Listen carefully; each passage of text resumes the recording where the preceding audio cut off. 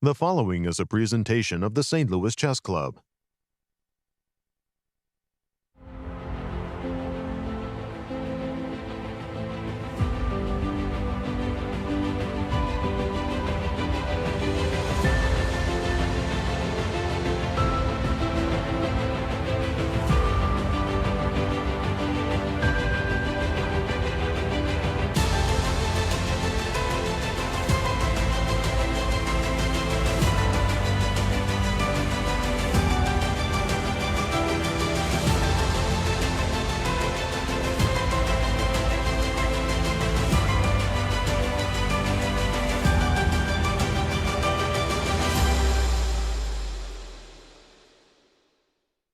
Welcome, chess fans, to day one of the US Juniors, US Junior Girls, and US Seniors Championships held here at the St. Louis Chess Club.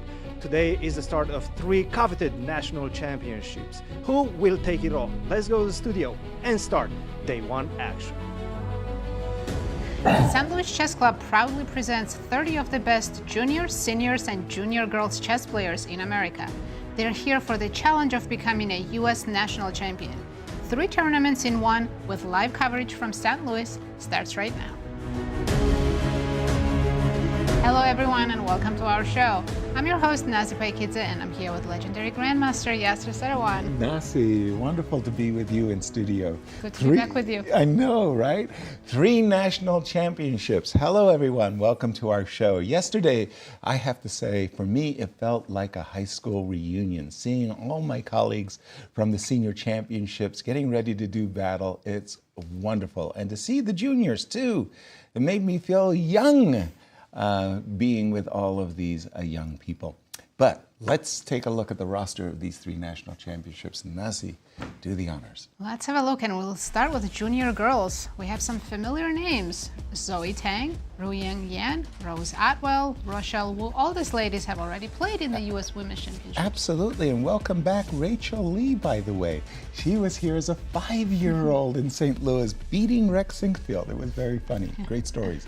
In the juniors. Let's have a look at the juniors. The first player, you know Wow. his name, Mishra. He was a champion in 2023. Exactly. Then we have Andy Woodward, Justin Wang, some familiar names, also Brewington Hardaway. Exactly, Brewington and GM-elect, I believe. He's getting there. I think he's already. Yeah, he might be a GM already. And how about the seniors? Well, in the seniors, we have 9 grandmasters and only 1 international master. The returning champion is Vladimir Akopian. We have also Larry Christiansen, Maxim Dlugy, Joel Benjamin, Gregory Kaidanov, Alex Shabalov, fantastic field. All Olympians. And Tim Taylor, a U.S. Open senior champion by qualification. Tim, welcome. Welcome to St. Louis. Let's take a look at the format. Yes. We have 3 10-player round-robin events. The time control is classical, 90 minutes for first 40 moves, 30 minutes for rest of the game, and 30-second increment from move 1. Players are not allowed to offer any draws, and it's a regular scoring system. And tell us about the schedule. It's going to be a total of 9 rounds, 1 game a day. Players will have a rest day after round 5, and after round 9, if players are tied, we'll have playoffs July 25th. Wonderful.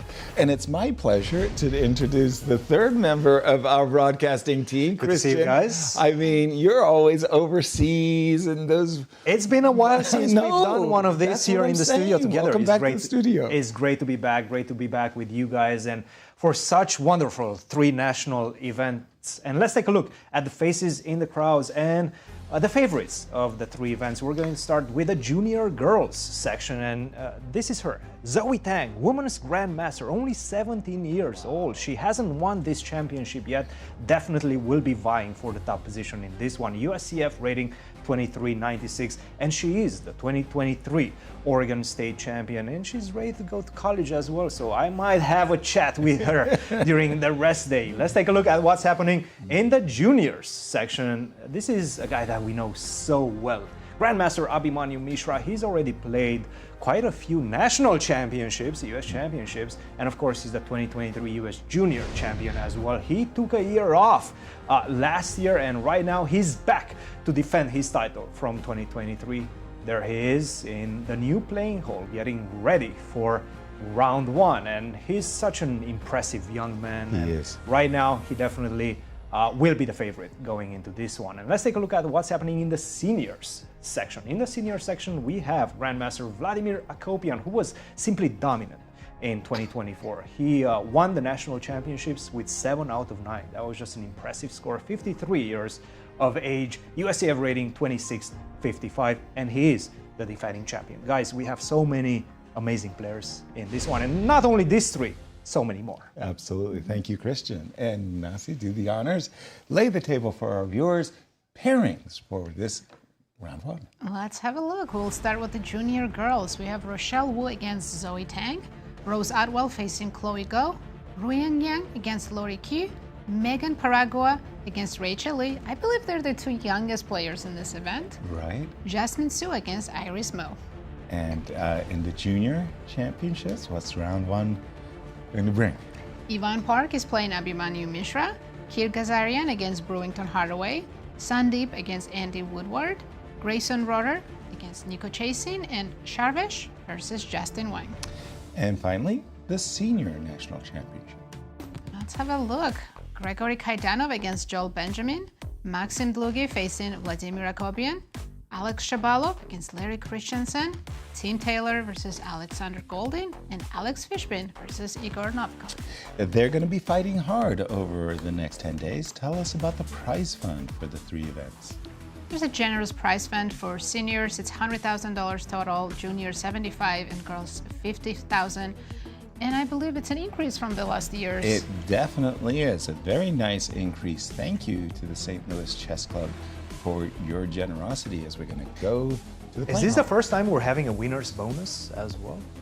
It might not be the first time, but it definitely looks impressive. Every little bit helps. Added number right No, there. right there at the bottom. Good That catch. looks very impressive. Good catch. I can see you're a professional. Just see those bonus prizes. That is nice. As you see, all 30 players will be playing in the same playing hall as they prepared this new tournament hall for the players. It's very bright in there. I was just there. Yeah. The show open, and it's very bright, which is a good thing. Yes. Yes. You don't want any shadows. You don't have any shadows on the board, so it's definitely a very proper play call. And we have the arbiter Chris Bird making some announcements for the players. We run out of anything, or if there's anything missing, just let us know and we'll do our best to get you whatever it is that you need. On the tables you see there are some little black mats. If you can use those for your drinks, your cups, please, that would be very much appreciated. You can move them to whichever side is more comfortable for you. The only thing we ask is if you're on a table that has a camera, that you put the drinks on the opposite side away from the camera, please, so that it doesn't get in the way of the camera. That would be appreciated. Restrooms, right back through the doors where you came in. The guys' restroom is turn left, and you'll see it down on the right-hand side. Ladies' bathroom is turn right, and you'll see it down on the left-hand side. Okay? Not a lot more to say that I didn't already cover at the technical meeting.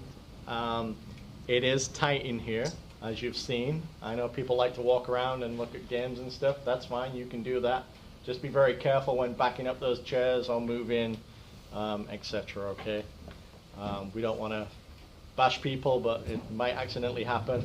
Just be aware that the chairs do have wheels on, so the wheels do come off if you prefer a chair without wheels on it. We can try and sort that out for you in a future round.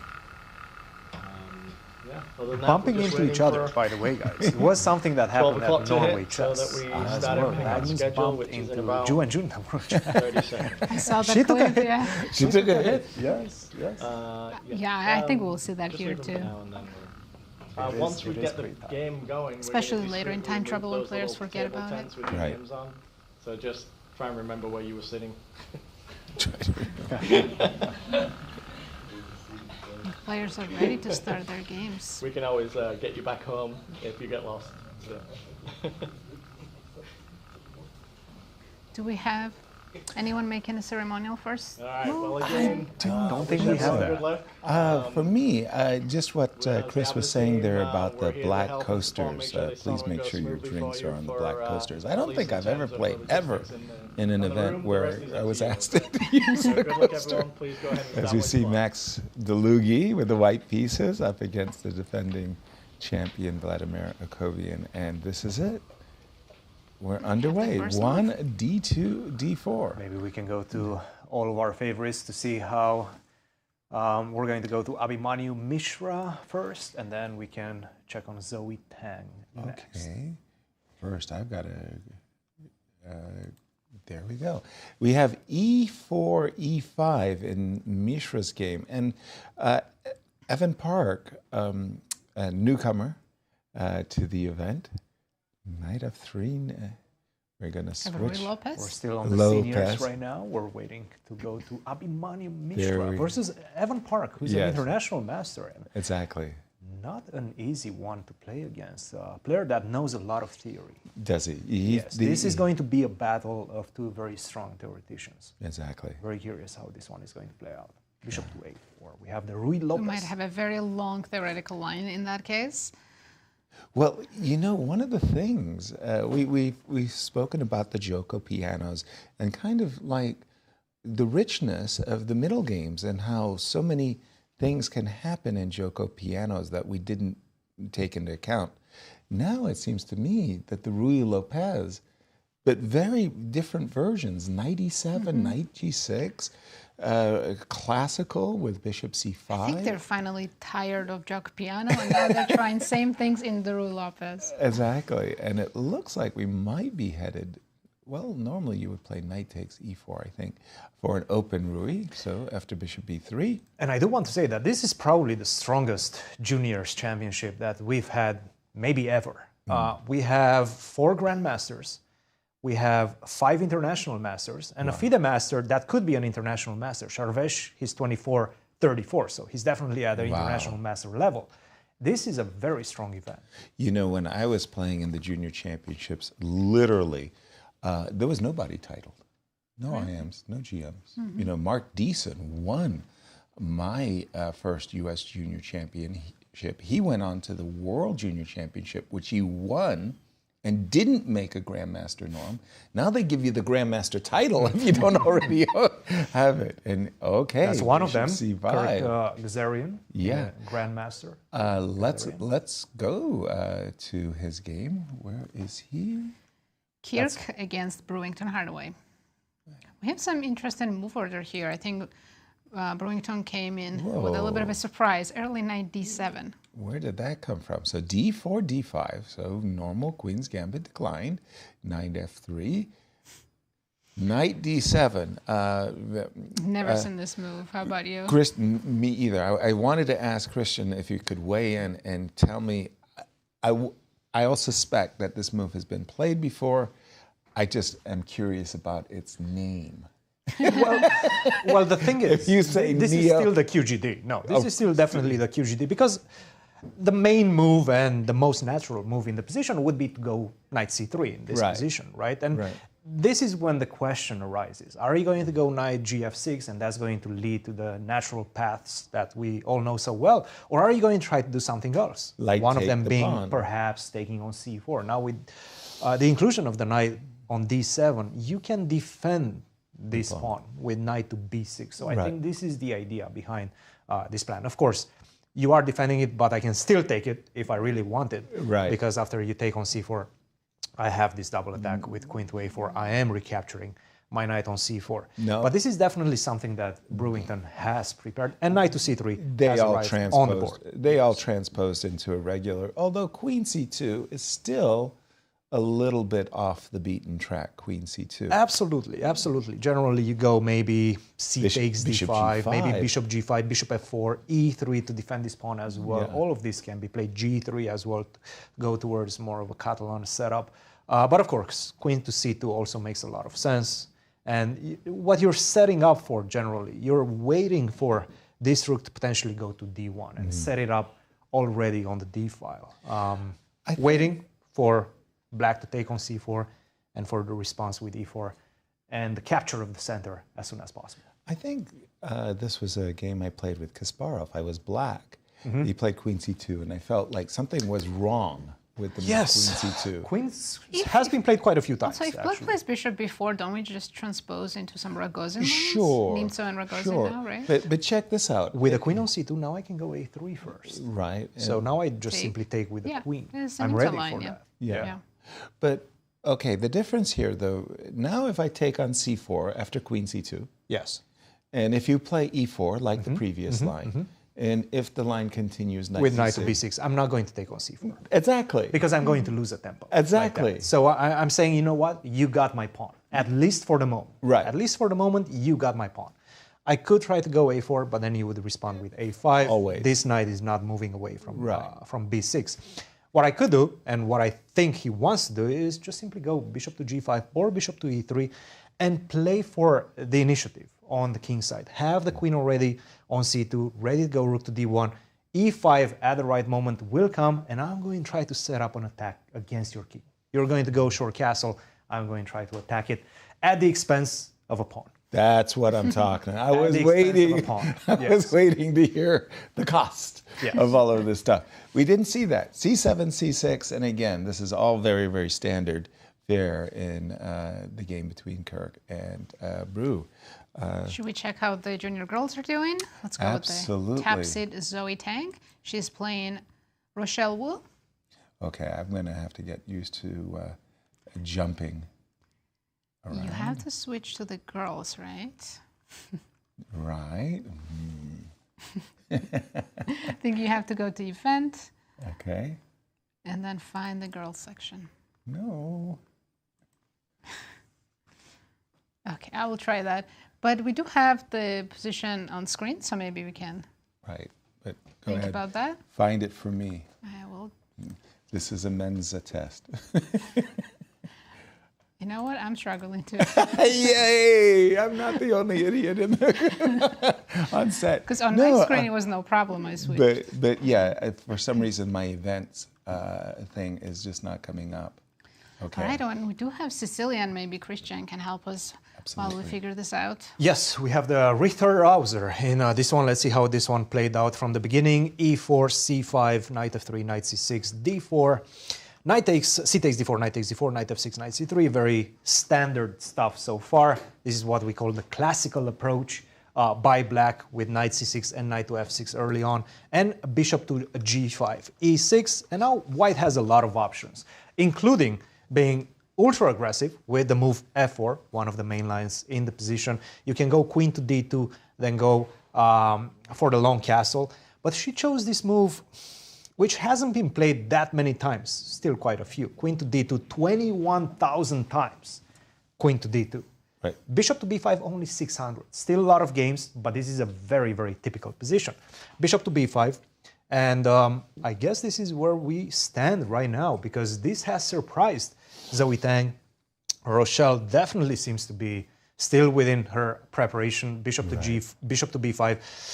The most natural is to just defend with bishop to d7. Queen to b6 if you try to be aggressive and already set up some ideas down the b file. But what I'm expecting here is to just go bishop to d7. That makes the most sense in my estimation. And my guess is that she wants to do something along the lines of queen to d3. So you got the bishop out, and I've seen this idea and this type of setup specifically from Fabiano. Fabiano has been playing this against the Najdorf whenever he sees the pawn on a6. This idea with queen d3, queen to g3 in the future. Swinging the, maybe even queen to h3 in the future, looking at the e6 pawn. So imagine this. Pressure with f5, f4, f5, and then the queen swings on h3 to increase that pressure on a6. So these are the type of ideas that we might be seeing in this position. Still, Zoe right now, she's trying to acclimate herself with the position, with a new position that she hasn't seen in a while, and she's going to take some time. And she just played bishop d7. Good catch. Good catch. Christian, yeah. The commentator's curse. Yeah, exactly. But Christian, Yes. I was always taught, and I am not being facetious, that an early bishop b5, unless it forces the trade of the light square bishops, like you get to play bishop b5 check, is wrong, Strictly because after bishop d7, you don't want to take with the knight on c6, because then your bishop's going to be attacked. Targeted, That's a tempo. Yes. And you don't want to take with the bishop on c6 either. You would be surprised. Bishop takes c6 is in fact the main it's a common move. yes. Is the main move in this Really? position. Yes. And this is why I'm eagerly waiting to see what Rochelle is going to play, because bishop d7, I mean, she must have had this prepared. Of course. Right? Is the main move, is one of the few moves in the position that defends that knight on c6. So let's see what she has right now. Queen to d3 or bishop takes c6. Those are the two main moves in the position. And this is a Richter-Rauser, is it called? What is this called? Bishop b5. Correct. It's one of the Richter-Rauser's variations, the Vitolin's variation. And we have Queen to d3, d3, and yes. they're following the latest and greatest. I was asking the players in interviews how they prepared for this event, and they get inspired by top players. They watch their games, and when somebody wins, like a really nice game, then they start their investigations. I know a lot of these players do come here with seconds, actually, with trainers. But also Rochelle is in college. She just finished her freshman year in college, so definitely did not have that much time to prepare for this tournament. But this is one of the few tournaments that she actually plays every year, so she definitely wants to perform at her best. Yeah, she Queen wants to d3. win and qualify for the U.S. Women's Championship, which I believe she played 5 years ago. And that's the big ticket. Yeah. If you win this one, you qualify to the U.S. Women's Championship. That's a huge ticket right there. And let me just switch to the games. Yeah, this is a very interesting game between Megan Paragua and Rachel Lee. Exactly. Kind of a promised story that I wanted to share. Rex hates the story. Ages ago, Rachel had come to the tournament with her older brother, and she was 5 years old, and she's just kind of marching around the chess club, and she had come up to Rex and said, "Would you like to play a game with me?" Rex kind of looked down on this little girl and said, "Sure, why not?" So they played the game together, and Rex had gone for his favorite anti-Sicilian, bishop c4, the Grand Prix attack. And Rachel, not only was she winning the game, but she was kibitzing as well. "Oh, you just moved your bishop out. I see your threat. You want to take on f7, but I'm not going to let you do that." That's incredible. So not only did this 5-year-old beat Rex, but she kibitzed as well. Was Rex impressed, or was he just angry? Both, and he swore vengeance, and he worked with Jennifer Shahadi and prepped, and came Did back they have and a win. rematch? And they had a rematch, and he won. But I don't think if they did another rematch, Rachel would give him a chance. I don't know, but a snapshot of Rachel Lee here. Well, she's only 15 years old. Her USCF rating is 2288, and she became a WFM in 2024. She's got me beat hands down. I was 15 years old. I was an expert at 2,190. But her position right now looks very good to me. Bishop to e5. I think Megan made maybe some mistake early in the opening. Some huge mistakes. Yeah. I mean, she's lost. Really? Lost? Objectively, right now, happened so the engine quickly? is saying close to -2 right now. You got to play c3 to You have to play protect- c3, of But course. how is this -2? Seems like h5, you're falling under a tremendous attack on the king side. In fact, I might have an immediate threat. Yeah, the Is Frank that a threat? Marshall, yeah. First of all, you cannot move the knight. You cannot That's clear. finish your development, which Bishop is a huge beaten. problem Right. in this position. If you go bishop to b2, you're still not out of the woods yet. If you go bishop to d2 to defend this pawn on c3, no more square for the knight. Yeah, so bishop d2. Bishop takes h2 is a move. This is an idea. h5 is in fact extremely strong, and after knight to g4, you're just getting checkmated. You cannot take, because my rook is still on h8. Now you're getting checkmated after queen to h4, a very typical pattern. And this one is reinforced by the fact that I have this pawn on g4. And if you try to escape, You're right. Check me, please. you're not escaping. You're right. g3, and that's it. Game over in just a couple of moves after that. So bishop to e5, c3 has to be played again. Right. There's no doubt about this. You have to defend H5. the rook on h5. If she plays this move h5, if she understands this plan, it's going to be extremely difficult. The thing is, if you go G3, well, thank you very much. Yeah. Right? That helps me.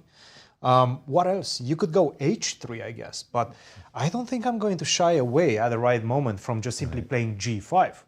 G5, G4, the attack is irresistible in this position. Yeah. But I do think H5 is not an easy move to Exactly, play. me too. H5 is the crucial move. Yes. Yeah. It's a very important move. I think everybody's thinking, and not about H5, I think everybody's thinking about castling, playing C6, rook E8, yeah. C6, and developing the pieces. But once you show it, by the way, this was a favorite mechanism of Frank Marshall, a U.S. champion in the 20s. He would love to play H5, give the bishop sacrifice, and follow it up with a knight G4. So that would be second nature for him. It's sort of shocking that she played so fast. Megan. What did White do that? An hour and 26 minutes on her clock. So starting from this move B3, E5, now you have to react because E4 is a big threat in the position. Yeah, I think she confused the move order. Yeah, Rachel has not played her move yet. She's probably going to take some time. You have to react to this one. She took on E5, take on E5. And now, what is bishop to E2? Yeah, bishop B2 is the natural. Just simply knight go D2. knight D2. Okay, I understand she did not want to give her two bishops on D3, but still, I mean, you have to do something. If you go knight bishop to E2, obviously you've lost a lot of tempies in the position. Truly. And bishop to E5, very powerful move because after C3 is not about the fact that I'm, let's say, destroying your pawn structure or anything of that nature, but what I'm doing is delaying your development right now. This knight is going to find it very difficult to go to D2. It's a bad position. Let's see, do we have a move? We do have C3. We don't have C3, but yeah, C3 Rachel has is been played. Still thinking. A young lady who impressed me last year, Rose Atwell, she did outstanding and really pushed the U.S. girls champion Alice Lee to the limit. She's up against Chloe, and I just wanted to take a gander at their game. And this is, again, one of those anti-Najdorf, bishop b5 check. And I look at these moves, bishop a4, and I go, my goodness, it's so sophisticated. You know, you move the same piece twice, it's not even being attacked. You're not even sure the bishop is great on a4, but look at this. But we are going to keep that bishop alive as long as possible. And and then the pawn structure, right? C4, D3, E4. It just seems counterintuitive to have that set up with the white squared bishop still on the board. Exactly, but it's outside of the structure. It's not, let's say, hemmed in on the E2. And but I think, sorry, in the future it can come to C2 and white can play D4 and then... It's like a slow build-up. Yeah. Now, I always thought in these positions as black, it behooves black to play the move knight e5. So what does knight e5 do? It really takes the sting out of the move d3, d4. Especially if I take your knight, right? Especially if you take the knight. And the crazy part is, let's say I just make, okay, bishop c2, let's say knight e5. Especially if we get a structure like this, you're almost required to play f4 because I have to, yes. Yeah, in some ways the backward d3 pawn is and black a real already issue. Has more space exactly in the weird. center. So isn't that weird that that happens so but after easily? 95, if we don't take, what else could we do? Yeah, I'm thinking you might play for knight e1 and f4, right. Or if you're really insistent, you could play the move bishop e3, and but okay, there is. We still have to make another move like queen e2 to play d4. Right. I remember a number. Oops, sorry. Let me just refresh the update. Yeah, okay, bishop c2. I remember a game played here in St. Louis not so long ago. It was Fabi in the last round. Yes, Wesley? No, of the St. Louis Open. And he was in clear first. He lost with white. And it was against Donchenko. Donchenko. There was a b5 sacrifice. And somehow, again, in that game, the bishop was on e2. It worked out very, very well for black. So I don't think Rose's opening was so craftily made, but we'll keep an eye on this. Christian, I'm throwing it to you. We have this game between the newcomer Timothy Taylor and Alexander Golden. And take a look at this. We have King's Gambit. F4, Yeah. Bishop C5, Knight to F3, D6, C3, and now you're going to see the D4 coming along in the position. So I'm taking the center. It feels like I've accomplished everything that I wanted with the white pieces. In fact, at this point, the last move is not a very precise move, because what he should have done was get the knight out, get the knight on C3. You don't have to dedicate this bishop to a square yet. You can go to B5, you can go to C4, you can even keep it closer to home on D3, which is most likely going to provide some attacking possibilities later on in the future after the move E5 and the opening of this diagonal. So that's an option as well. Why would you already choose a square with bishop to B5? Well, the idea behind it is that, you know what, I'm saying that D5 is a huge threat in the position. But Black, Golden, said no, D5 is not a big threat in the position, and he's correct about it. Because if he does go D5, and it's very tempting to get that piece, after castle, you're almost losing. Can Castle, you show us? you take on C6, I'm sacrificing my piece, but after knight takes C4, this bishop on B6 is doing a tremendous job stopping your king from finding safety in the position. And now with the E file open, rook to E8 is coming. If you take on B7, you're helping. No. Because now the bishop is coming along as well. No. This is just simply bad. This king is not going to safety anytime soon. So that's a problem. Yeah, we want a castle on the queen side, but none of the pieces have been developed. It will take 5 moves. But this is the only reason why he would play bishop to B5 right now. To say, you know what, D5 is coming, you have to react to that. Be frightened. Yeah. But he doesn't. He played knight F6. Great move by Golden. And right now he's in some sort of trouble, especially if he continues with attempting D5. Of course, you can go knight to C3, maybe that's the better alternative in the position. But again, you dedicated your bishop to B5. After castle, that bishop on B5 is not doing anything. You're not pinning me, you're not doing anything. D5, and after castle then not give up E4 pawn, let's say play knight C3? Yes, you can do that. But then I just simply go knight E7. Can I just castle long, You quickly? could, but it takes a while. Yeah. It takes a while, that's the problem. And I think I have some ideas of even knight, maybe not here, knight takes Because D5. rook E8. You still have the bishop B5, luckily. Which means... But I can start with exactly. It's a useful tempo. Yes. No, this is bad. No. I don't Black think is you much want... better. Yeah, I don't think Decisive you want to advantage castle for Black. queenside either after a move like C6. Yeah, so knight F6, very well played by Golden right now. And in fact, he was feeling the pressure because if you look at the clock, an hour and 19 minutes against an hour and 30 at the time before knight to F6, right now an hour and 25 minutes. So this came as a shock for Timothy Taylor. Yasser, this is a name I'm not very familiar with. Can you tell us a bit about Timothy Taylor? Well, in fact, here's a snapshot of Tim from Southern California, and he's rather famous in America in the 90s. He played in all of these open tournaments all over the United States. He has a blog of his many journeys in the world of chess, and also an author. Again, a qualifier from the U.S. Senior Open. If you don't mind, if you just D5, because I want to follow Tim's and take the knight, of course. You're going to take the pawn on E4. And if I just make a move like Queen C2, you're going to play Rook E8 because that's just such a really Absolutely useful and good move. I will. And I don't like the You can take on check. B7. You can actually take on B7. Oh, okay. I'm just simply going to take back. I'm giving you my rook. Well, I'll take that too. You will take that. But after queen to E8, now I'm a rook down, right? Right. How many pawns do I have for it? 1 pawn. That seems to be more than enough. Like, how do you get out of this? It seems like queen to E2 might be the only way, but then I just simply go knight F2. Knight F2. Black's We gonna exchange, that's okay. take because material back now. I am taking my full rook and you're completely busted. I'm not taking on C6. You're B7, B7. You're sending me wayward. Takes on it. Queen C2. Rook E8. I wanted to play King F1.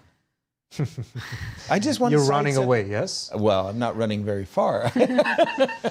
It's a good move. Okay. It's definitely a good move. I will continue with my. Yeah, and I have to play bishop to D3. The idea being, of course, if you take Knight on G3 b7, check. that's a Ooh. discovery check.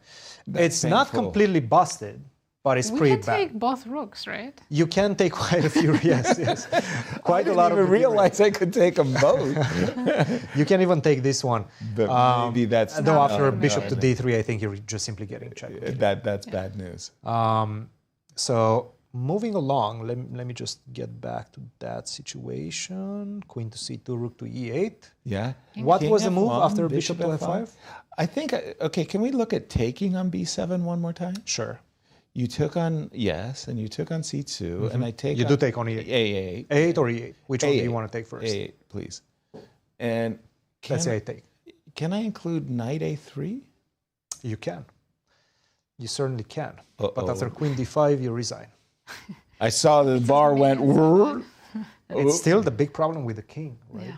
Right. This bishop on b6 is doing such a tremendous job. That's If you would be able to fly your king to h2, Oh, it's a maybe different- you will be fine. Yeah, it's a different world. But with the king on f1, not And so much. if I had played knight c3, Christian, Yes. the material count It's is the what? best move in the position, but you're still much worse right now. The material count, what do I have for the queen? I have a Rook rook, and two knights. Two and knights. and a rook. But you a still very have bad king. The very bad king. That's the problem. That is the problem. And whenever we see this type of imbalances, Yeah, what we look for when you play with the queen is targets. yeah. And this is the biggest target in the Absolutely. position. King on f1. I will find my way to the e file somehow. And then you will have to Issues. defend against checkmates coming along. So it's a problem. I'm such a materialist. I believe I can grab the material and hang on. But it's not that much material, No, it's right? not I mean, enough, I do no. have a queen Exactly. and a pawn for two pieces and a rook. That's somewhat even. By the way, Tim Taylor, he is thrown aback. I'm sure when he played the move bishop b5, he was thinking in his mind's eye, you got to deal with d5. Yep, look and at he's him. sitting there looking at it and saying, oh my gosh, you didn't even take my threat seriously.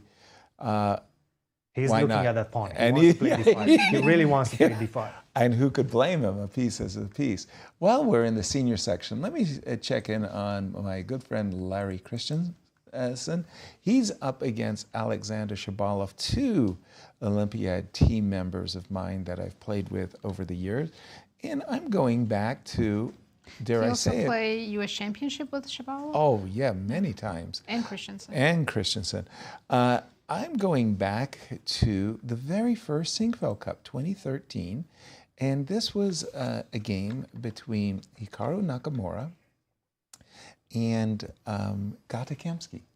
Gata liked playing this very early b5, and bishop d2. I don't think that's what Hikaru played. I believe Hikaru played a4, b4, knight to d5, and this is all standard fare, and the knight kind of comes back, and the idea is to provoke the pawn to move forward so that the square c4 is weakened.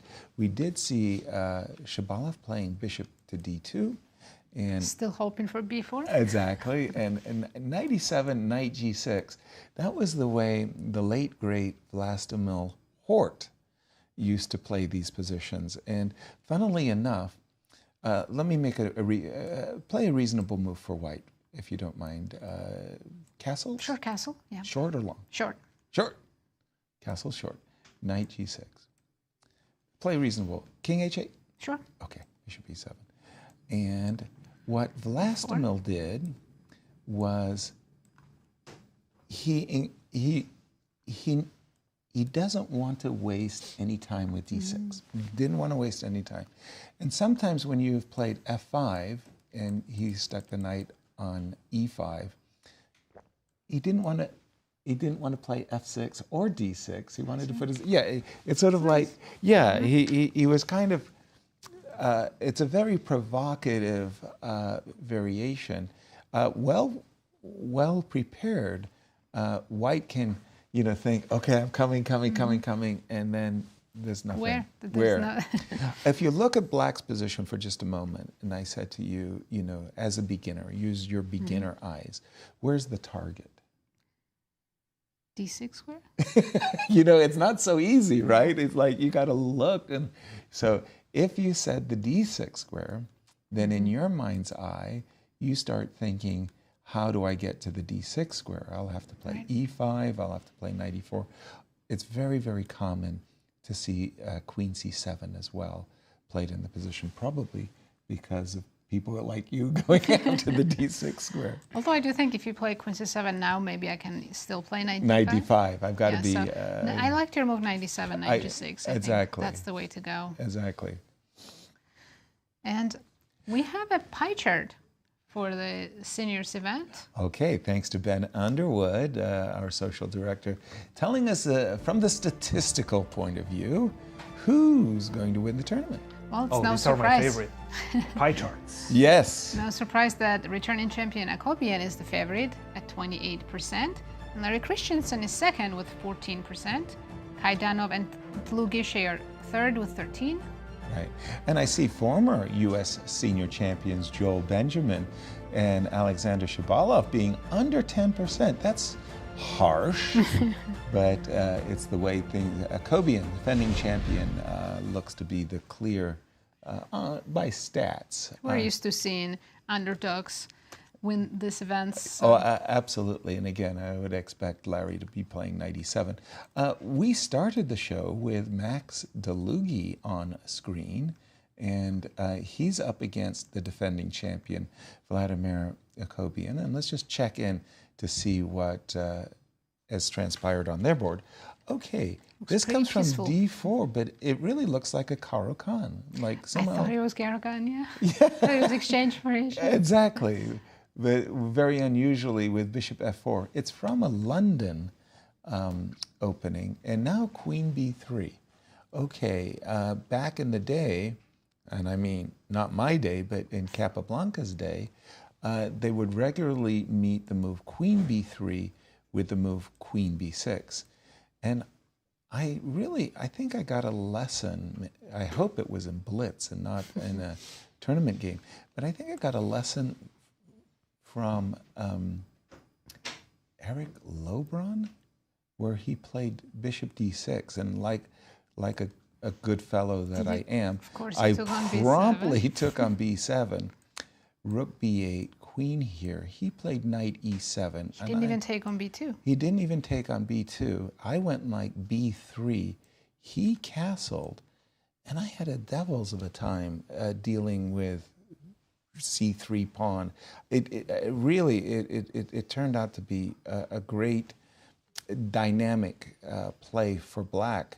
Yeah, I can see that white's so behind in development, and your queen maybe doesn't have an easy way to come back. Exactly. And I had issues to solve. But what I wanted to say is, from the current position, let me just refresh. From the current position, in the old days, they would play queen b6. And today, I think that the players don't like playing these endgames with the double pawns, not just because of the immediate bishop b6, bishop takes c7 ideas, but just because long-term. Absolutely. Every endgame, nice. you'll have those double pawns against white's beautiful pawn structure on the queen side. Exactly. Oftentimes, bishop b5 followed by knight e5 might be an issue. And again, bishop c7 speaks loudly. Christian, I'm going to throw it to you. What's caught your eye in these early... Before we go to the juniors, let's catch up with what happened between Megan and Rachel. And after c3, Rachel Lee, yes, she started with bishop to f5, which is a very decent move as well. You're getting ready to go queen to d7. She understands at this point that she's probably going to castle long. And then h5, g5 exactly. will come So she has naturally. h5 in her mind. Right. Bishop to f5. Megan probably thought, you know what, maybe bishop to b1 and bishop takes c3, that's a pawn, maybe she wants that. Right. So why don't I defend my pawn? Another mistake. Really? Just simply too slow. Move. Just simply too slow, because right now, this is an improved version, and she did play the move h5. Uh-oh. She did follow it up with h5. News for Megan. Right now, you're in huge trouble, because I don't see a good way to defend against bishop takes h2. h3 runs into g5. g3, you simply don't want to touch that pawn. Whenever you see h5, you don't want to play g3 right in the heat of the battle with h4. Also, I can just simply go queen to d7 first. Queen like d7, your go castle, and then h4 whenever I want. This one is just looking like a deadly attack And I think Megan is finally starting to realize, hey, I might be in huge trouble right now. Something has really gone wrong. That looks really, really bad. And on that vein, I do want to go to this one. Grayson Rorrer versus Nico Chasin. And we have this position, which came from a Berlin. Knight takes e4, d4, knight to d6, bishop to a4. It's a pawn sacrifice for the moment, at least. But I will get it back. Bishop to e7, knight to e5, castle. Knight to c3. You have no way to defend the pawn on e4, knight f5. And this is what we have right now. I do like the way Grayson is playing this one, because already with the rook on e4, you're starting to look at some attacks on this side. Rook to g4, perhaps. All I have to do is find a way to deal with this knight. The knight on f5 is a very beautiful piece, because it defends the position so well, and it controls a lot of squares. I'm maybe even ready to start looking at your own king via knight to h4. So this one is a very intriguing one. I'm seeing a discrepancy on the clock, so Nico is definitely feeling a little bit of pressure right now. An hour and 10 minutes for him, an hour 25 for Grayson. And I have to say, I know Nico quite well. I played him. I don't know Grayson very well. I haven't seen him a lot, but I know he's been storming through the ranks in recent times. So right now, international master Grayson, he's looking for potentially trying to get closer to that GM title.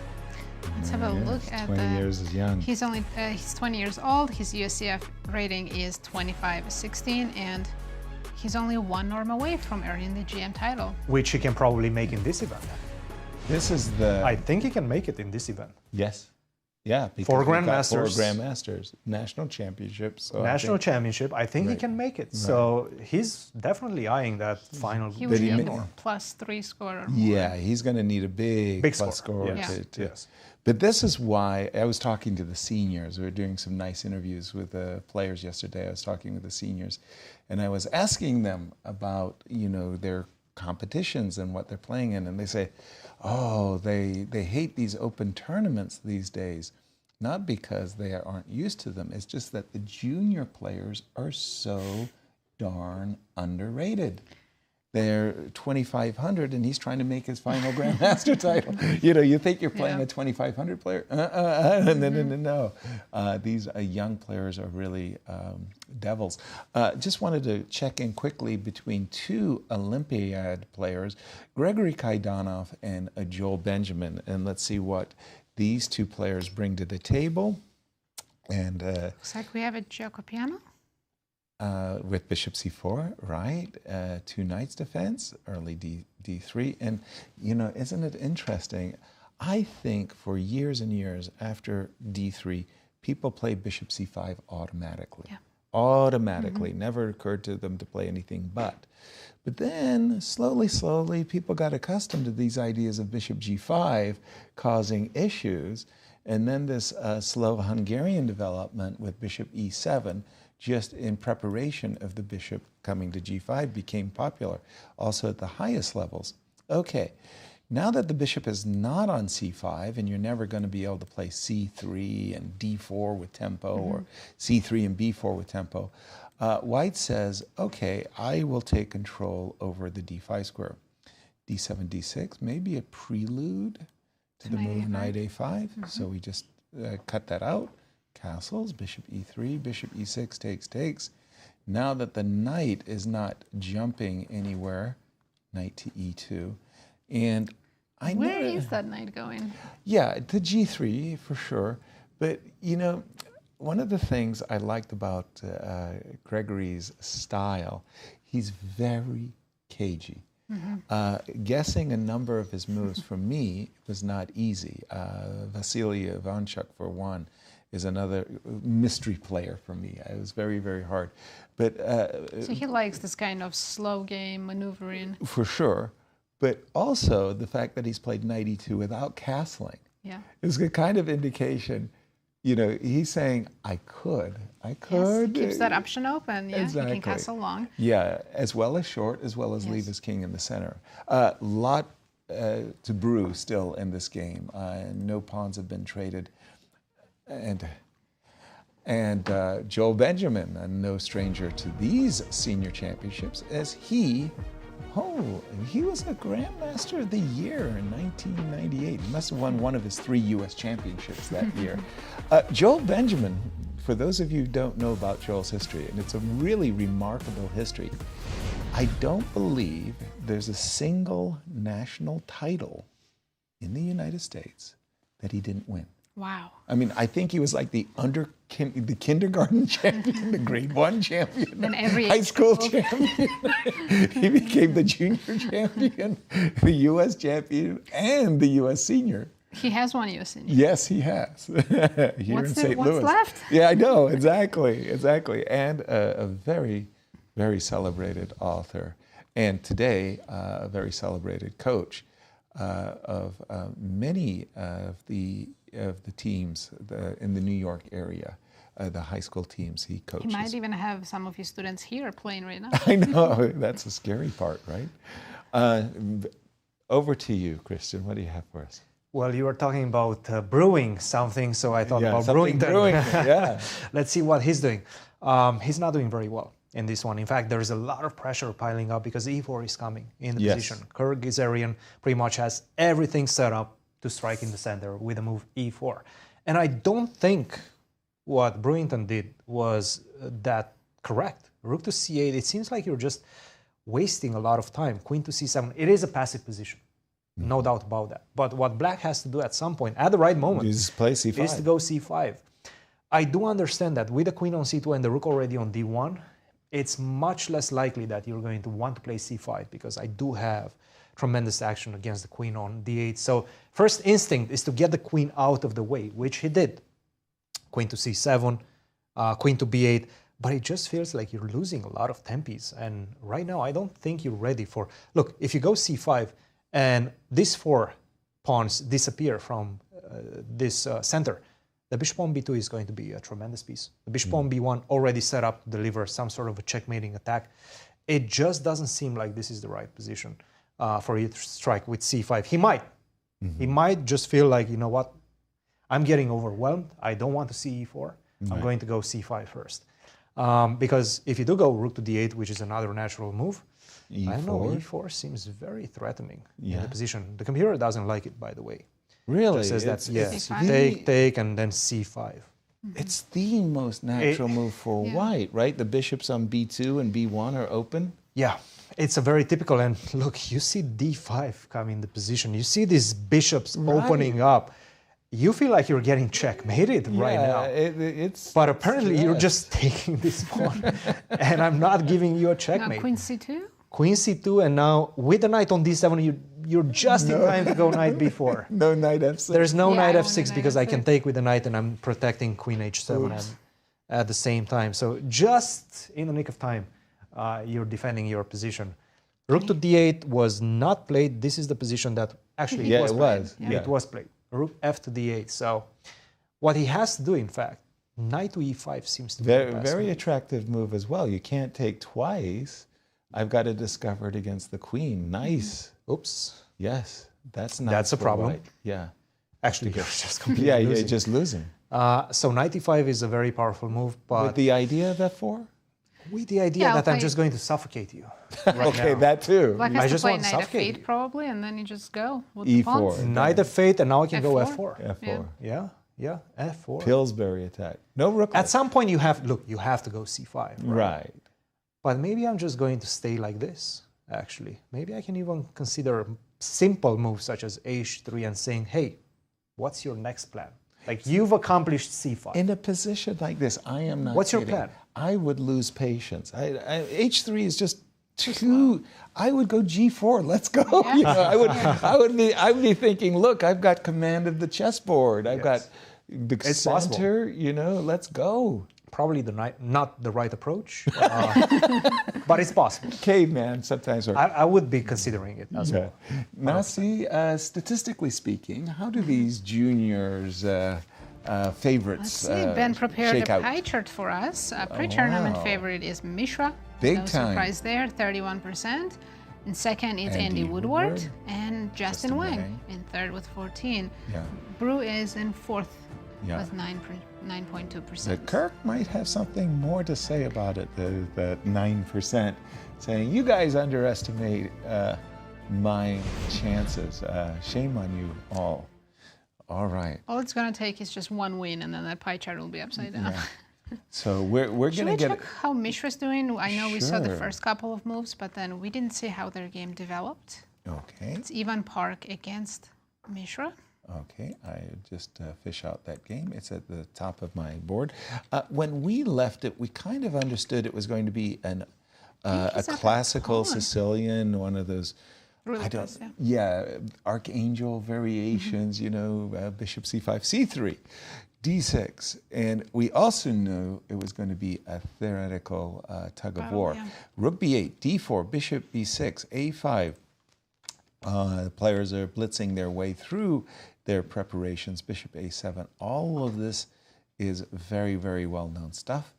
You know, the move bishop b2, that always mystified me. I know it's the moves, but you think those bishops on those diagonals, they feel like they're offside somehow, you know? Yes, and you're talking about the black bishop on b7, right? Exactly. But after h3, it's like you didn't have a good square to go to here, so it switched to the e4 pawn.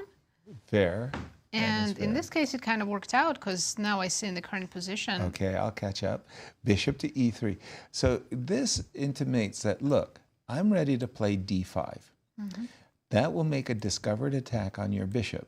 So, for example, if you castle, probably not a good move, d5, bishop takes. And I want to thank you for putting your bishop on b7. Double attack with 2 pawns and 2 bishops. Exactly. Very nice. So bishop e3 sets up d5, the Tim Taylor threat. Look at that. Whoa, knight takes e4, rook e1, played quickly. This is all standard. Shall we understand? I guess. The difference. The difference is that you're going to get a lot of pawns. I'm going to take on f2. Right. Mm-hmm. So you've already just picked up 3 pawns, and you're going to be picking up so 2 minor pieces for rook and 3 pawns. Good deal for black. Mm-hmm. So that was why, after knight takes e4, rook e1, knight e7. You know, this is still all theory. There's still 10 games in the database. Yeah, I suspected as much because sacrifices. Players might not be aware because I see Ivan has spent almost 30 minutes already on his clock, and Mishra 20 minutes. Mishra 10 minutes, sorry. I'm pretty sure Mishra's still in his. And if he's not fully in his, he certainly knows something about the position. Yeah. Because he hasn't spent that much time. It's still deep in the opening throws. And you don't take the pawn on e4 if you don't know that it's safe to take it. Just because Evan is stopped right here, he might be thinking of bishop g5. Otherwise, I'm grabbing the pawn on e5 with both hands. Bishop g5, e4. I'm not sure I have a very good move. I think you have to e4. take the pawn while you still have the chance. That's why I'm saying I with both hands I'm playing the move. d4 takes e5, and because we think they're still in prep, Christian, if you could just tell us what the engine and theory, the engines and theory evaluate. It is very position. balanced. It's a very balanced position, of course. White has a slight edge out of the opening, but not much. I'm seeing takes. Takes the knight to g6 seems to be the way out. Obviously, you want to deal with this knight. Don't leave the knight in the center of the board for too long, because I'm just simply going to increase the pressure on f7, and then you're in trouble. Right. So knight g6, try to eliminate that. And it does seem like bishop to e3 has been played, only move that has been played in the position. It's all about eliminating your opponent's good pieces. In this case, it's the bishop on a7, very powerful piece right now with the action on this diagonal. So bishop to e3, knight takes e5 has been played, bishop takes e3 has been played as well. Let's see, knight takes e5, I take on a7. I don't like this too much. Queen g5? Whoop, what happened? Well, bishop... Queen to g5, yes. Threatening mate. I have to go bishop to d5. And rook to d8. Probably not something that I want. I can go for this. I can go for this. So bad. Okay, that's fun. I'm not worse. as white. Really? I'm definitely not worse Not in the better? position. But I'm probably not better either. So you're saying after knight c4, you're going to go b4 and tell me to deal with the a pawn, yeah? Right. And in fact, you're in trouble right now. Wow. Yes.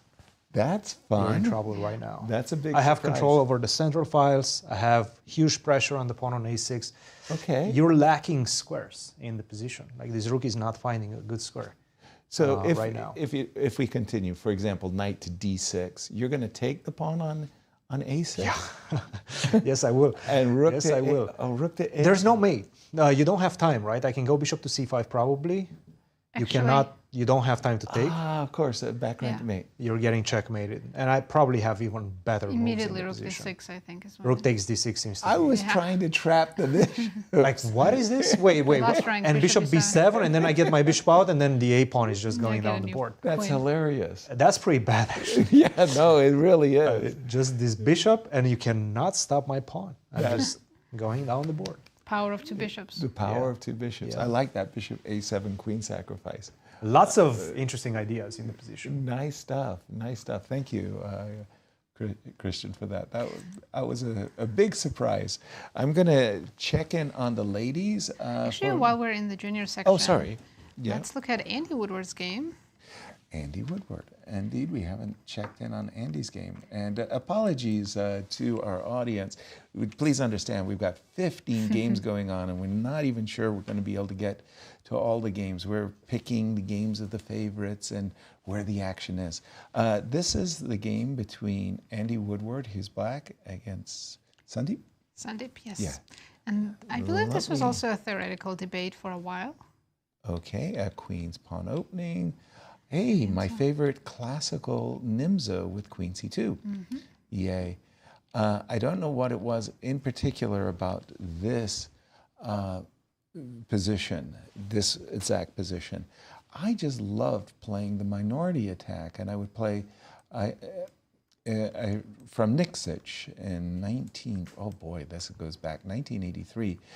Michael Tull on the black side offered me a pawn.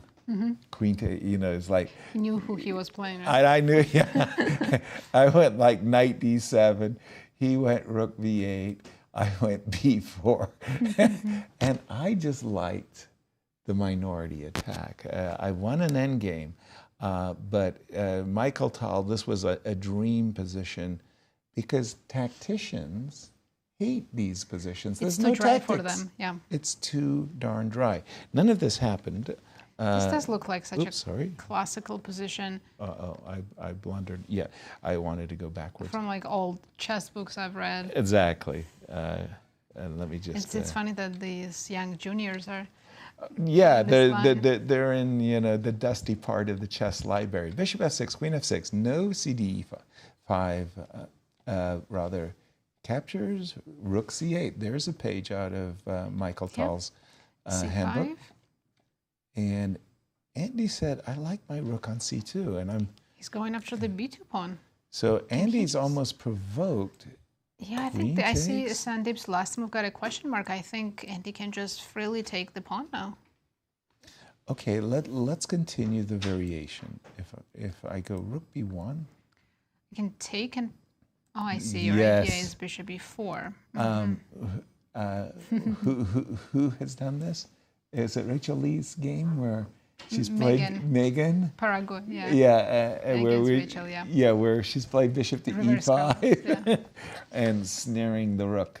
I guess in this particular position, Andy might just drop the rook back to b6.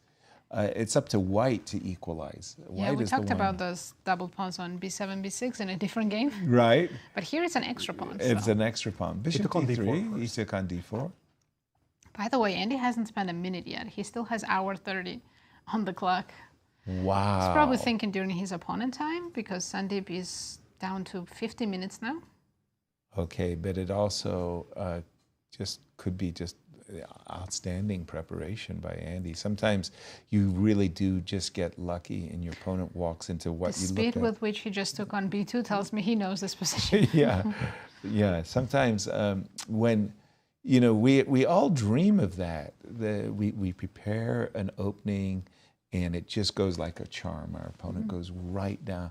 But it's so rare that it ever happens. And then when it does happen, it's Yeah. too late and you've forgotten how to play it. Exactly. Well, the thing is, And, I don't think he knows necessarily the position, but at this point, rook takes b2, you're not going to trap that rook.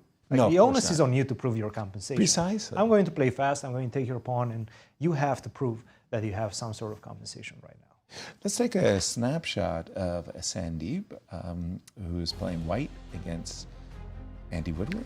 He's 18 years old. His USCF rating is 2508 and four-time All-American team member. Goes to show he is a I successful think player. I've played Wow. him in one of the open tournaments in Charlotte. Did you? I Did don't- you have that feeling that you were up against a junior Yes. player who's really severely Someone who- underrated? Always. That's why I stopped playing open tournaments. That was not the fun. issue that the seniors complained about, Yeah. is that the guys are really good. By the way, rook This d6 is what he on the missed. board. I think this is what he missed. I think this is what Sandeep missed. From afar, when Yeah. he gave up the pawn, he missed rook to b6. Because if you have to take on b1, Then I've got a good I have full compensation. compensation. Right. In fact, I might even be better. Right. If you have, maybe we can show that on your board. Yeah. Yes, sir. If black in this exact position was forced to play rook takes b1, it's very, very hard to defend the pawn. For example, if you play bishop to c6, you can take. I win back the pawn, and I'm going to be playing rook and knight versus rook and bishop. In general, it is favor of white. This It's not easy to imbalance. defend with black. For example, you try to go rook to d1 right now. For example, yeah. Maybe even rook to c7. And if you don't get to my bishop in time, Right. C1. Yeah. Then you play G3, King G2, and Bishop Yeah, E5's coming. Right. yeah. I might be able to do it by a sneaky way. And at this Yes, point, if- I might just go g3 first. Exactly, just to get out of that. And again, the imbalance of rook and bishop versus rook and knight usually favors the rook and bishop when there are pawns on both flanks. If everything's just on a single flank, funnily enough, the rook and knight are favorites. But it's the rook, it's this move rook b6 that we're seeing in the game that has gotten Sandeep taken aback here. And again, we've been looking at rook takes b6. So what else can I do? Rook takes b6. If I'm in white shoes, I might be considering something. I'm not happy. I am, please rest assured, I'm actually trying to equalize this position as white. But I'm, for the moment, it's not going to be that easy for you to put your extra pawn to work. I don't know. I don't like white's position. I'm playing to equalize. Yeah, Yeah. so it's extra pawn and the compensation. Yeah. Andy is doing great in the And a first game. huge time advantage as well. As well, yeah. Let's check in with the tournament favorite in the girls section, Zoe Tang.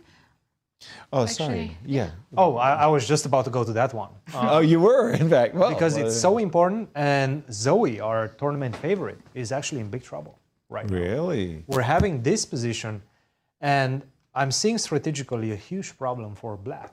First of all, where do you put the king? You're probably not going to go short castle because the g file is open. You're going to get attacked. b5, I understand you want to go b4 at the right moment. Someone who has played this with black a lot, the king This does is not bad. move. It stays on e8. But generally, whenever you have this type of pawn structures, you also have an extra bishop on c6 as black, a light square bishop on c6 as black, and usually a light square bishop on d3 for white. Without the two bishops, only with this one remaining, now I have a simple plan as white. I'm going to find a way to increase the pressure on the pawn on e6. The way to do that is knight to e2, followed by knight to d4 or knight to f4.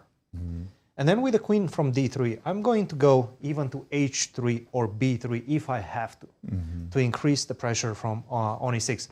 What I want to see is you playing the move e5.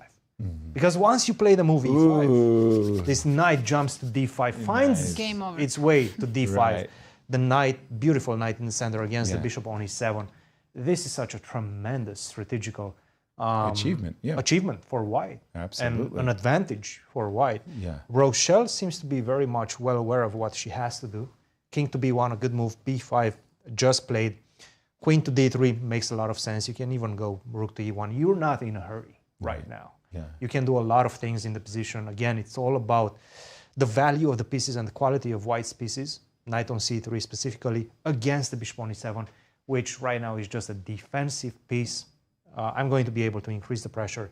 You're in strategical danger. If you don't mind me saying that when I see black playing these positions, it's actually pretty funny. They try to use the e5 square. So if you don't mind, queen c5. With queen c5, yes. With the idea of, But again, you need your bishop on c6. You need something to work with that queen, right? Right now, I just go simply knight to d2. Yes. Again, you have a beautiful queen on e5, no doubt about it. I will go knight to d4. I want an award. Just a second. That's fine. A compliment wasn't enough. I mean, I got a do you go beautiful... castle? Probably you want to go so. castle, I guess right? so. I go Right. knight to d4. And king h8 always. Where's your plan, I right? tuck my king away. But now I Lose a take pawn already right you're away. losing. Ah, No more defense. No more Of the defense. pawn on e5. Oh, Again, you lack the light square Can we bishop. move that bishop from e7 to d7, please? You would love to, but even if you Yeah. do that, you're going to have problems with the pawn on d6 in that case. So again, you need two bishops in this type of structures as black to defend this pawn complex. okay. You don't have that, you're in strategical danger. Thank you, Christian. How do the ladies statistically, according to Ben Underwood's guesses? Wow, there's no huge favorites here. 15,000 tournament simulations, and look at this. Yan, reading Edwell, Yan. and Tang are in first top three, Wow. and there's not a big difference. Wow. I'm surprised Zoe's not in first, actually. Kind of stunning, Yeah. and well, this first round goes to show as Rochelle is putting. So anything can happen in this event. Anyone can win. Before we go too far in the program, I would like us to make our predictions. As we've now seen who Ben and the statistics predict, but yourself, ladies first. I will go Hold on, where's my pen? How come I never have a pen? Here you go. Work it over. Okay. Nessie? I'm going to pick Rochelle. Rochelle. In the girls. In the guys, I will take Andy. Andy Woodward. Okay. In seniors, I'll take Shabalov. And Shabalov. Okay. I don't want to steal your thunder. No, go ahead. Okay. Seniority first, yes, sir. I like the favorite, Zoe. Come on. I like Andy too. You know, Mishra is the big favorite. Like we're going against the grain here. I mean, Mishra is a very big favorite, ratings, statistics, and everything. But I think Andy is bringing something extraordinary. No, I got to go with Vladimir. I mean, he was so impressive last year. Can he be the first back-to-back seniors champion? Well, we're about to find out. Vladimir Akopian, that is to say. So you picked Mishra. No, I did went not with pick- Andy. I No, mean, you have to pick somebody influence. else. No, You I cannot can't. pick No, Andy no.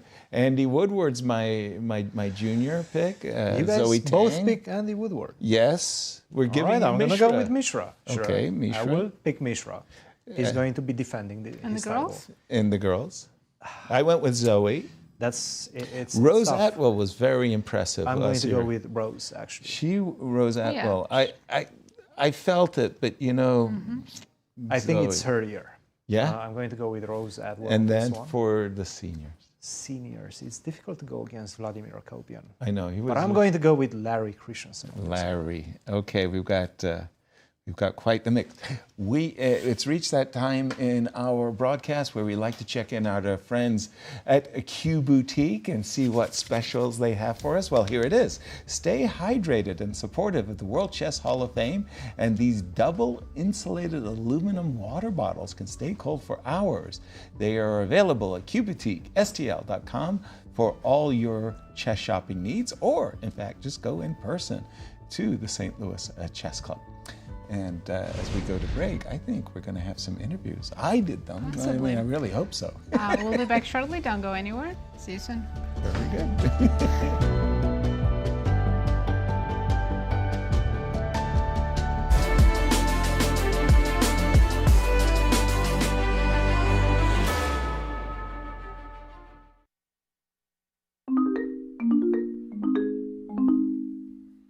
Today we're looking at the life and career of the world's first and longest reigning women's chess champion, Vera Menchik.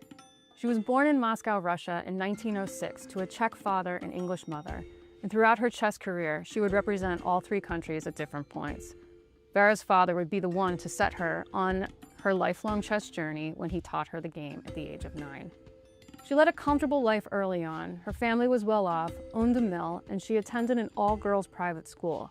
But at the age of 11, her world would be turned upside down as the Russian Revolution began. The new government would seize their apartment and mill. Vera would be forced to switch schools, and the constant threat of government violence hung over the heads of just about everybody. Seeking a better life for their children, her parents immigrated the family to Hastings, England in 1921. The teenage Vera struggled to learn English and was very shy. Despite these barriers, the game her father taught her years earlier would prove to be a conduit for the young woman to come out of her shell. As fate would have it, Hastings was home to a prominent chess club that hosted international tournaments every year. She joined the club in 1923 and soon caught the attention of one of the top players of the day, Hungarian Ghazarian. Seeing great potential in Vera, Marazzi took her under his wing and helped her to form a patient style of play like his own. A female player having formal, systematic training was practically unheard of at the time and helped to set Vera apart from her contemporaries. In 1925, she proved herself the best female player in London when she defeated the British women's champion Edith Charlotte Price twice. But she'd have a chance to capture an even greater claim to fame in 1927 when London hosted the first ever Women's World Championship. 12 women from 8 different countries would go head-to-head in a round-robin tournament. Of her 11 games, she won 10 and tied 1. For some, the idea of being the inaugural women's world chess champion might be enough, but not Vera. Having proven she was the most skilled player among the women of her day, she soon set out to test herself against highly rated male competitors. Her first chance to formally do this was in 1929. At the age of 23, she entered a tournament in Ramsgate and didn't lose a single game. She defeated the City of London champion Sir George Thomas, tied for second place with Akiba Rubinstein, who is widely considered one of the strongest players to never win the world championship. And she even outscored her teacher, Ghazarian. In the years to come, she defeat many male players, and they'd become members of what is affectionately called the Vera Menchik Club. Some of the most notable players we know held this distinction were future world chess champion Max Erva and future U.S. champion Samuel Reshevsky. In the mid-1930s, Menchik would find her true rival in the globe-trotting German by the name of Sonia Graf. She had an air of confidence and also made a name for herself by competing against men. The two would famously face off for the women's championship. In 2 one-on-one matches, they both organized themselves. The first took place in 1934, and Graf proved a worthy rival, defeating Menchik in the first game, but Vera pulled it together and swept her for the next 3 games, securing her a solid victory in their match. Their 1937 rematch would go much longer than just 4 games, but Vera still won convincingly with a final score of 11.5 to 4.5. With Graf defeated twice, it posed the question, who could dethrone the women's world champ? Sadly, that question will forever go unanswered, as Menchik's life was cut tragically short when she, her sister, and their mother were killed in a Nazi bombing raid at their South London home in June of 1944. Vera Menchik's 17-year-long Women's World Championship reign has never been surpassed. She was unquestionably the most powerful woman to play the game in her era, and her desire to challenge every strong player she could, regardless of gender, has cemented her legacy as a true trailblazer in the world of chess.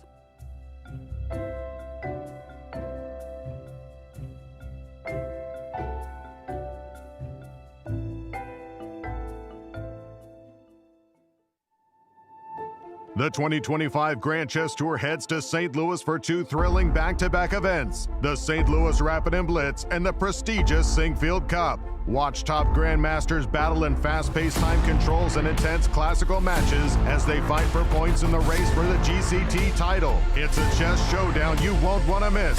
Be there to witness the drama unfold live from the chess capital of America, St. Louis, Missouri. Ladies, are you looking for something fun to do? Do you want to make new friends and broaden your horizons? Ladies' Night is the premier all-female chess event in St. Louis. Every Wednesday night, you can meet and play with new people while learning one of the world's most popular games from a certified woman grandmaster. Plus, St. Louis Chess Club members can attend for free. Whatever your age or skill level, you're welcome at Ladies' Night. You know Q Boutique at the World Chess Hall of Fame has the region's best selection of chess sets. But this store is so much more. Discover our masterfully curated selection of unique jewelry, clever kids games that nurture critical thinking and creativity, quirky greeting cards, books for all ages, and a wide variety of locally made goods. Find just what you're looking for at Q Boutique at the World Chess Hall of Fame. The St. Louis Chess Club's WGM All-Girls Summer Camp is August 4th through 8th at Live for Life Academy. Taught by women grandmasters Sabina Foiser and Katerina Nemkova, this camp is the perfect opportunity for girls wanting to learn more about strategy, tactics, and in-game techniques to explore the game in a friendly and welcoming environment. To learn more about this fun and educational experience, please visit stlouischessclub.org. Corporate Chess League started in 2018, and we started it because we wanted to get the corporations around St. Louis to get together, casually play chess, and network together.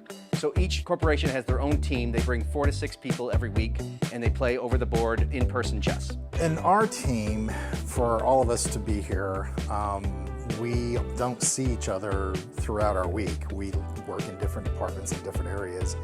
So yeah, I think it's a good thing to hang out with your other peers at the club. So what myself and my coworkers get out of playing in the Corporate Chess League is camaraderie, getting to hang out with people from work, from different departments, getting to meet people from other companies, learn what they do, and obviously just enjoy the game of chess that we all love. We have about 10 teams right now. We average 10 to 12 teams every year. So if your corporation is interested, or if you work for a corporation and you're trying to get a team, all you need to do is go to our website, stlouischessclub.org, and all the information is there. 10 years, one legacy. The Grand Chess Tour marks a decade of mastery where only the strongest chess minds carve their names into history. Each piece has its role, like soldiers in a grand army, with commanders to lead them into the tour's 10th year and a prize fund of $1.6 million. The Grand Chess Tour starts in Warsaw with the Superbet Rapid and Blitz Poland, immediately followed by the Superbet Chess Classic Romania in Bucharest. Then off to Zagreb for the Super United Rapid and Blitz Croatia, followed by back-to-back events in St. Louis, Missouri with the St. Louis Rapid and Blitz and the Sinkfield Cup. And the culmination of the grand finale in the city of Sao Paulo, Brazil, will determine the 2025 Grand Chess Tour champion. Fight with every ounce of strength for victory. This isn't just a moment. This is history.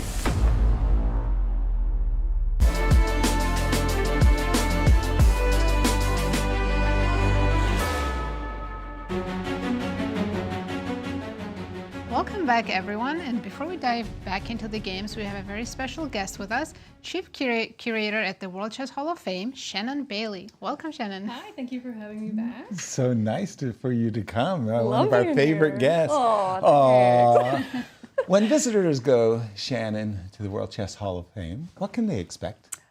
To learn that chess is fun and exciting and everywhere. So Yeah. we try to create different kinds of exhibitions that kind of engage every kind of audience, or might take somebody that's just very into chess history and get them interested in art, or vice versa. Right. And speaking of art, for me, it was a real pleasure. It was a treat. It was during the Cairns Cup. I had to go to the World Chess Hall of Fame, but my pleasure was to be at Charlie Hauska's Yeah. exhibition. What a fun artist. That was just great. so great. You're looking at the some of colorful, that, the color that he brings, and it's so kid-friendly. I was It is. there, and all the children coming in. It's a very joyful show. Right. It's very hard not to be happy when you're standing in the gallery looking at those. Exactly. You see that dog right there. He does a lot of dogs and cats and fish. He was a Letterman swimmer in college and high school, and he incorporates a fish swimming fish into every single one of his artworks, which was really kind of fun and sweet. I haven't counted how many fish are in the exhibit, but I think I saw a chess set where every piece was different types of fish. Yes, so, well, we had him, he doesn't play chess regularly and didn't incorporate a lot of chess into his artwork. So we love him. He is a neighborhood artist. He's got the Hauska Gallery just a few blocks away in the Central West End, which is delightful. And so we said, why don't you create some new chess art for us? And he created this fantastic, these drawings that we had rendered into a 3D printed chess set. And it's very difficult to tell that it's 3D printed. It's so well done, and that you see that as soon as you walk in. And then he did a big decorative piece of our world's largest chess piece. It's a big vinyl piece on the inside that has his kind of iconic characters inside. And the chessboard that's outside Yes. the World Chess Hall of Fame, Yeah, they had so the mat. We kind of made, it spilled out onto the patio, which is so fun to be there. We've got little signs, and then you can play chess on a big Hauska board. And then we have a blacklight room in the exhibit where you can play chess in the blacklight and everything glows in there. And then there was the drawing of lots. We had the luggage. He had Yeah, made the luggage tags. Yeah. And is any of his art available at the Q Boutique, by the way? So we don't sell his artwork there, but you can get it down at his gallery just a few blocks away on McPherson. And Shannon, I've heard that Hall of Fame is planning a new exhibit. Yes, so I curated the Hauska exhibit, and Yasser's involved with the new one. It's about chess variants. It's called Transforming Tradition. And what's really exciting is we haven't had our third floor gallery open as an exhibition space for a couple years because we've been using it as tournament space and programming space, which has been delightful. But now this is the first exhibit in a long time. And I wanted to kind of I see the chess players playing chess all the time, even when they're not playing in tournaments, but they're playing Bug House or some kind of variant. And I started getting really intrigued by that because, we like to say chess hasn't changed much, but if you look at the variants, there's all kinds of small little changes or bigger ones. And I started looking into that, and it seemed really fun to kind of change the way that maybe a non-chess player would look at the game and see some of these fun things like S-chess. Right, for example. Oh, it's going to be part of the... Oh, yeah. Elephants and hawks are going to be abounding. Yeah, so Yasser's in the show with his variant, so that's really cool. And I just have to tell you, because I look at the chess pieces as sculptures, I'm an art historian, and I like just even plain regular pieces, and then your hawk and your elephant. They're gorgeous. Well, thank you. They're little sculptures. I love them so much. Exactly. By the way, seriously, World Chess Hall of Fame and galleries. As a kind of an official name change we just did that. to recognize galleries like the Hauska Gallery, because you're reaching out all the time to the local environs, if you will. We wanted to give a little shout out more to the exhibition elements, and not just when people kind of think of a Hall of Fame, they kind of have something in their mind, but we wanted to tell them more about our I'm art. very excited to see this chess variants exhibit. Shannon, do you have dates? Yes, so it opens on August 7th, and it will close in April. And Hauska will close in April as well, but you're going to get a chance to look at historical chess sets, the history of chess so that you can understand why it changed and how it changed. We've got an antique Staunton set in there to kind of set the start of some of that traditional play. But then we'll have duck chess and S chess and atomic and 960 and Bug House. There's hundreds. So it's going to be an interactive show, so you can sit down and you can play and you can learn about these different variants and have a good time. Shannon, thank you so much for coming on. We always love it when you're a guest. Thank you so much. Make sure you Great to come see you back. both. Thank you. You too. Thank you for coming. And just to remind everybody, the pairings as round one is underway. Oh, sorry, the roster. Roster, right? We have Zoe Tang, Yang Yan, Rose Atwell, Rochelle Wu. We know these names because they've already played in the women's. And let's take a look at the pairings. We have Rochelle Wu against Zoe Tang, and Rochelle had a better position when we left it. Rose Atwell against Chloe Go, Ru Yang against Lori Q, Megan Paragua against Rachel Lee. Curious to see how that's going. Exactly. That was the game that we were wondering about, H5. Yeah. And Jasmine Su against Iris Mo. And in the juniors, we have these pairings. Right, big matchups here as well. We have Ivan Park against Abhimanyu Mishra, Kirk Ghazarian against Brewington, Sandeep against Andy Woodward, our pick, Yasser. Exactly. Good choice, by the way. Grayson against Nico Chasin, and Sharvesh against Justin Wang. And finally, the seniors. Oh, I like legends, by the way. I mean, the legends. Yes. Kaidanov against Joel Benjamin. Right. Dlugy against Akopian. Shabalov against Christiansen. Tim Taylor, Alexander Goldin, and Alex Fishbein against Igor Novikov. And the games have been underway for about 90-odd minutes, and I'm going to throw it to you there, Christian. And by the way, we see I told you he's the very players. bright. Yeah, it suddenly is very did bright. look very, very, very bright as that floor It's is very really shiny floor, shining. yes. Yeah, University Club. But it's also Tower. very quiet, which is the most important thing. Whenever you walk, you don't want it to I love that. I love sound too that. harsh. With all due respect to the World Chess Hall of Fame, you do, when you walk on the wooden beams, it does make a noise. And Not if there. you have some heavy players, you can feel it. Bring us up to date. Absolutely. The game So, between Megan versus Rachel. Megan Lee, Paragua versus Rachel Lee. because And that she was the played great D3. H5. H5, well was a great timed. move. Bishop to F5. Also, you're looking at ideas of Queen D7 castle. So you're Yep. not going to castle short. You're going all in for the attack. as Exactly. black. This is what you should be doing. Queen to D7, very good move. Knight to D2. H4, you Well see the timed. exclamation marks, right? Yeah. Very good move. Queen to E2. H takes G3, F takes G3, and now Knight to G4, perhaps a misstep. Why not just simply castle? Yeah. Let's go for it. Castle. Put the king whenever- to safety. Not only that, but most importantly, Yeah. you're setting up Precisely. for doubling up on the H file. It's as natural as it can be. That's the crucial idea behind castle. The king is anyway kind of safe on E8 in the middle of the board. But what you want to do is add Double another rooks. layer to your attack with castle. Knight G4 is still fine. She's still very much in control of this position. Bishop takes G4. You have the two bishops. You have the attack. The absence of the light square bishop around the white king is going to be felt. Yeah. By the way, Megan. this looks terrible. It does look terrible. Yes. What am I going to do with white? She's not out of it by any No. stretch That of the white square imagination. bishop is fantastic. It's beautiful. Yeah. Absolutely. It's beautiful on G4 right now, and it doesn't have a counterpart. It's huge. Now, let's move on to the juniors. Kirk versus Brewington, because we were looking at this one, and this is actually a highly crucial game between two grandmasters Right. of the event and two potential winners, favorites of this event as well. And Kirk has a tremendous advantage. He did play that move knight to e5 Okay. that we were touting Earlier, yep. at this point. Initially, we were looking at e4. That seemed like the right approach. It wasn't. Knight to e5, he understood that. Take, take, take. f4, it's all about the presence in the center, right? I understand I'm probably not going to open up my dark square bishop anymore, but you also don't have a defender around the king anymore, right, as black.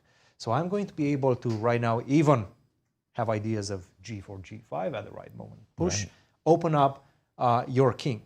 In the meantime, what you want to do is try to do something against my pawn structure, but it's not that easy. You only have the bishop. All of your pieces, see how your pieces are pretty much committed on this side. Well, it's not good news for your king. It's kind of lonely on g8. King to h1, he just played this move. Question mark, apparently, this The plan would rook have been left. extremely strong. Rook to f1, rook to f3. Take advantage of the fact that the bishop is no longer on this diagonal, so you cannot stop me from doing that. Rook to f3, rook to g3 is coming, bringing another layer into my attack. It's looking pretty bad for black. He did not play that. He played the move king to h1, and maybe right now Brewington can get back into the game. What you're dreaming of as black is exchanging these four rooks off the board. Yeah.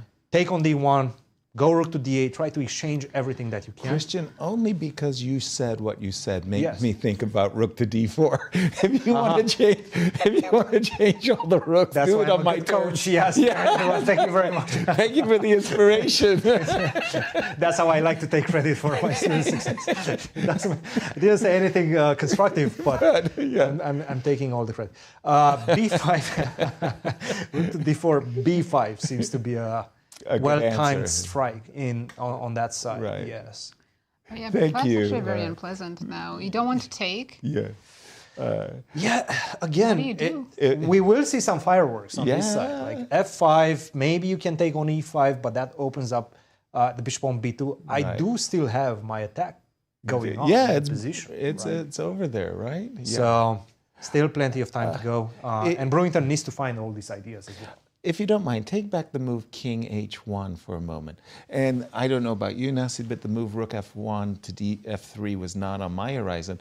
What I had instead is I have this prejudice against the knights. So I think of the knights as short-range hoppers. So I've got to invest time into the knights to bring them to better squares. So for me, the knight on C3 is misplaced. I'd go Queen C2. Okay, Give that's me an mate. attack, sure. I have to I'd go knight knight F8. E2 Now with you the go knight idea, E2. like you wanted, to play F5, but then I want to be able to play knight F4 and knight D4. Maybe it's too slow. This is Because what I have rooks to come do. off. Takes. I'm trying to exchange as much as I can. Rooks come off. You probably want to shy Rook away F1 from that. now. Yeah, knight D4. Yeah.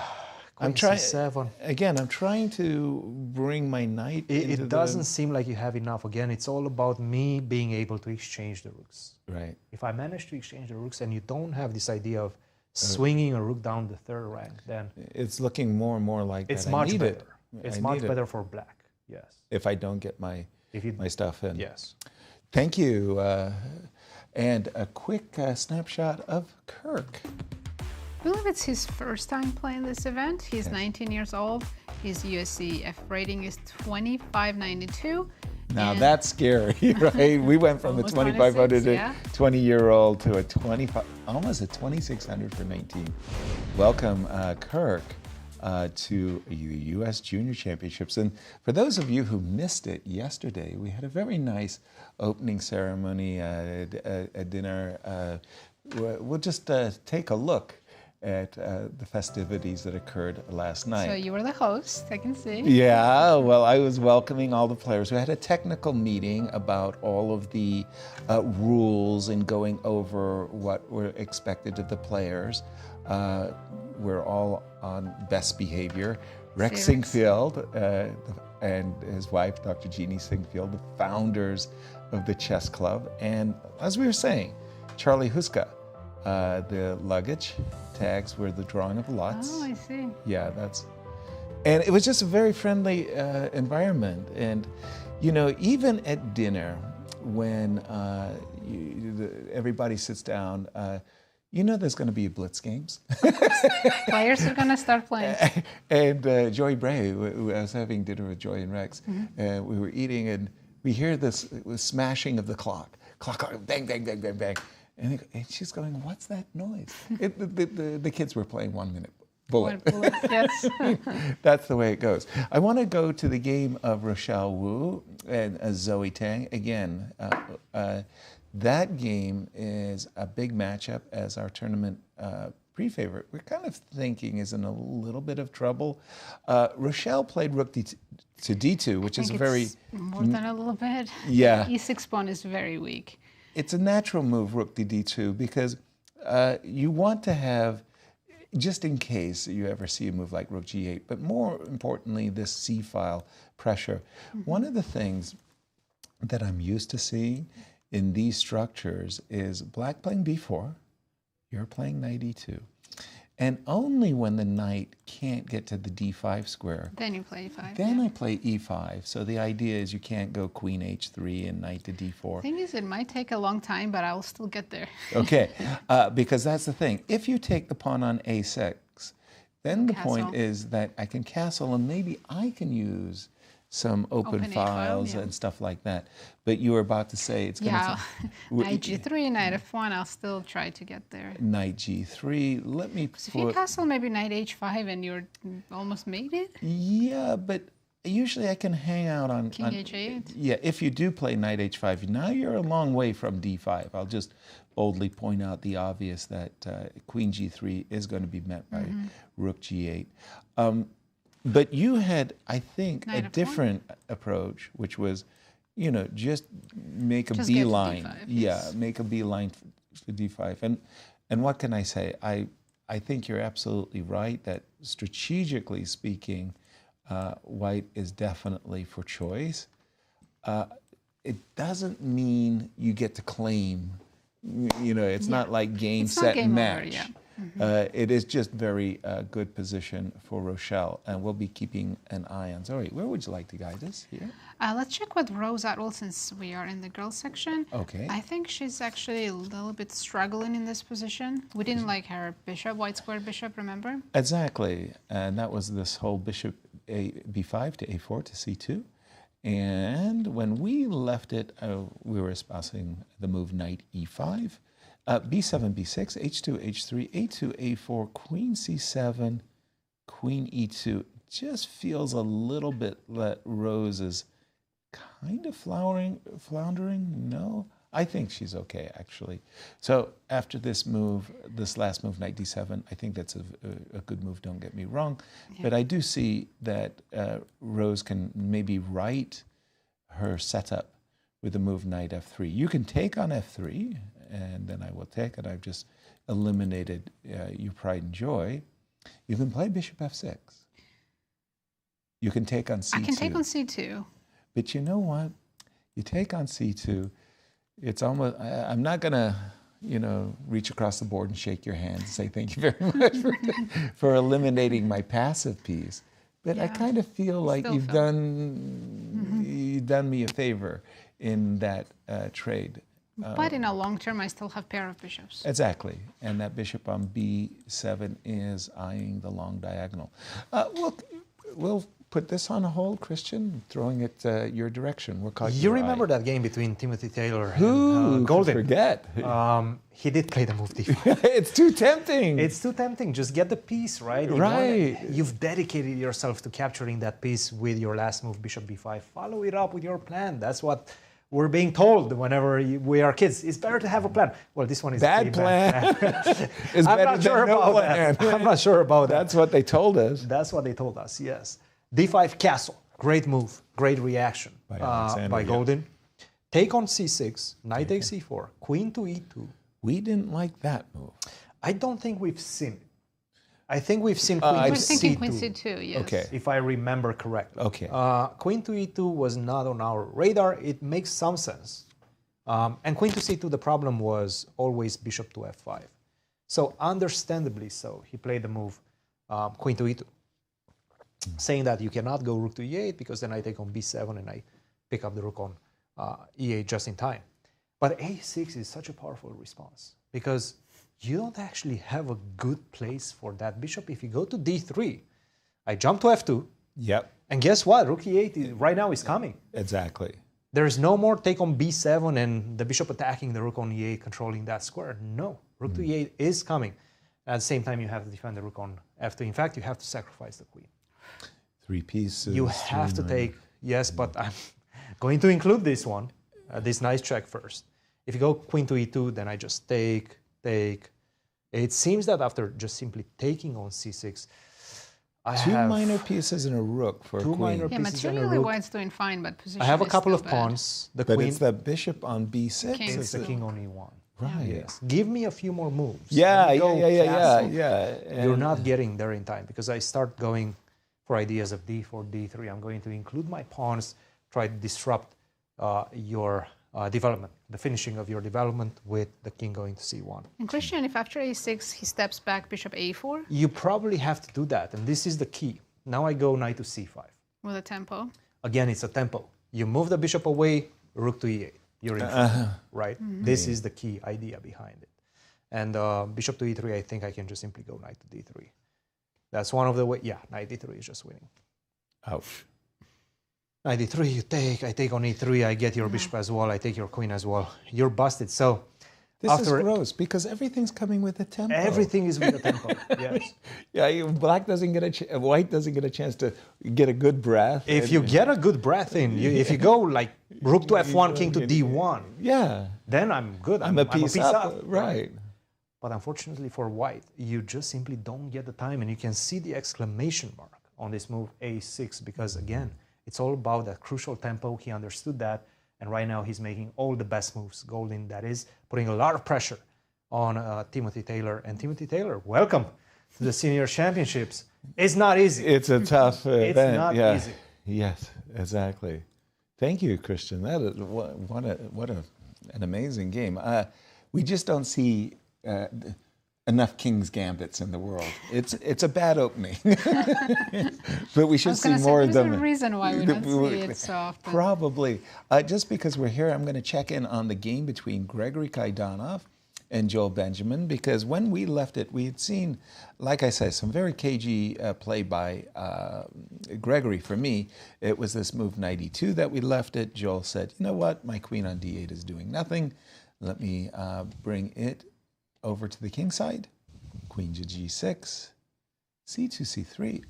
Ooh, h5. Black. h5, h4. Look at this Joel. Poor white knight. Yes, on f3. Gregory said, okay, I'll take that. H3. And the structure is all messed up, but one of the, I think that this is a good moment just for reflection. One of the things, the elements of the chess is king's position. Mm-hmm. King's, you know, yes, we all understand. Yeah, we all understand pawn structures and development and material imbalances, and we come to these positions where the material is even. Space-wise, we can't say too much. Structure-wise, we can't say too much. And then we have this question of whose king is safer. Mm-hmm. Okay, so I give you this position now, see? And you can see that white's king's not doing too good. That pawn on h3 kind of makes us feel bad. But if you see the move queen e3, just for argument's sake, and if we see the move queen takes h3, and if you see the move knight to G1, your queen is probably backing up, right? Sure. And then you got to say to yourself, well, whose king is safer? And, you know, it's hard to call that you're not king sure. weak. Yeah. You're not sure, you know, like, because you can see that the rook is going to go to f2, the rook is going to go to f1. All white pieces are around the king. The king looks pretty safe suddenly. It's as protected as it could be. Now, is the g7 pawn well protected? Yes, it is. And it's easier for black with the bishop to protect. But I think that's a learning moment. And the only thing I can say is judgment comes from experience. Mm-hmm. You know, you get mated often enough, you get this feeling of when your king is more vulnerable than the opponents. And if you just look at the double pawns in front of the king, you will assume white's king is very weak. Right. But in this particular position, because of the line you showed, that white pieces are all nearby. Right. It's actually pretty safe. Pretty safe. Interesting moment going on in that game.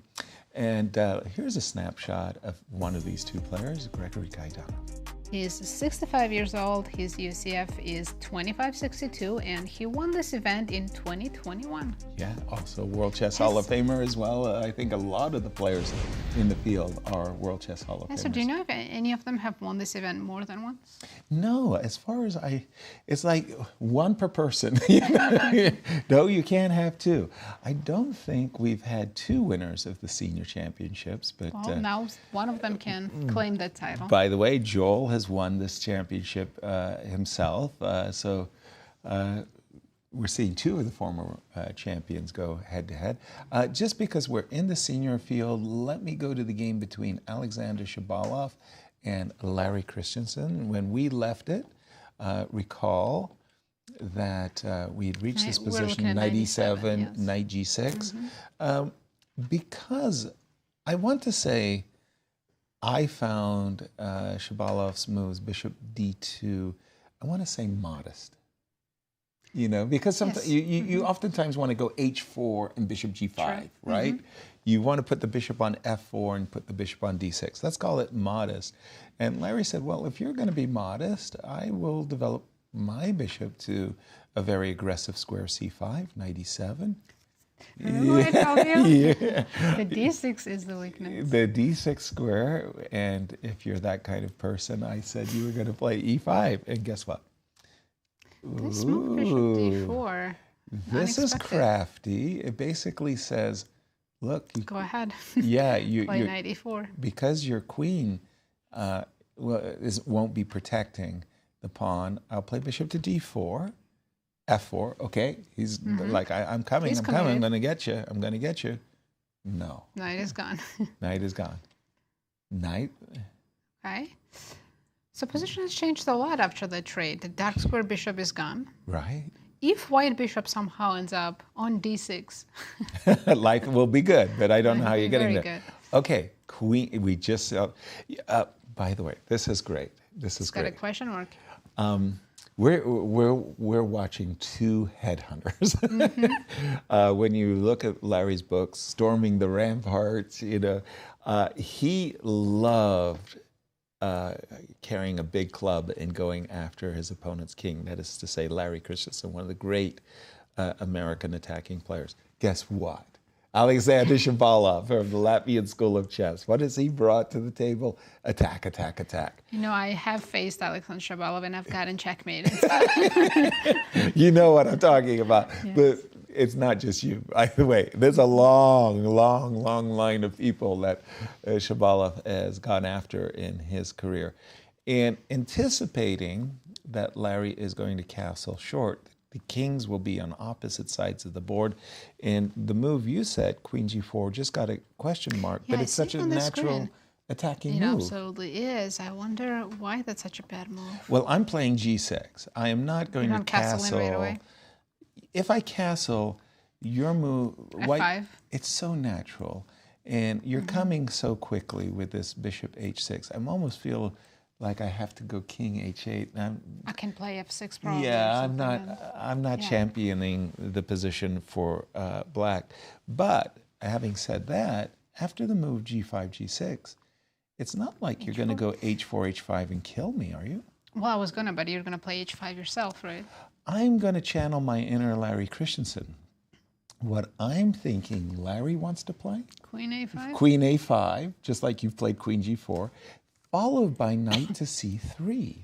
With the queen That is on scary. A5, then you start to get worried. So for example, suppose you play H4. I'm not saying it's a good move, I'm not saying it's a bad move, but let me just put some moves on king the B1. board so you can You're understand. not even prepping it with rook B8. No. Don't even have to. You've got to take because A2 is hanging, in other words. Bishop C1, And now, remember? Bishop D5. Da, da, da, da, Game da, da, da. over. And it happened very natural, very fast. And I'm just saying, by the way, G7, G6 on the board. H4, you didn't even get in an H5 in all of this. And I No could have time. played rook B8 like you Right. suggested too. So Why not two be careful? headhunters, two headhunters at the board. Yeah, it's going to be a messy game for sure. I think the problem that you had is the move King B1. And in Bishop this C4 might be the only move. automatic, yes. You definitely don't want to. You're not tucking your king away. No. You're putting your king in trouble. Getting closer to checkmating myself. Exactly, exactly. So this one is kind of brewing, and Christian just gonna. Oh, sorry. Did you want to jump to a game? We can go to juniors, and Okay. we haven't checked Justin Wang's game. He's playing Sharvish. Apologies. You're absolutely right. Justin Wang, also one of our tournament favorites. This is one of those early D5 situations, right? Oh. From the Karen's Cup. From the Karen's Cup. Harika or Humpy? Yeah, Harika. Like this. And also with A4 too. Yes. Oh, and I was sitting there smiling, all-knowing, and then somebody was telling, I think it was you, who said, yeah, Magnus has played this a few times as white. And I went, okay, but just look at the position. If I'm black, I'm thinking, look, I've done everything right that I'm supposed to in the opening. I have my fair share of the center, my pieces are in effective squares, and I have safety for my king. And I'm saying that about black's position. White has his rook on A1, the bishop on C1, hasn't moved. You got the two bishops, but that can't compensate. It does look like black is more active, but I think long-term white has to be better.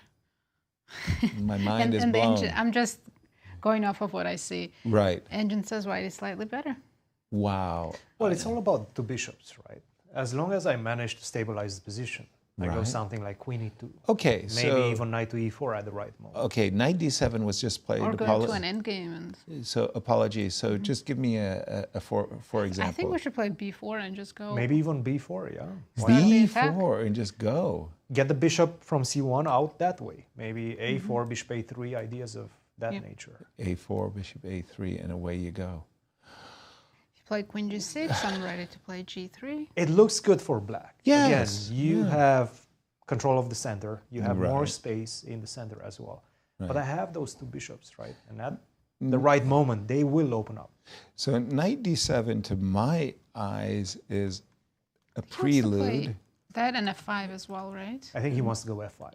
Because I see knight e4 as in a lot of situations as white. Right. So for example, knight e4, queen jumps to g6, you've got f5 on your agenda. It's yeah? coming, yes. Yeah. Okay.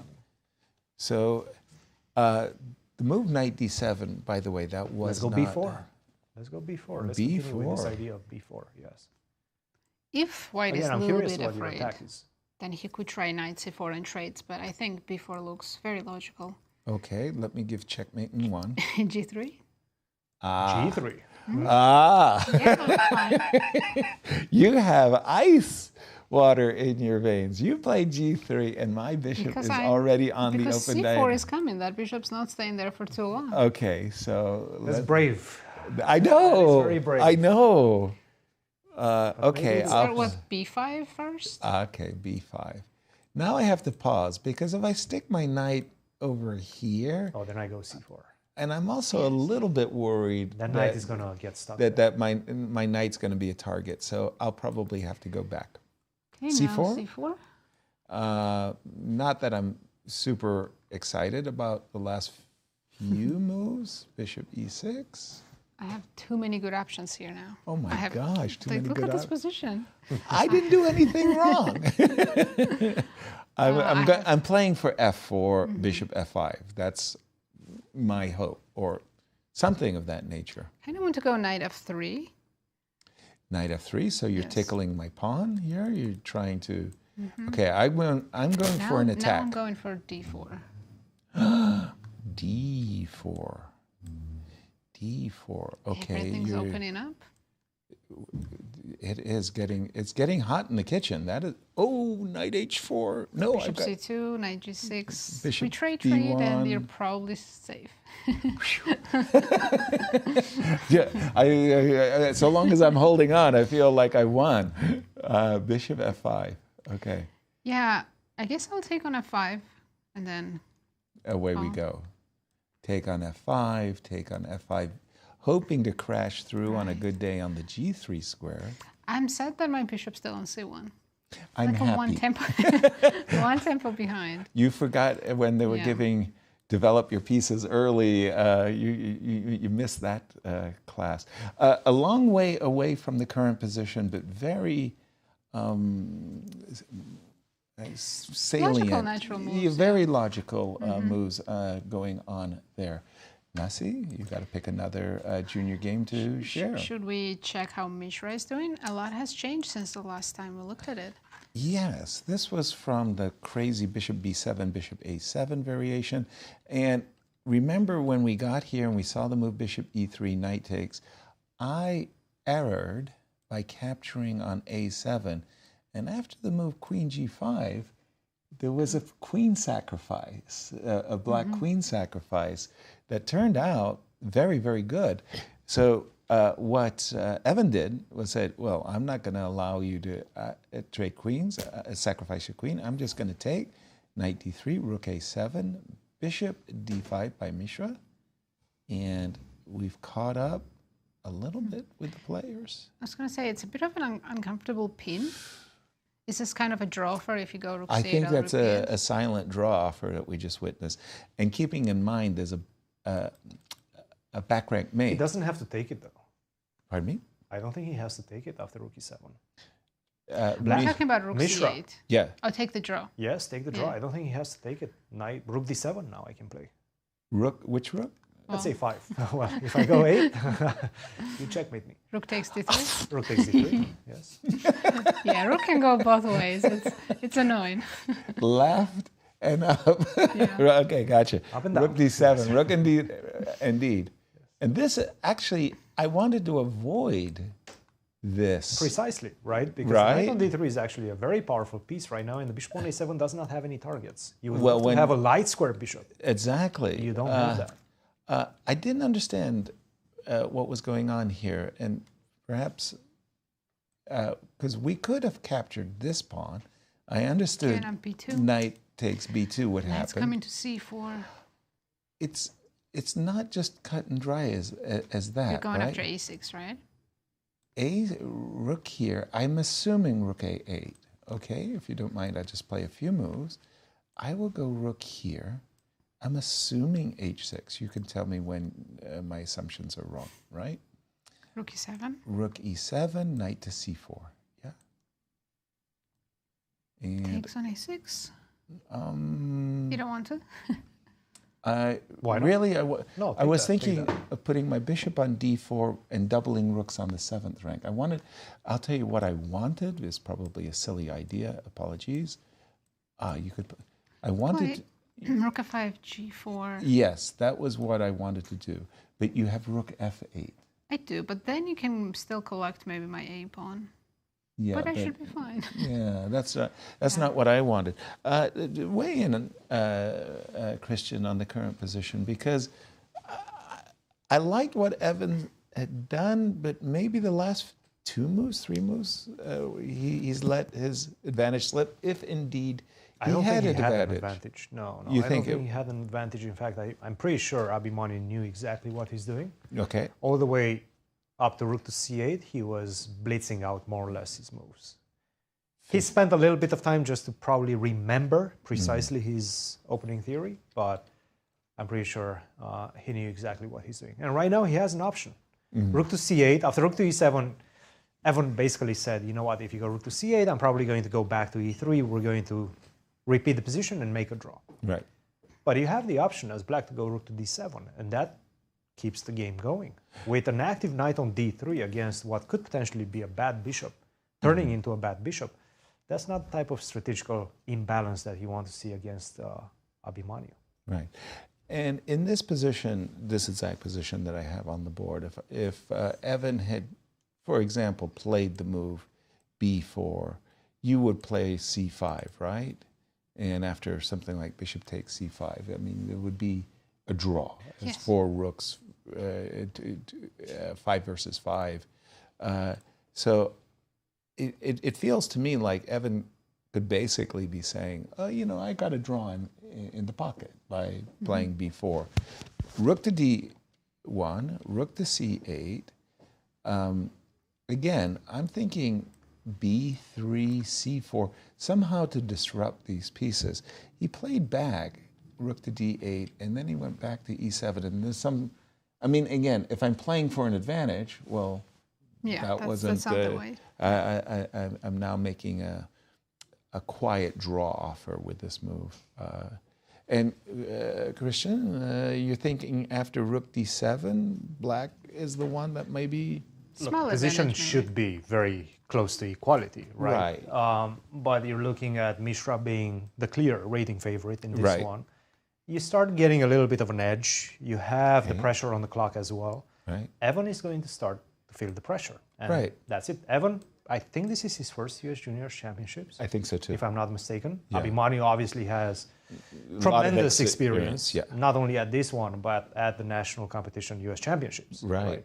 The Grand US Championships. Right. So definitely some pressure for Evan if Abhi decides to go rook to d7, which is not an easy decision because again, with rook to c8, you're kind of staying within the paths that you know, the territory that you know, and maybe make a draw, a quick draw after rook to e3. With the black pieces is not a bad start. But again, rook to d7. And knowing Mishra, knowing how combative he can be, how ambitious he is, I think we're going to see rook d7. I do too. I had the pleasure of interviewing all of the players yesterday in anticipation for our broadcast, and I was asking, most especially, I focused on the junior players, a question: how many hours per week do you spend on your game? Now, some of them are in college, so it's like, well, unfortunately, their studies, and everybody really is saying, 3 to 5 to 10 hours. But if you include over the board or blitz, online blitz, then the hours go up. And I sit down with Mishra and I say, okay, Mishra, just in general, how many hours per week do you spend studying chess? He said, 90, 100. What? Yeah, thank you. That was my instant reaction. That's a job in finance. Yes, yeah, or an attorney trying to make partner. It's sort of like, what? That's a lot. He says, Yasser, my life is chess and a little bit more chess. Nothing else. Wow, he is. That's what you need devoted. To do. Yeah. Not obsessed, just very, very devoted. He loves it too. It's like, when he finds something new. And I asked him about Gukesh, and he said it's just so inspiring that we have a world champion so young, 18 years young.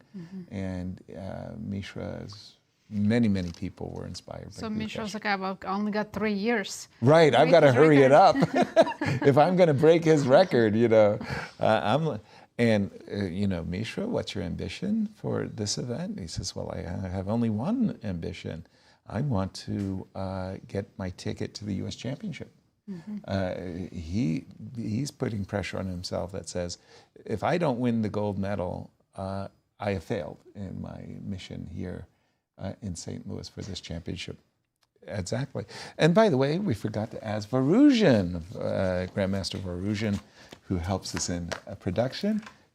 Var, let's go. His Come on. junior pick is Mishra. Mishra? Okay, we got Mishra. Okay, he's joining you. Well, we have 2 Mishras and 2 Andys. 2 Andys? I feel we need more diversity, but... Okay. Yeah.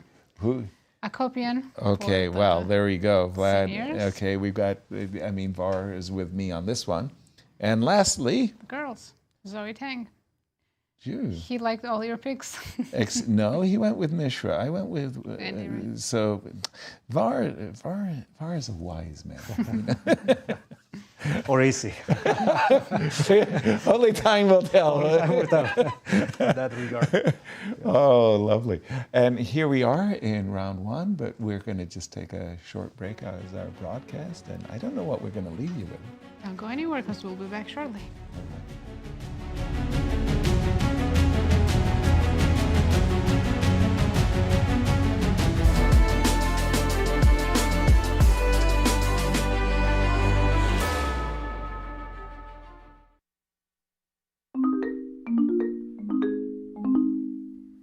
Today we meet the first ever woman to be awarded the title of Grandmaster, Nona Kaprindashvili.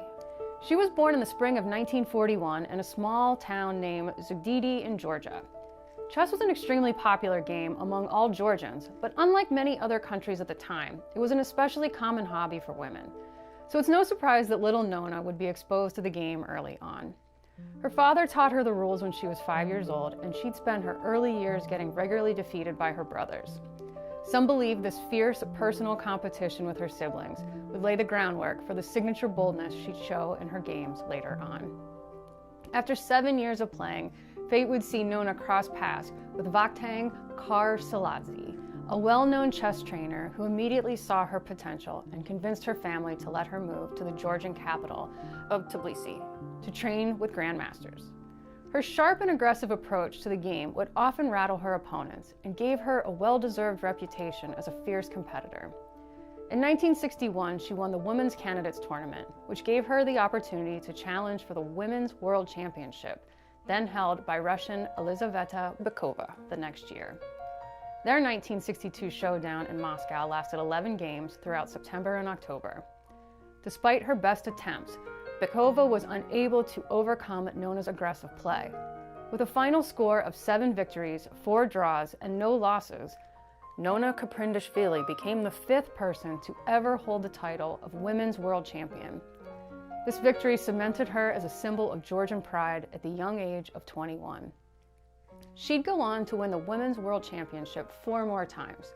3 of these matches were against Alla Kushnir, while the last was against Nana Alexandria, a fellow Georgian, whose formal training was also kick-started by Vakhtang Karsaladze. In 1978, Nona would face yet another Georgian player, Maya Chiburnidze, who would finally dethrone her. But her reign as women's world champion is still one of the most impressive runs in the history of the game, and the second longest reign after only Vera Menchik. And while losing the title of champion in 1978 would have to sting, that same year she'd make history for a different title earned, the first woman to be awarded the title of Grandmaster by FIDE. She was granted this distinction for her impressive performance in the 1977 Lone Pine International Tournament, where she had the highest performance rating in a field of 48 players and defeated 4 Grandmasters. But most importantly, she shared first place in a 4-way tie with Yuri Balashov, Oscar Pano, and Dragutin Sahovic. Never before had a woman won a men's tournament. Throughout her career, she'd also won the Women's Soviet Chess Championship 5 times, and she had a near-perfect record in Olympiads with 10 team gold medals in 11 competitions while representing the USSR and Georgia. Even in her golden years, she never slowed down. In 2009, she placed first in the World Senior Women's Chess Championship. Her consistent dominance against both male and female players for over half a century made her a household name for chess fans worldwide. Which is why it's so heartbreaking when the popular Netflix series Queen's Gambit, a show about a fictional female chess player, falsely claimed Nona had never played against men. Nona sued the streaming giant for defamation and settled the matter in 2022. But the thought that so many people without chess backgrounds could have seen this show and been misinformed about her true impact on the game is still unfortunate. Nona Geprindashvili's legacy is that of a trailblazer, a champion, and a true grandmaster of the game.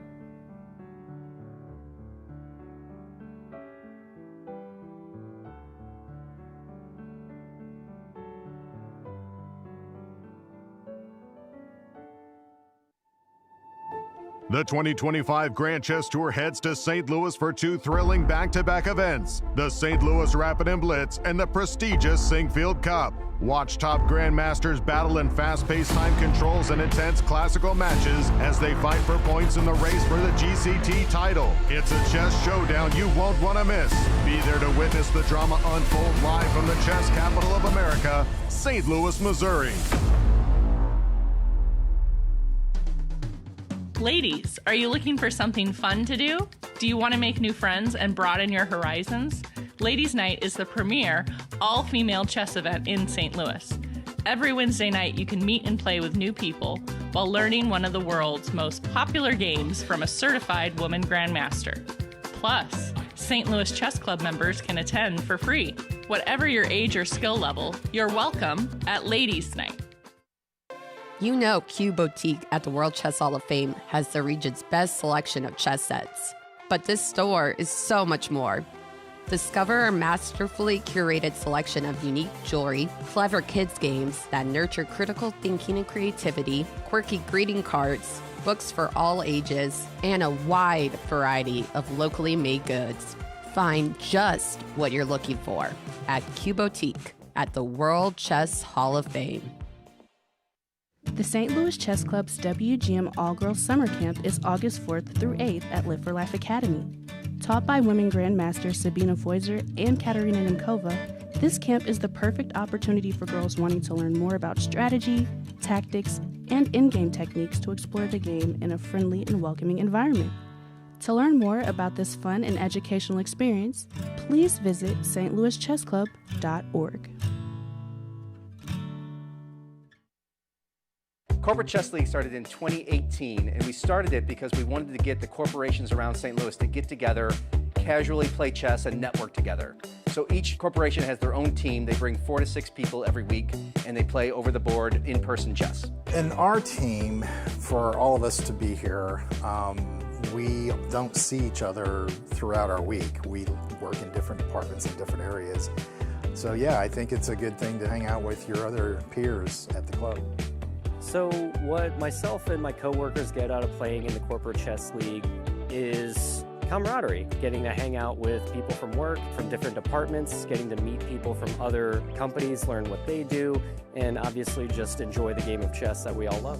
We have about 10 teams right now. We average 10 to 12 teams every year. So if your corporation is interested, or if you work for a corporation and you're trying to get a team, all you need to do is go to our website, stlouischessclub.org, and all the information is there. 10 years, one legacy.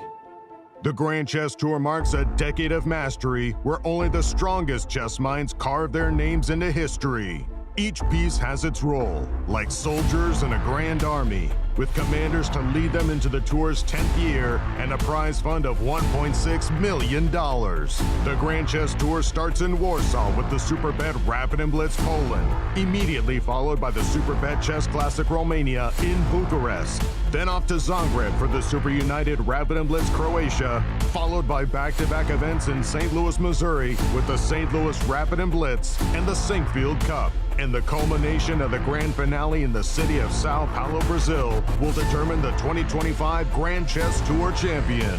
Fight with every ounce of strength for victory. This isn't just a moment. This is history.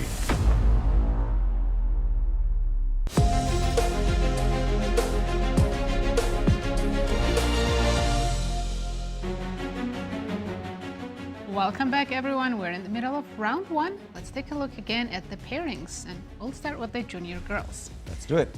We have Rochelle Wu playing against Zoe Tang, Rose Atwell facing Chloe Go, Ruiying Yang against Lori Q, Megan Paragua against Rachel Lee. That's the crazy game that we need to get back to. Exactly. And Jasmine Su against Iris Mo. And in the junior? In the juniors, we have Ivan Park against Abhimanyu Mishra. I guess that game hasn't ended in a draw yet, so Mishra hasn't taken the draw. Kirk is playing against Brewington. Sandeep versus Andy Woodward. Grayson versus Nico Chasin, and Sharvesh against Justin Wang. And finally, the legends. I like that he changed it from seniors to legends. Gregory Kaidanov is facing Joel Benjamin. Maxim against Vladimir Akopian.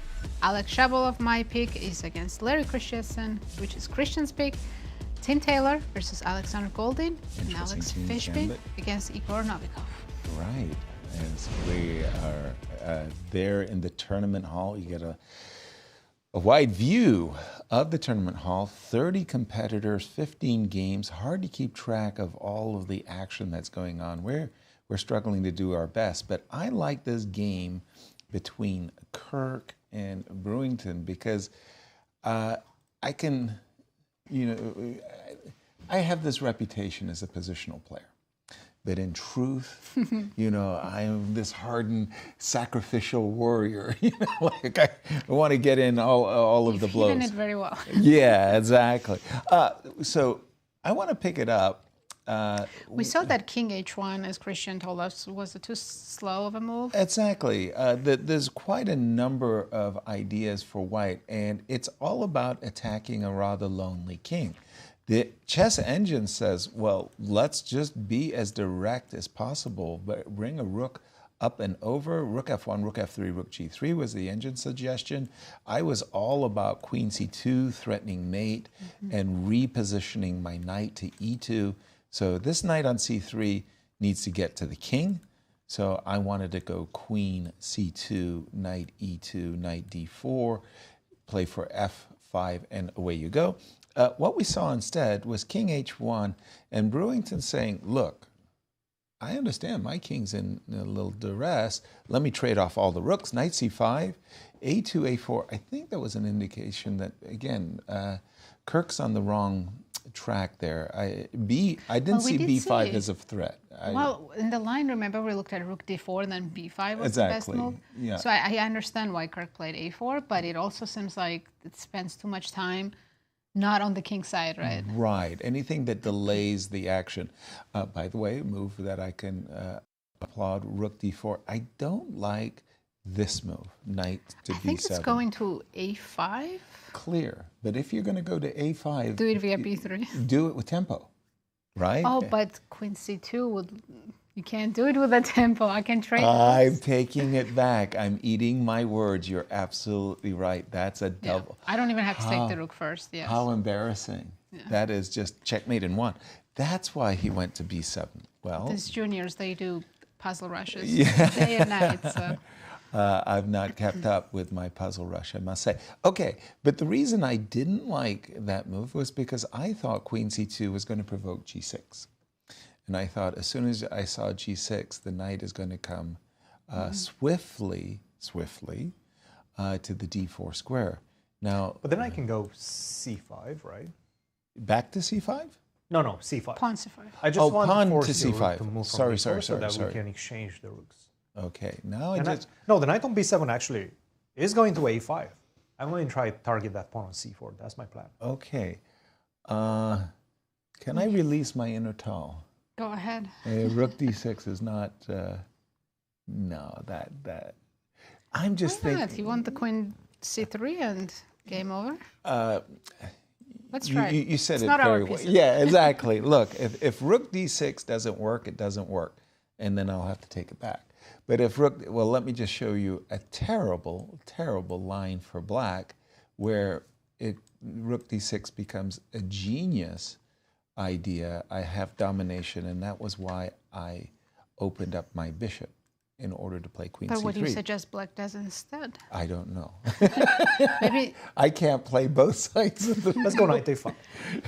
Avoiding. Oh, you're not taking. I'm not taking that. Yeah. No. Okay. Well, that's already a success, right? Kind of. It's a small success, That rook is very dangerous. No. I do not You want to think touch it's it. poison? I'm not touching that rook. No. Okay. No. You convinced me. He bought your bluff. Right. I did. It's a Jedi mind trick. Okay, how do I increase Bishop the pressure on b7 c4? maybe? Yeah, bishop b7 and sort of do the same thing that you're trying to do to me on the long diagonal. Sure, That's let's go. just- Bishop b7. Oh man, that's annoying. That move bishop b7. Nobody's giving me Christmas presents anymore. I just don't Nobody's know taking where- on d6. We're not taking on d6. And it just looked so good there for just that one brief moment when the diagonal was open. I felt, a higher spiritual consciousness, and no longer. The connection has been severed. Yes, exactly. Okay. I don't know. Let me just see the current position. Let me see if I can rewind. By the way, no queen c2. Immediately 94. I think this is the Immediately. worst version, though, because now if I go c5, I don't think you have rook d6 anymore. Yeah, the queen's too far away. Right. And I haven't played g6 yet, so Right. that diagonal is not It's up for not. grabs. Yeah, there's no weakness on the f6 square at the moment. It's asking too much to play knight f6 checks, right? What is his idea after c5? Do we just take on d8? And then still play queen c2? But I'm going to try to ask me? a question. Yeah, try to trick you. There, But I can, perfectly but I said. can take on c4.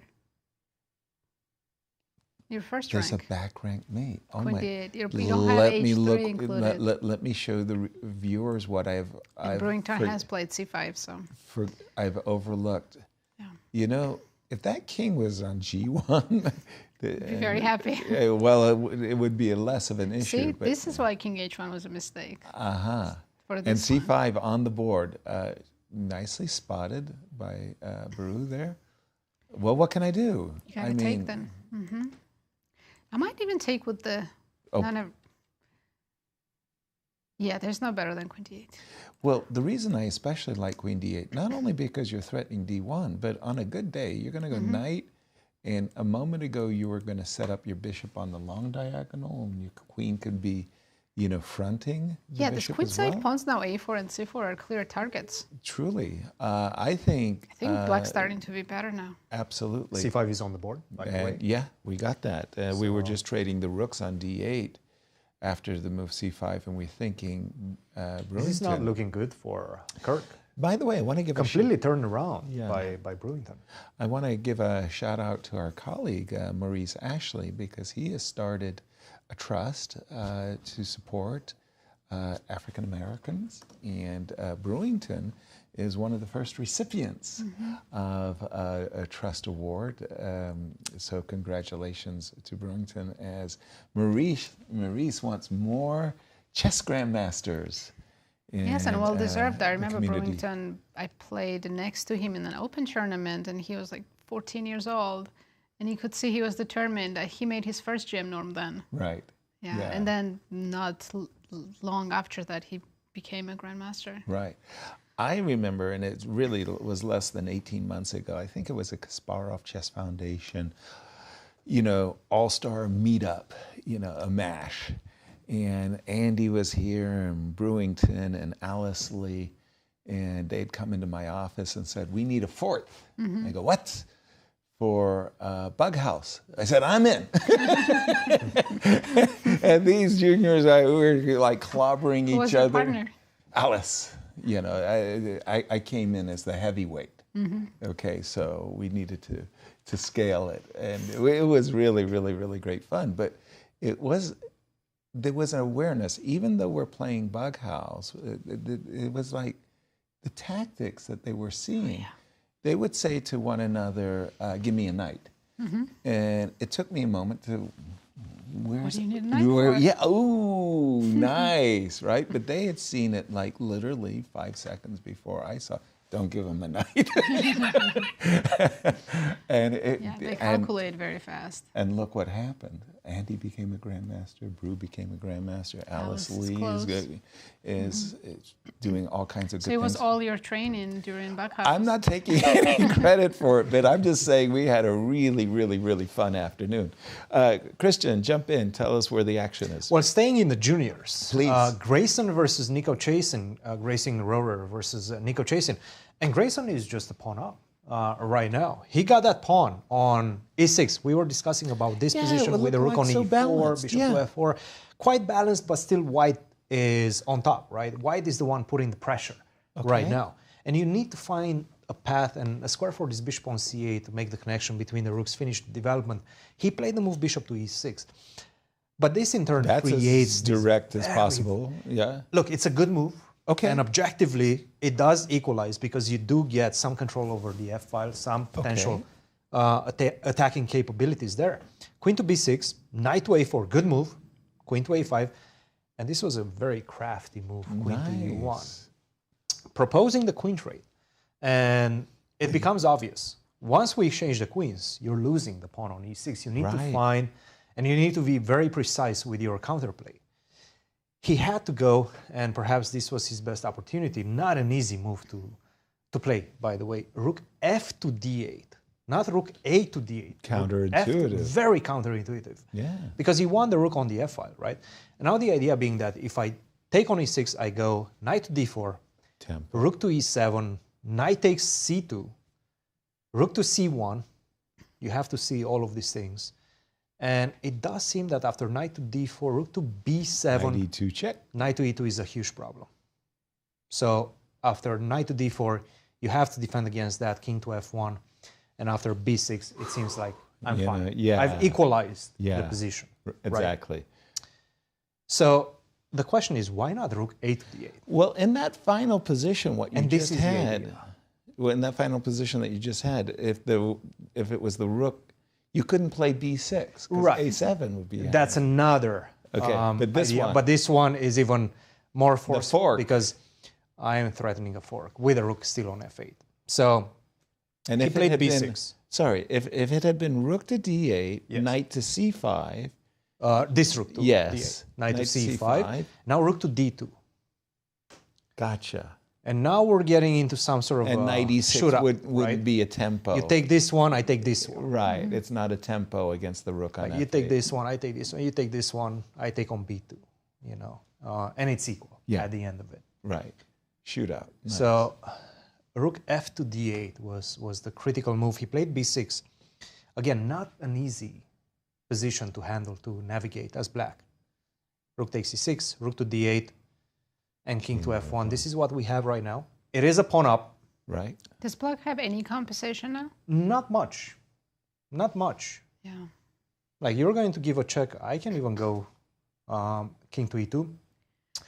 If you try to activate your rook, first of all, this knight is doing a tremendous job. It really is making it awkward. Right? It looks very ugly. I don't have any squares for the knight, but it protects this b2 pawn. It's such a crucial pawn. And if you try to displace it with b5, then I can jump to a very powerful square, c5. So, and in the meantime, I'm going to start looking at your own Never mind rook takes c6 as well. That's the immediate. Rook takes c6 as well. Yeah. So, king to f1. And the onus right now is on Nico to save this one. And it's not easy. He's a pawn down, and I don't see the compensation for black. Thank you. Should we check another game where Andy Woodward, we know he was up a pawn? Right. When we left it, Andy had just found this very important move, rook back to b6. Essentially, Sandeep had offered a pawn sacrifice and said, please, trade rooks, rook takes, and then white has full compensation, maybe even an edge. But look rook at to their b6, time. a4. Sandeep's down to 8 minutes against 55. And it's not getting any better for Sandeep because, in truth, the last 5, 6 moves, Andy's improved his position. His rook is not that passive on b6 anymore. And the rook on a8 is coming to the open file. The bishop on d7 was always a tactical target. The bishop has already gotten out of the way of knight to c5. I don't see black having any positional issues. No. Let's just take a concrete step. If we go knight c5, just concretely speaking, I want to win my pawn back. Knight takes b7's on my agenda. I might even have some tactics here. I believe you do. Because your knight's hanging on c5, right? You mean something of the knight e5 kind of nature? I wanted to, but so, I can't make it work without giving you b7 pawn. Right. So just let's have a look-see. Sure. Let's say I go a5. Knight takes. And give me the knight. Rook takes b4. And take on b4. And bishop e4. Okay. And barely surviving. Barely. I've got a f5 knight. and knight c2, right? Yes. You saw it right. Yeah. Saw it right away. Mm-hmm. That was one potential line that could go wrong. Also, what's really interesting is that I always love this. Whenever I fix the pawns on the queen side and I had the long-range bishop, like I loved, as white, having a bishop on f1 and a target on a6. Yes. That just stuck the rook. Having that bishop on e8, hitting that pawn on a4. Advantage, Andy Woodward. We'll see how many moves they have made, because only 22. Still 18 moves to go before time control. Sandeep's going to be in time trouble. He already is. He has 6 minutes left. Exactly. I'm going to toss it to you, Christian. Where would you like to go? Well, we can go to Rochelle versus Zoe. Rochelle Wu versus Zoe Tang, our tournament favorite. And Rochelle, she's not far behind either. She used to be a 23 plus, 2300 plus level player. Right now, only 2213, but definitely can play. Queen to d3, after queen to c5, we were seeing this type of dance between the queens, right? You go queen c5, we're not exchanging the queens. What I'm looking at is looking at the pawn on e6 and your king as well. Castle, knight to e2, and she played all of these moves, this whole plan, quite quickly. King to h8, take on e6, and queen to h3. Haven't we seen this on our analysis like an hour ago or something along those lines? Yes. How do you defend the pawn on e4? I didn't. I guess failed. You don't. You take on e4, but after knight takes e6, this is bad news. This is really bad news. It's been bad news for... I mean, the bishop on e7 is such a bad piece rook right now. Maybe. Look at your pawns. No, I mean, that's 4 islands. I don't want to look at my pawns. Rook g8 instead of rook e8. I'm trying to play queen g4. That's fine. Queen g4? We're still not exchanging the queens. Oh. I'm still not exchanging the queens. Even if we do exchange the queens, I'm still going to have a better endgame. Right. But this is so much better. Yeah, rook c4. This is bad. This is really bad. This is really d6, f6 pawns, and that's knight sad to bishop d4. on e7. You're not going anywhere. I don't have any weaknesses as white. Well. Yeah. This is one of the key of these positions. Queen h3. She just played the move rook to c4. This is another question mark. What she wants is after knight e6, probably rook to c8. right? Oh no, I'm thinking she might have prepared rook e4 and rook e1 check. But that doesn't work. Forgetting about rook d1. That does not work. Right. Oh no. Because I do control the first rank. White really doesn't have weaknesses, yeah. No, I think she wants to go rook c8 or rook to g8 and then saying that I'm going to take the pawn on e4 no matter what. But I don't even have to take on e6. I'm not in a hurry. I can go rook to d1 first. Rook to d1. I can even kick your rook away if I want next move. Yeah. It's one of those positions. I have a menu of options as white. Right. And all of them are delicious right now. I mean, it's bad. Yeah. It's bad for Zoe Tang. As you find is another game, I just wanted to point out on my analysis board what Christian is saying for our viewers. If you look at the position after queen c5, really black's game is absolutely fine if white makes the strategical mistake. I need my analysis board. We saw in the game that Rochelle properly dropped her queen back and kept the queens on the board. If white had made the strategic error of taking, then the point was the structure is suddenly quite easy to defend. The king comes to d7. Without the queens on the board, it's very hard to get the black king, and suddenly the pawn structure is just fine. So keeping the queens on the board, a very instructive moment. And by the way, we have knight f3 on the board. There was no... I was actually going to ask Christian when he was showing this position. Knight f3 looked interesting because if you take on e4, I have rook e1. Which is precisely what Rochelle is thinking herself, rook e1. And then the idea of crashing in on e6. Position. I mean, there's some really nice geometry, all favorable for white. Zoe Tang, our pre-tournament favorite, really, this position is... Okay, hold on. I'll take it back. Sometimes you feel pressure. I can still play queen g4. When you are taps, well, I think I can still take on g4 and then on e6 and you lose more pawns. Are you sure? Trading queens is such a success that, you know, even if I would lose just one pawn? Knight d4. Okay, you're just going to positionally suffocate me. I get it. Yeah, position doesn't improve for black. Sorry, Yasser. No, I understand. I've done this throughout my entire career, you know, enjoying pawn weaknesses and, you know, very good knights versus bad bishops. I think that one of the, it was a Fred Reinfeld book, actually, that... I don't know, something like Basic Endings. I don't know Fred Reinfeld. Actually, I think he was a very decent and underrated writer. He was like a 2200 master and wrote these instructional books in the 50s and earlier. And he gave a couple examples of a good knight versus a bad bishop. And it spoke to me. And then good bishops versus bad knight, you know, just a good bishop dominating a knight. And I really enjoyed that comparison, the eternal question, is a knight better than a bishop? Or a bishop it stays with you, and you think about that even during the middle games. Right. Before reaching end game, you think, oh, I would love to have this good bishop versus that bad knight. Exactly. You know? I constantly think about those things. Christian? Staying with the junior girls, just to give you an update on this one, Megan versus Rachel Lee. This one is actually very close to equality. Megan did great. Megan somehow got away with it. Wow. She got away with it because... Big success for Megan. A huge success. At this point, we're saying this is such an ugly position. Right. For white, you're lacking light square bishop. All I have to do is find a way to get to your king. Should be able to do so slowly, but she wasn't.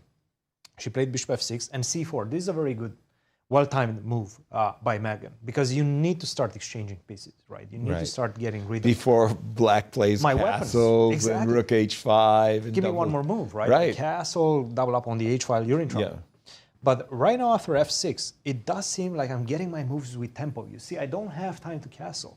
Right. Rook to d1, maybe this is what she missed. Putting the rook on this pin. Maybe not obvious. Not intuitive, right? Queen to e6, rook takes d5, and now we get this trade-off with queen to f2. What a great success. Huge success. Yeah. And this is what we have right now. Current position. It's still black for choice, but just barely. Right. Just barely right now. Because this knight is most likely going to land on d5. I don't think white should have any problems fully equalizing in this one. Now, going to the seniors for a second, because my pick, Larry, Playing against my pick. is doing quite well, playing against your pick, Nazi. And right now, after a5, it seems like black is having a tremendous attack. Shabalov, how do you defend this one?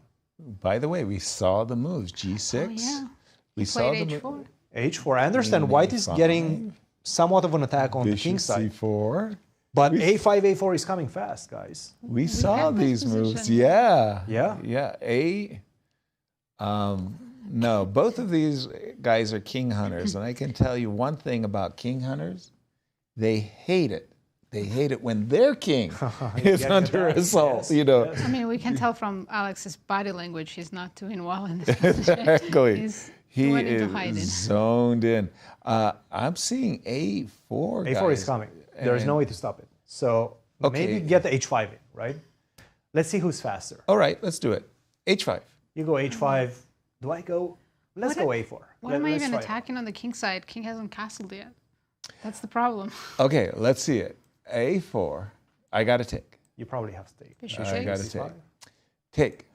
I have to take with the f pawn. Okay. I'm gambling. I don't think it works. I take. All the rooks are protected. Rook, Rook f7. I'm gambling. I'm a gambler. No, I'm not Where's the actually. King e7? No, not king e7. I'm threatening I can play queen f8 if nothing else. I have an extra rook. Queen f8. Queen yes. f8. I'm about to give up. Truly, I really do want to give up. I just want to see one more move before See, I I give can up. take that and then go back to queen f8. Or queen g7. I'll have two rooks. Oh, the a8. Queen A8 is fully g7. protected, yeah. I was about to show what Christian might have overlooked is that the bishop protects the rook. What Yasser might have overlooked is that the bishop protects the rook. It is a rook after all. It is a rook. And your extra pawns are actually not that important. Okay, one more look. H5, A5, A4, HG. No, I think I can take No. on b3. Yeah, I do too. I don't suddenly- believe in your antics, Yasser. No, I can't. No Jedi mind tricks for you guys, huh? No. Are you taking on A2 and C2 in case? In case I play King C? I think I'm playing b3. Are you? Are you breaking through? I mean, you might just be killing me. I mean, queen c2, rook Oh, a3. and rook A3. Yeah. Okay. Let's show that, actually. Yes, I that's think. a... It's our yeah, have to hardwired. show the mate. Yeah. That's quite But beautiful. made with the pawn. Of course. You have to play b3. It's forced. You don't just want to checkmate me. You want to checkmate and humiliate. Nice. You guys are very mean. And you know that if they do get to this position, Alex is probably going to accept that. Like, if he sees this mate, he's probably going to let it appear on the occur, board. like to punish himself. Okay, one more quick look. King b1 for Alex, a4 for Larry, bishop takes. I know it looks ugly, but in Seattle we would say we're seizing the defensive, right? So still the same b3? Yeah. Now I pause because my intention was to play c3 because I'm looking at bishop e4 as well. Yeah, I think you could you could stop me from playing c3 by playing Can't bishop even e4. look at this position for white. This I is know so bad. it looks terrible, doesn't it? What is the queen doing on g4? Precisely, and wow, a5, big initiative for Larry. By the way, Alex has gone into a deep tank. Yeah, the last move he's been thinking for 30 minutes because he knows now he's in big trouble. Right. He underestimated Black's attack, for sure. Truly, and for those of you who are joining us late, it was quite an ingenious play by Larry right here. We saw the move bishop c5, knight e7 in e5, and telegraphing the desire to drop in on the d6 square. And this was pretty cagey play. Bishop d4, first of all, so it stops knight e4 because I'm going to take the pawn on e5. And then after f4, just eliminate. And as you said, Nasi, well, if you could magically put the bishop on d6, you'll be regretting your play. But the problem is the bishop is not, especially from d2, getting to d6. In the meanwhile, with these minor pieces are actually very strong. They are. They're beautifully placed. Only weakness black has is on the dark squares, but bishop is on d2. Right. Again, hindsight is 20/20. In this case, playing bishop a6, I know it looks terrible, and then putting the bishop back on c4, you don't get to go a5, At least a4. you won't have the a pawn, right? I'm going to die with a full tummy. You know what I mean? You know, yeah, absolutely. if I go bishop takes a6. Better than what happened in the game. Yeah. And again, hindsight, you know, tells me that too, right? You do still have that knight c3 business, but I may be able to, you know, I really, really loved this idea as a kid. This idea that I was letting you have a pawn on b2, you know. As long as black doesn't have a knight. Exactly. But none of this happened because Shabalov went for a queen sally that was just going nowhere. Queen g4, g6, yeah, it looks all good. Black came very fast. Larry came very fast on the queen side, and now maybe Shabalov. that even last move, bishop e3, was too slow and he should have already taken on d5 or returned queen e2. Agreed.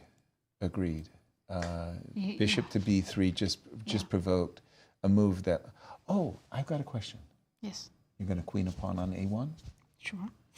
If you let me. I was about to go queen a4 as we just we just saw queen e2 on the board. Yeah, and as I was asking you the question, I was answering it as well. Winning a piece and getting a new queen. That was pretty good. Sounds pretty good.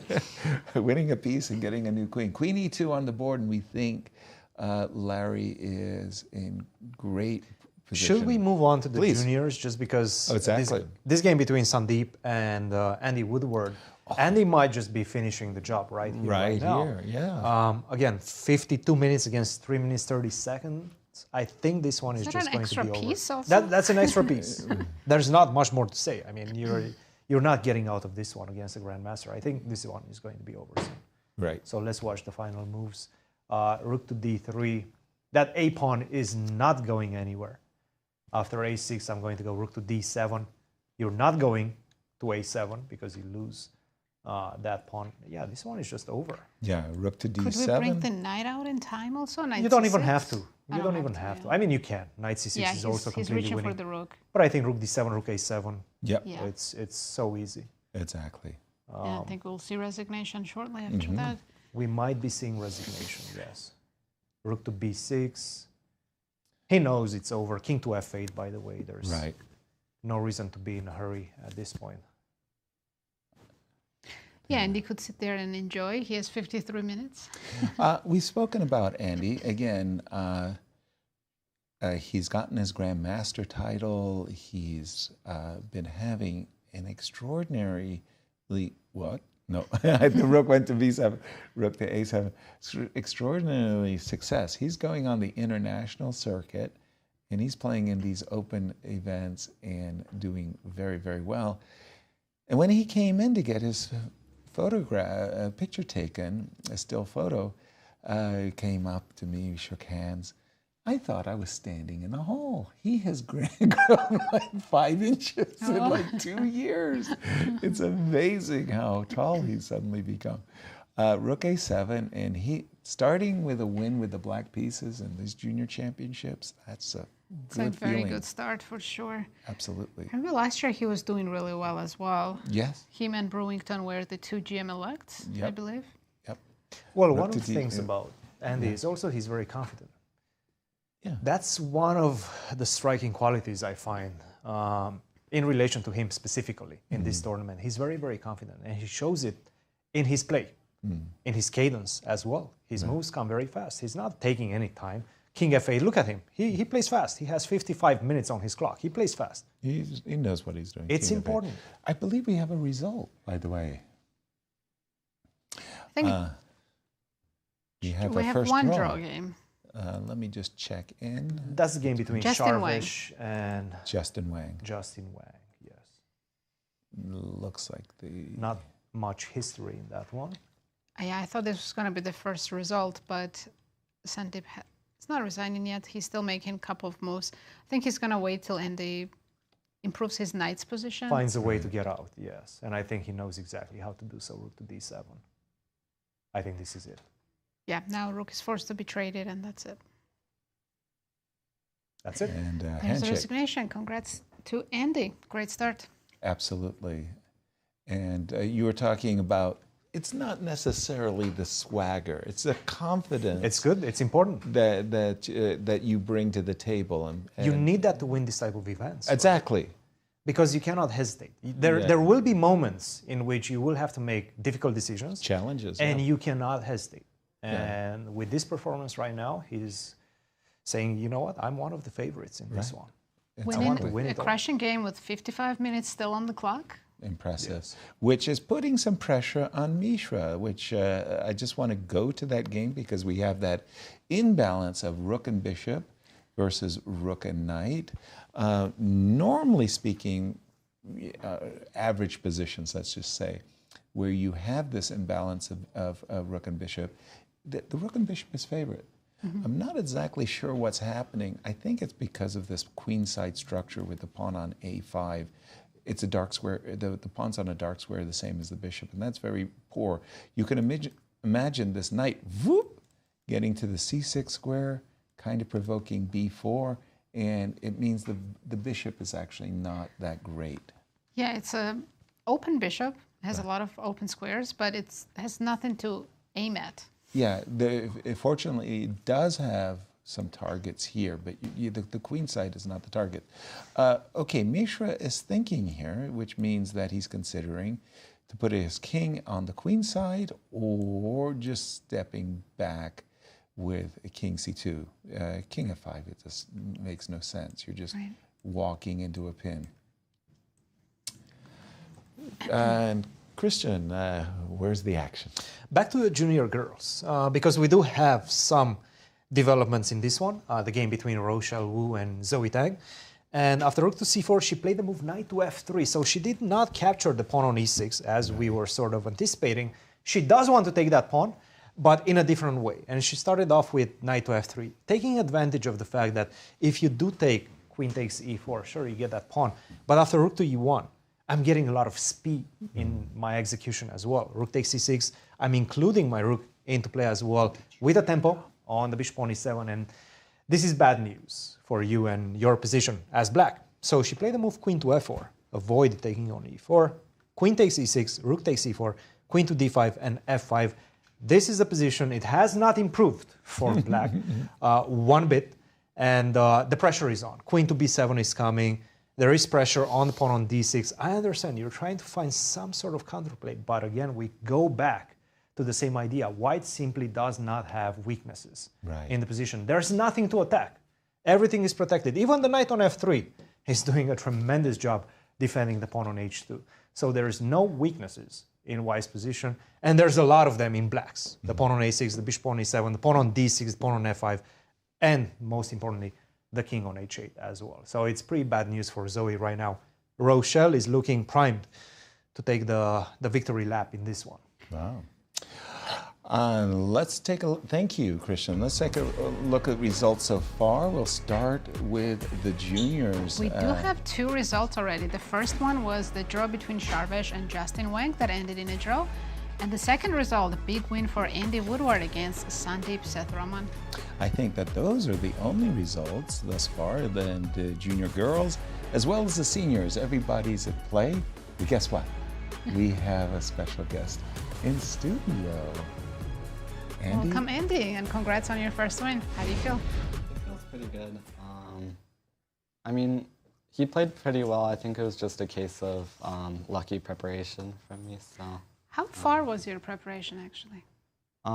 It was until rook b6 on move 17. So when you won that pawn and played rook b6, you already knew all that. Wow. Hold on, let me bring that up for you just so that you can Where did it? It's right there. No, yeah. I meant at which stage was? Rook b6 was still prep. Rook b6. All the. Yeah. That's a good feeling, right, Andy? When you do, and your prep actually works out. Yeah. So this is you had gotten this at home, and you knew you still well. Yeah. I mean, I knew that. Actually, I knew.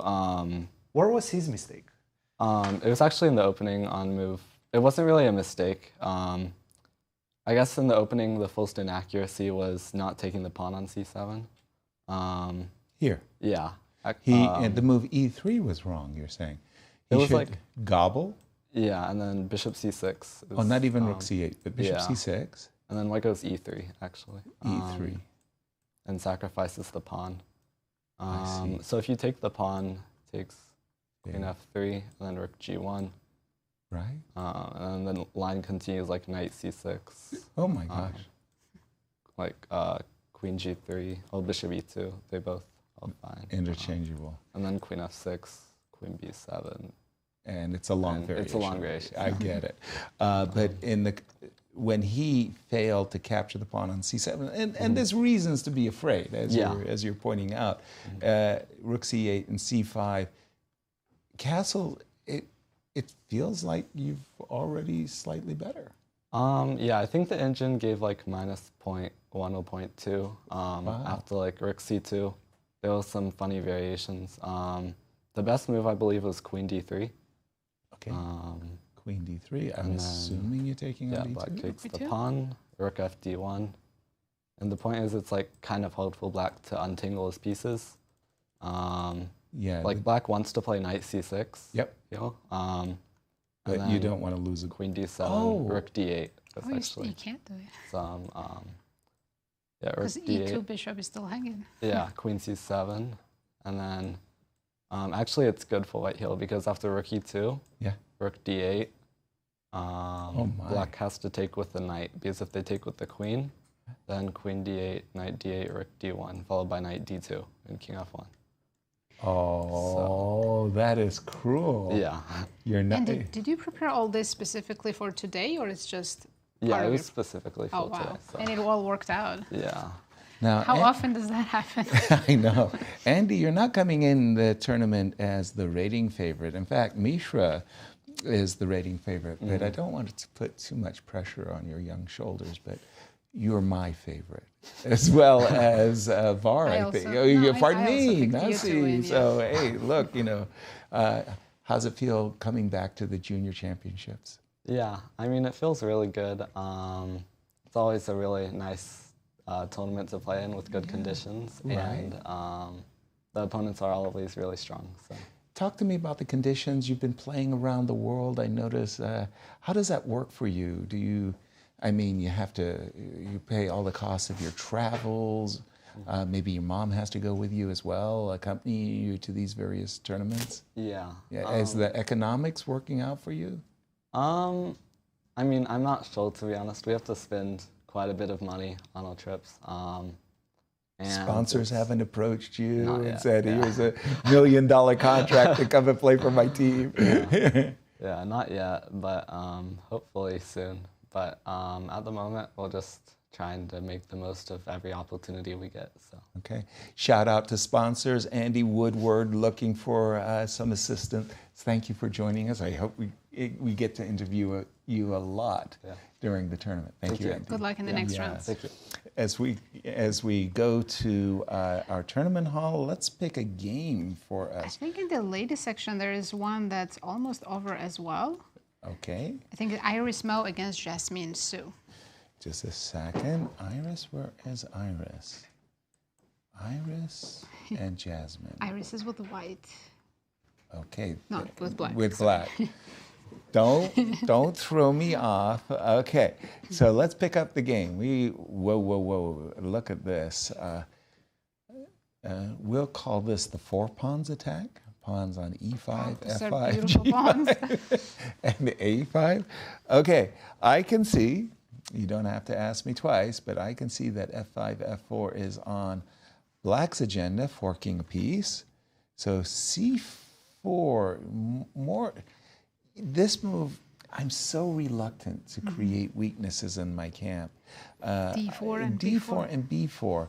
And I thought for a moment there that Jasmine is looking for an opportunity of playing B4. When she plays B4, she's taking that off the table. Okay, C4 was played. Very one-sided game. Bishop D2. Wow. Natural for me would be to occupy E4 square, but no, she's looking at grabbing the pawn. Bishop G7, Bishop D2.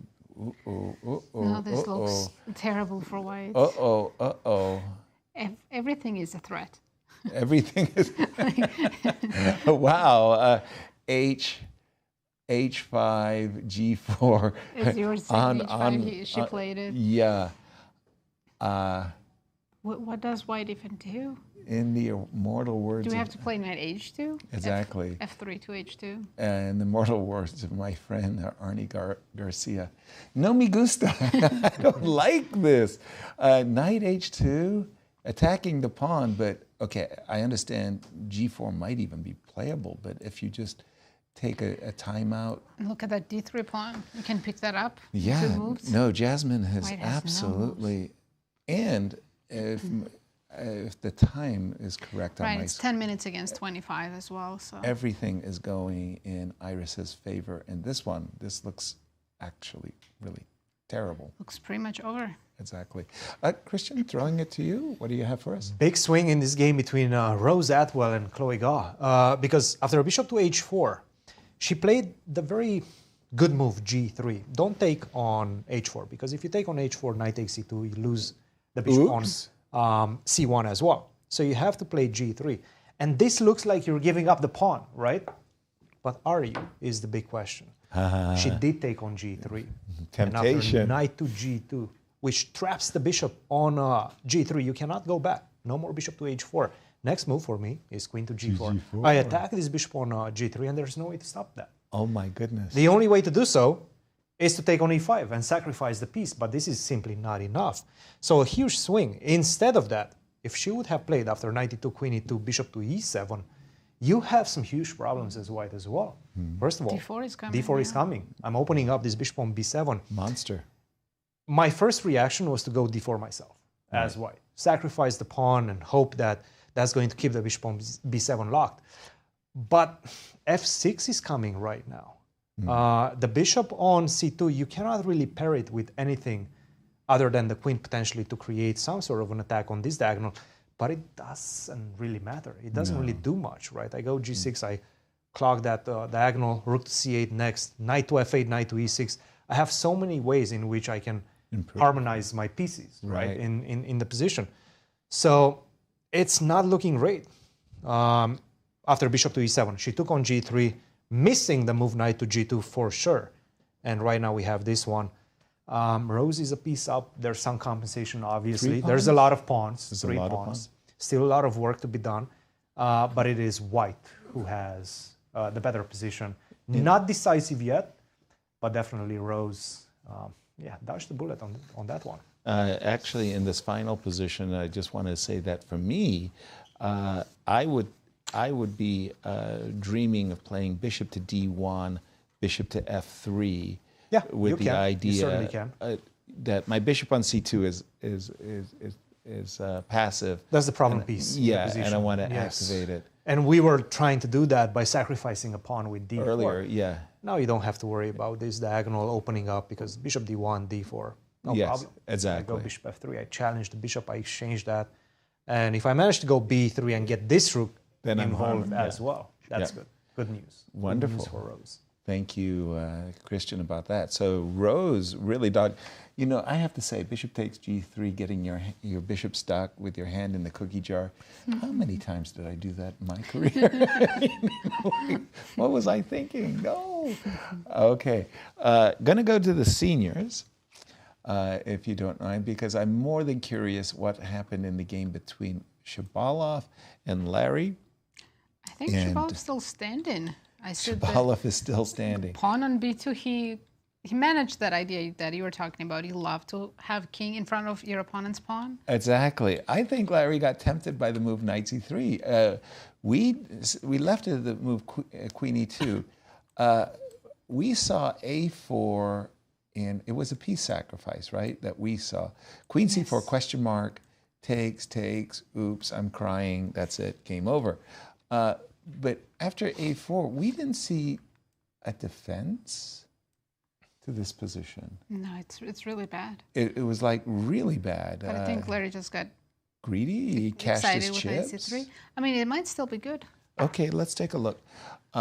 He did play. Sorry, I have to go back to the current position. I see Alex just made a big mistake after h5. Knight to c3, not a4. Takes. Rook h3, takes on b2. King b1. Okay. A4, bishop, rook. And here, instead of h5, if Alex played a3, just to stop rook b4 from happening. A3, preventing rook b4. White is not even that bad. That works. Because the pawn on b2 is actually defending the king. He has played h5, and that seems to invite rook b4, which is just an easy move to play, because after all, nothing speaks, nothing's easier in chess than gaining the tempo, attacking a piece, making a check. Rook b4 speaks to itself. I have to play bishop d3? Maybe can I take on g6 first, or no? No, I think that's just asking too much. The position doesn't... I was hoping for some tricks. Right. But no, I take with the queen, and I don't have anything. Doesn't feel right. If I have to play bishop d3, oops, excuse me. If Alex has to play bishop d3, is this where, like, bishop, or is it a3? Or I think first he could handle the king side, because g6 is actually hanging. Okay. You can just take on h5. Take on h5? Just take on h5. I thought we were playing rook f8, but take on h5. And then asking, by the way, f4 is another peshki hanging. And he's going for it. Rook b4 on the board. You don't have to ask Big Larry twice. I mean, really great encouragement. For those of you who feel yourself being too defensive, and there are people who just like preventing their opponents from playing, and then you want to bring out your inner urge to kill. Study Larry Christiansen's game. I mean, he is just such a fun player. When he gets his mojo going, it's just really great. Rook to b4, I don't see a better move than bishop to d3. I think rook c3 is just walking into bad pins. Bishop to d5, amongst other moves. Okay, bishop to d3, and you were saying captures on h5, huh? I mean, you can play safe, or you can play rook g8. Rook g8 is safe? For me, also, I found rook f8 in that safety space as well. Like, just, you know, you're going to take. It's like you don't have any kingside. If black ever plays a3, bishop to d5, I really start to feel like... Then you start praying for some stalemates. Yeah, it's bad. It's bad. And while we're still in the senior section, there's one interesting game between Timothy Taylor and... I remember this as the King's Gambit game. Now look at the end game that we have. Oh my goodness. Okay, so those of you joining us late, Tim had pinned a knight on c6 against Alexander Golden. And Alexander said, I don't believe you. I'll play knight f6, and I'll castle, and I'll ignore your threat.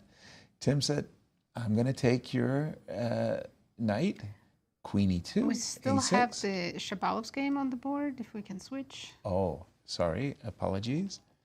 No, we got analysis. No, I mean on the screen. Oh, on the front screen. Yeah. I apologize. So we're out of the Alexander Shabalov game. The game we're in is Timothy Taylor versus Alexander Golden. It was the King's Gambit game. So we're just going to need to switch. There we go. And I'm a few moves back from the current position. And I have played queen e2, bishop d3, knight f2. Didn't we get here? Yes, and we realized we have to sack our queen. And he's done it. So what does he have? 3 pieces. 3 pieces. But... Also 2 pawns for black. 2 pawns. And good position. Anything else you want to add? Extra time on the clock. How about that? And maybe a more vulnerable king as well. Things have not gone well for Timothy Taylor. I think of the King's Gambit as a kind of a risky move. Very risky opening. Yeah, and I think, well, the opening gamble sort of paid off, right? Before bishop to b5, he had a tremendous position. Great success out of the opening. He shouldn't have gone for knight the to c3. Knight to c. He shouldn't have gone for the piece. After bishop b5, followed by d5, that was very, very difficult to not play, not follow up with d5 after you just played bishop to b5. So I've got the position on my board, bishop to b5. You're saying that actually, all things considered, white has actually done pretty well. Well, actually, it does seem like we're showing my board right now. But I have maybe we can show Yasser's board. On my perhaps on my board, you're saying Tim did well. He judged the position well, but he needed to play knight c3 and not go after. This game, and we're going back. We've got the analysis on the right side there. He should have played knight c3 instead of the move d5. Who could resist d5? I mean, you have to after you play bishop b5, you kind of have to go with d5. You kind of do, but this was the thing.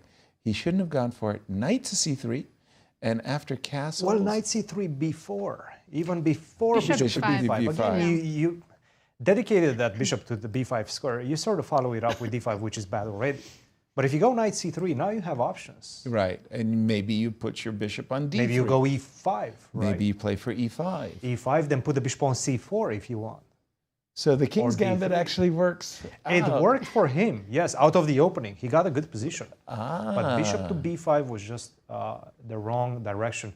And immediately, Goldin took advantage of that with knight f6. And what we have in the current position is we have 3 minor pieces. And by the way, the minor pieces aren't 2 bishops. Yes, I like the 3 minor pieces when it's 2 bishops and a knight, not when it's 2 knights and a single bishop, and not when the pawn structure... The opponent has 2 extra pawns. The opponent has 2 extra pawns. So we think Alexander Goldin is cruising to a much deserved He also had some results. Brewington drew his game against Kirk. Ghazarian. Okay. And we know the other 2, Justin Wang drew against Sharbesh, and Andy Woodward defeated Sandeep Sethuraman. Andy came on and it was good enough of him to share his analysis. Do we have any results in the girls or the seniors? We have 1 draw between Megan Paragua and Rachel Lee, that crazy game. Right, where Megan saved it. Yeah, that was an impressive save because Rachel really had I want to say, a great attack. It didn't work out that way. But I think Zoe Tang is in huge trouble. We know her position is much worse. She's also really down on the clock, only 3 minutes left. Oof. Uh-oh, I did something wrong. There we go. I did something wrong. We're back. I'm trying to get to Zoe tab. If we can take a look at Rochelle Wu against Zoe Tang. Yes, and this was that's our analysis. On the board, they still have queens. And as you can see, it's 22 minutes against 3. 3 minutes. Yes, still 14 moves to go in a very difficult position for Zoe. Zoe has played the move Queen E3, and while Christian was busily mentioning how bad Black's position was, you know, there was a marvelous game played by Garry Kasparov where he's on the black side of a Sicilian. I think his opponent was Peter Leko, and Black had a pawn on B4, and it was 3 versus 1. Mm-hmm. But that single black pawn on b4 froze the queen side because White didn't want to play a3, White didn't want to play b3, and White didn't want to play c3, so nothing ever moved.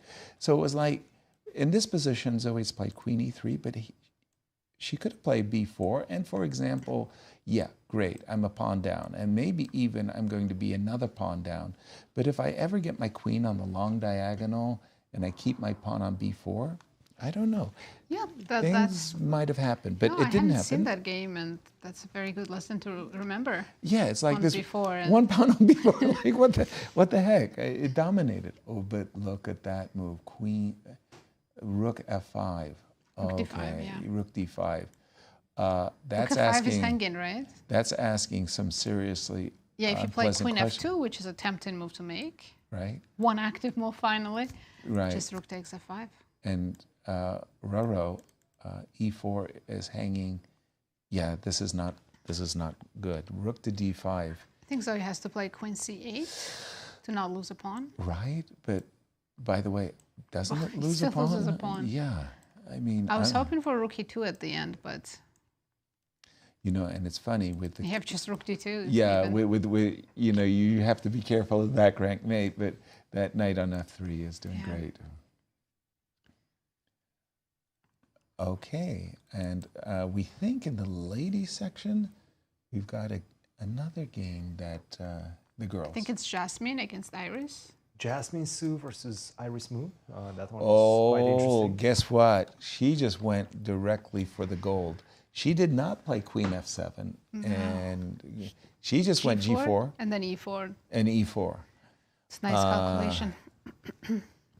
This is not good.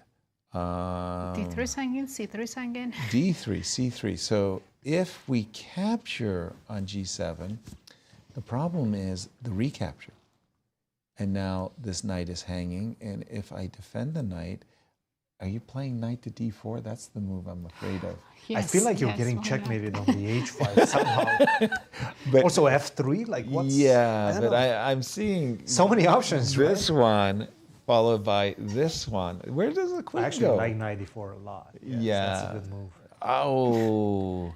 No, that was a very nasty move. It's over. E4. It's over. And she only has 2 minutes 50 seconds to understand that it's pretty much over at this point. Yeah, no, Jasmine is in real trouble because that it's a discovered attack against the bishop on C3 in the first place, but it's also that after we capture, it's a double attack against D3, against the knight on G4, and the triple. It's almost a triple play because the knight is coming to D4.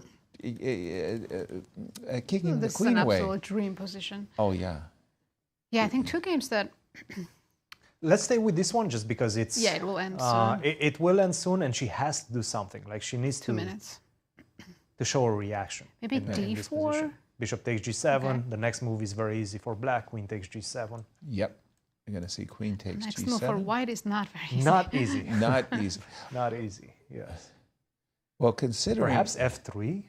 No, I was going to say, considering the other options, how about knight? Jasmine's setting up a trap. The trap is if you take the pawn, at least I can bail. I can get 2 rooks for the queen, and I get a chance to breathe. Even here, I think black's. I was hoping you wouldn't go say, let's play one more move and let's see who's having the fun. I think black is still having the fun. It's a beautiful trap. Yeah, it is a beautiful trap. But can I go knight D4 or like F3? Yes, and yes. F3 is actually. F3 gets the piece, but knight D4. Knight D4 might it's very tempting, right? also. Yes. It might just be checkmating, as well. What do you do after knight D4? Well, where do I put my queen? For example, if I go here, you might. I might go knight F3. Yes. Yeah. Knight F3, you have to take G3. Now there has to be a mate down the H file. Well, I'm taking Queen F4 and Queen F3 is hanging. So we have to be a little careful. I have to be fast. This has to be winning though. I know. No way. Victor's Pupils, a legend in the Pacific Northwest, would say about this position, every fiber of my being tells me you're busted. You convinced me. So let's go back a couple of moves. Okay. And instead of knight F3, I'm going to go bishop H3.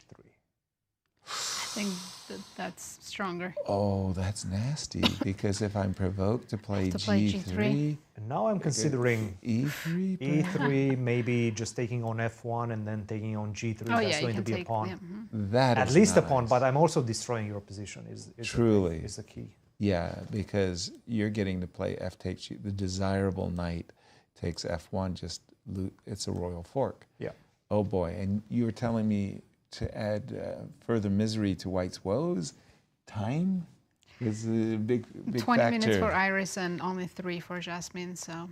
Has it ever happened to yourselves? Be honest. That you fell in love with your position. You liked it so much. You're just staring. You're not making moves. Yes. Because you're just like admiring what's going on. It's happened a lot of times. Yeah, and Black in this position, so many nice looking moves. F3, Bishop H3, Knight D4. I don't think Rook G8 is that attractive, but E4 takes D3. So you're thinking. The next thing you know, you look at your clock and you're down to like 3 minutes and you panic, and what was going on? You fell asleep, right? I don't think that's going to happen here. No, this just looks great for that's Black here. Just usually a lack of experience, right? Which they have. They have plenty of experience. They've been at the Junior Girls Championships before. So I don't expect that to happen. You just calculate, you choose one of the options that you really enjoy. Right. And you have many of them. Yeah, for me, Knight D4 is Knight D4 feels just a screamer. You can't help but want to play a move like Knight D4 in these positions. You just bring your knight to the center of the board. You've got those Knight F3 ideas. You've got Bishop H3 ideas. It's also one of those moves that is very difficult to deal with as White. For sure. Like, you're seeing another knight coming towards your king. You understand that there's so many things that you need to pay attention to, and you don't have time, and the position does not allow you to pay attention to everything. So sorry, did we talk about Rook G8? Because that also just threatens mate in 1. Yeah, the funny part, as I mentioned, it is a passing fancy. Move, but we didn't actually look at it. No, right? I think that just. Is it even that? I think I discounted it, actually. I thought, I don't want to play Rook G8 because I thought, okay, my Rook vis-a-vis your So queen. let's say G3 right now? 94? I don't have a lot of ways to defend this position. Yeah, Queen D2. And E3. Yeah, it's looking bad. It's looking rough. Whatever I do, it's looking rough. Here I'm really tempted to play Rook takes E3 and not let you have any fun. I probably have to take Knight takes E3 at this point. But then I'm afraid of taking on G3. Yeah, I think G3 and you're not even taking take the. on G3. Not even taking them. I hope I'm not getting mated. You did. Good luck with that. No. H1. Where's the mate? Where's the mate? Show me the mate. You have to ask. Okay, first of all, shouldn't I always be looking at the long diagonal? 95 exists, so maybe Rook G1? No. Yeah, Rook G1. Okay, hold on. I'm going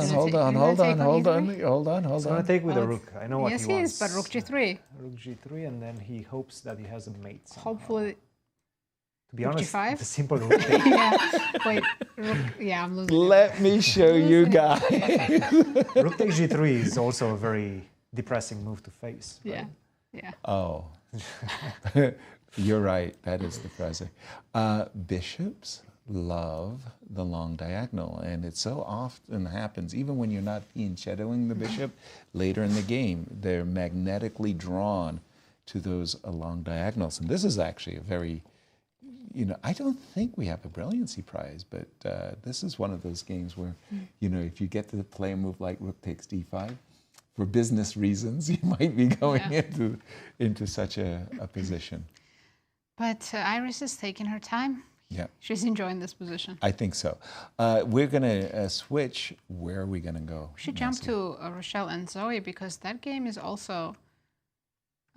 she won the pawn. Zoe Tang and Rochelle Wu. You're right. She did. Rochelle did win the pawn. And let's see. We left it... Rochelle had just played the move Rook to D5, and we thought, uh-oh, Zoe, goodbye. She fell for that. Rook F5 happened. Well, I don't know if she fell for it or went for it. Right. But in this position, White needs to play Knight E1 to keep the advantage, which is not that easy.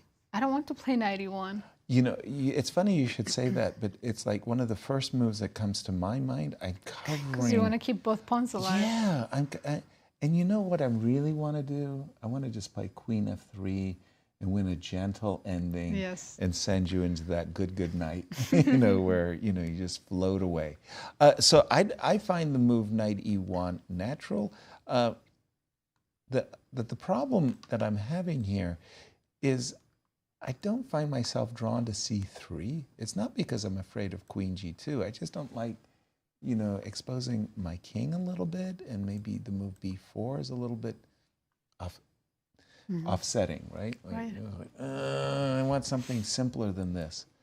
Rook C1, I will take on G2 or Bishop H6 first. I would just find myself annoyed that the move Bishop H6 exists. So what's the clock times between these two? 2 minutes for Zoe, 14 for Rochelle. And again, for those of you joining us late, Zoe Tang, one of our pre-tournament favorites, one of the higher-rated players in the tournament, up against Rochelle Wu. And Rochelle has played a model game thus far. Somehow I feel like right now Zoe Tang has the best chances of like this is her best. It just feels like best position she's had in a while. Exactly. I don't know why, because objectively it's not. Right. She's still busted. Right. But it's only with very precise because her moves. bad pawns are gone. So it Maybe. doesn't Right. look as Every bad. time you take one of the bad pawns, her game improves. Also, White has to become a bit passive right now. You have to go knight to E1, right? Okay. You have to go knight E1, then retreat with the queen to F3 and hint towards an endgame, right? Which perhaps she does not want from a practical perspective. Quick question. She wants to play knight G5 and checkmate, but I think so, yeah. Unfortunately, you don't have time for that. At least not right now. I was going to ask a quick question. I hate it. I don't like it. Trust me, I do not like playing such moves, putting myself in a pin. Knight to D2? Rook D4? Rook to D4. Oh, sorry. I was going to go queen to A8. No, queen F3 is not what I want. Rook D2? Yeah, but simply rook D2. And Black wins. I keep forgetting about my back rank checkmate. Yeah. Sorry. So no knight D2. Yeah, knight E1. Has no, to but be played. Queen F3, rook D2 does not work. No, because in that case it's queen F8. But the problem with knight D2... but you can take on F3, right? Exactly. Bishop H6. Exactly. Oops, sorry. Rook D4. Rook D4. And I am not a fan of the eternal pin. You probably don't want to have this endgame. You have to play king C1. No, this is not what... I mean, black is under... Black, if anybody, I'd be worried. Black is I'd be worried that, wait a minute, I could be worse here as white. We do have a move. Rook C1. Rook C1. That's what I'm telling you. You know, it's from a practical perspective, it's not the same pressure that you had 2 moves ago. You got 2 question marks, and we can see if Albert now says it's equal. So after Bishop H6, what else outside of just the perpetual with Queen B8, Queen B7 do you have? B3, a tempo move. Okay, let's have a look. Bishop H6, B3. You know, I'm first of all worried. Go Rook C5, right? But aren't we a little bit worried? Sorry. You're playing for a win now. Yeah, I mean, you're tempting me, right, Queen? You know, I've got ideas. Bishop. Well, I have million Is it checks. perpetual check? Yeah, of course you do. Of course. Apologies. Yes. I'm forgetting that you always have a perpetual check. So Rook C1, you wanted to go Bishop H6, C3. Let's have some fun. Rook C5. Yeah. And at a certain moment, you're going to want to play check. Well, you get the check, you get another check back to B7, yeah, and then we just do a perpetual, right? Yeah. The question is, do you have more as white? Exactly. And if not, then why did you play this move Rook C1 so quickly? Because Bishop H6. She's not playing it. She did not play it. Queen takes G2.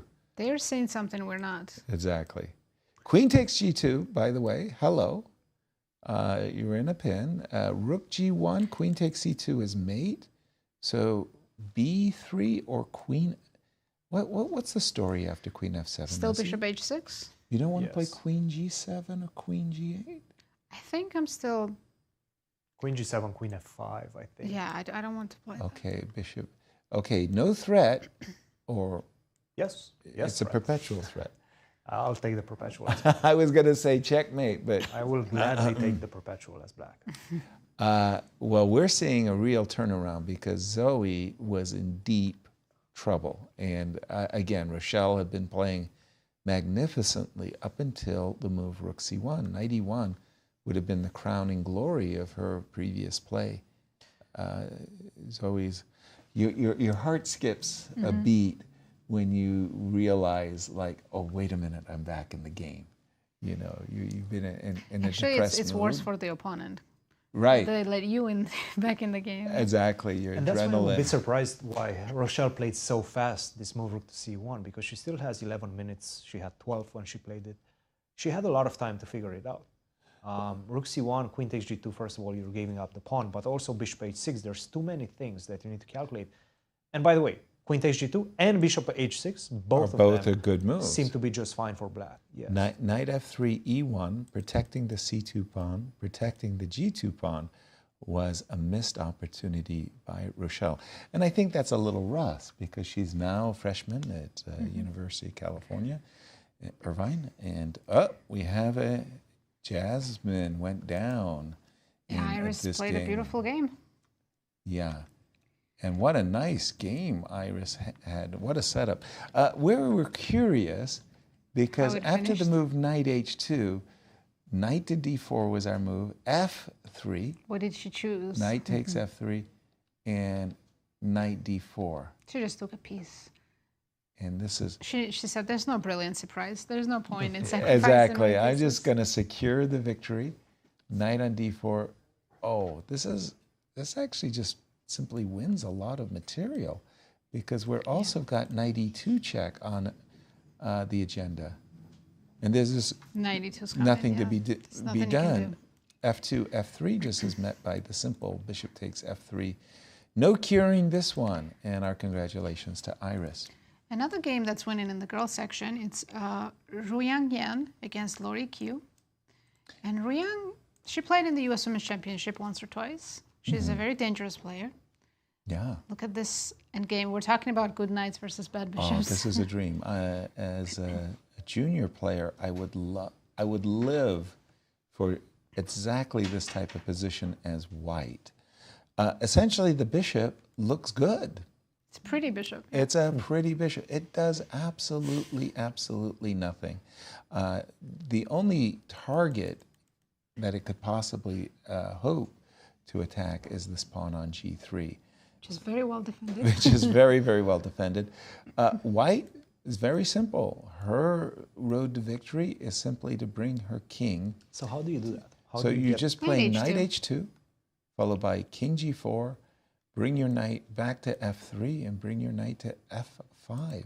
I thought you would just sacrifice. You want me to play Knight F6? No. No. H6, H7, and exchange the pawn on the H file for the pawn on F6. So you can play King F5 and H6. Oh, that's also winning, right? Okay, so you would take the brutish approach. That's one way. But King G2, King H3 is also very safe. Yeah. Yes. Well, first of all, let's say black tempos, right?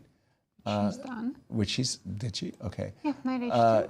Okay, so you would go for the brutal. Yes. H7, and by winning this pawn, you've got the king, the king's pathway, Bishop and D6. Pardon me, bishop to D6. Do not to allow knight to B8. Apologies.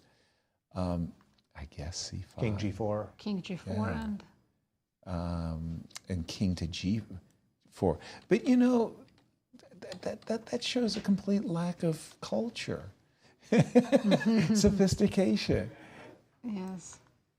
Okay, I would play Knight H2 and King G4. But we're going to show you some results for those of you joining us late. Take it away, Nazi. Right, in the girls section, we only have 2 results so far. There was a 1 draw between Megan Paragua against Rachel Lee, and Jasmine Su lost against Iris Mo.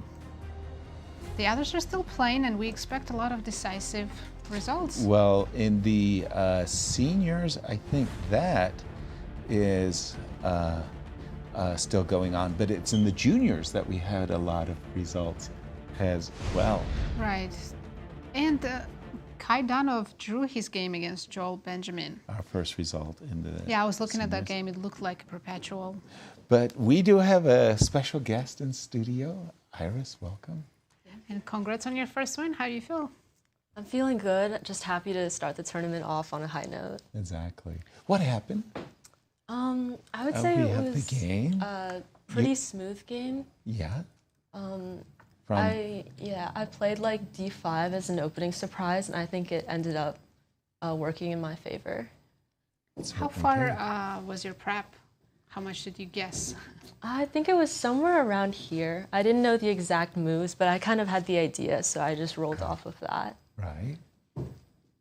And tell me when you thought it was going to be a good day. Tell me when you felt like, where has she gone wrong? Like, after you played the G5, you're already feeling good about your position, Iris? Yeah, I think also when she went knight h2 and allowed f5, I felt like that had to be good. Right. It's just like I have an attack and she doesn't seem to have much counterplay. Exactly. Your pawn on a5 is really stopping everything on the queen side. Right. Yes. Okay. What are you enjoying this position? It looks very pretty. Yeah, at this point I was like pretty sure that her pieces are kind of stuck. I have the attack and the means to do stuff, but she doesn't really have much. This exact position, we didn't make any bets. We're not that kind of crowd. But I was thinking that you would play Queen f7, Queen g6. Get g4, hit d3. You went in right away with this because you had calculated a nice combination with e4.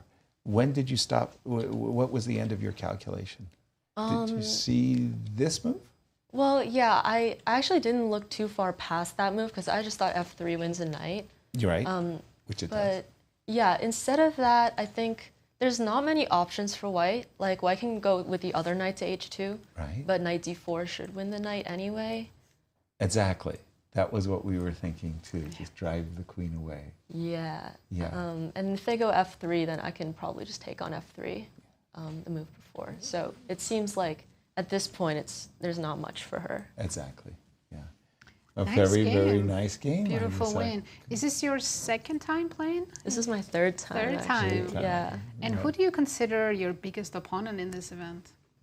I mean, I feel like this event has been like more even. Like everyone's kind of in the same strength, I would say.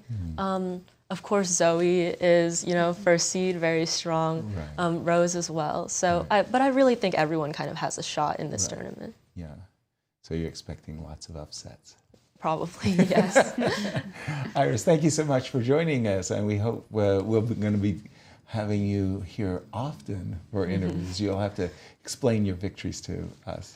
Good luck. So Good luck in the next round. Thank you. Absolutely. Thank you. And we're going to go to the game of Larry Christiansen. He had this marvelous attacking position against Alexander Shabalov. It looks like his attack is very successful. What has happened? Because we left it, there was a pawn on b2. It's gone. It's gone. Remember the bishop was on c4, rook b4, bishop to d3. Rook f8, remember I said? Yeah, rook f8. Rook f8, rook d4, c3. Okay, we're catching up with the players. Larry, I think taking on b2 was not a good idea. It only helps black. Well, it opened up the position, the lines actually for black to attack. Ooh, look at that move. That's a zinger. Queen f2 check. Queen takes f4. It's like not only did you win a pawn, Larry also just again he's opening up lines in his favor. I just wanted to ask the clock times. I'm expecting Larry to play Queen Alex G4. is down to last minute, 35 seconds actually, and Larry still has almost 9 minutes. Well, this is a disaster because after the move Queen G4, not only is the rook pinned to the king, the bishop is likewise also pinned to the king. All black pieces are much better than white pieces. and they're up material too. Yeah, it's... this is a hopeless situation. Yeah, this is just game after over. Queen to G4. Yeah. And what happened here? This one was a draw. Rochelle and Zoe. Zoe survived her first game. Huge survival. Rochelle was very close to winning. I mean, she was +2. Rochelle is not looking She's a bit rusty, happy. yes. She hasn't played.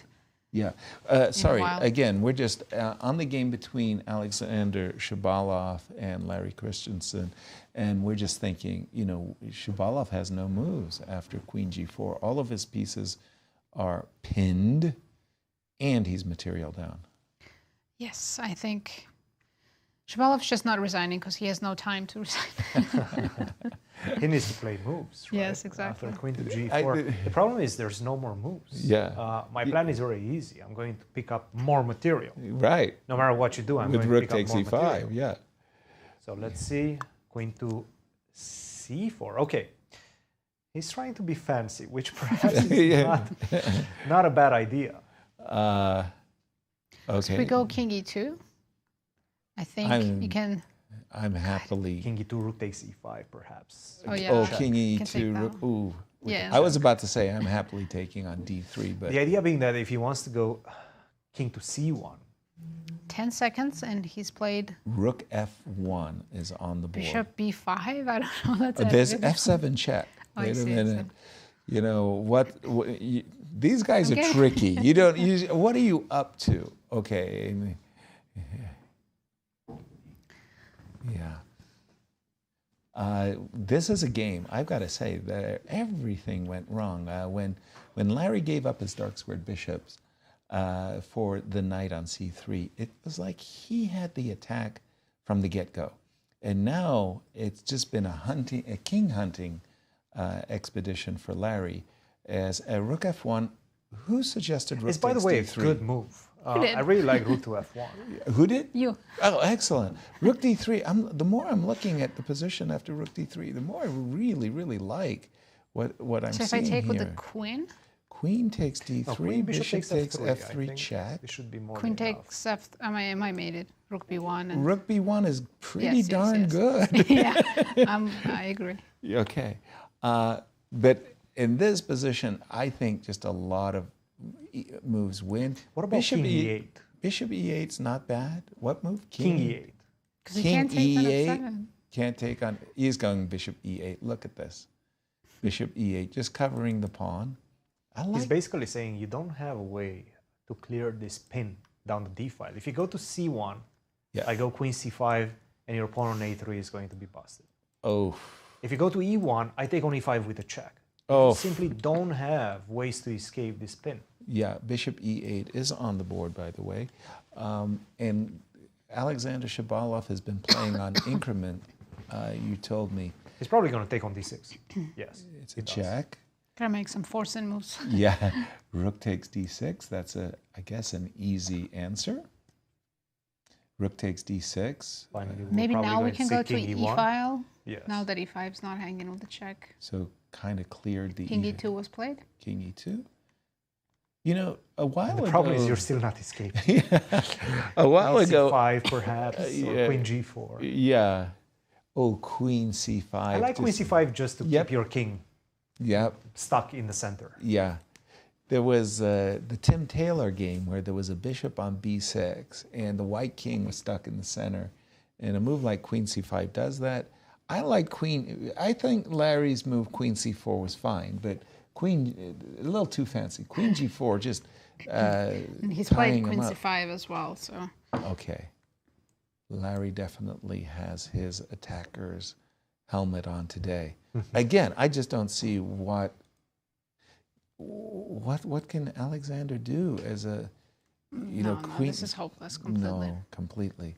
Did he play? He made a move? King C1, I believe. The king was an E2.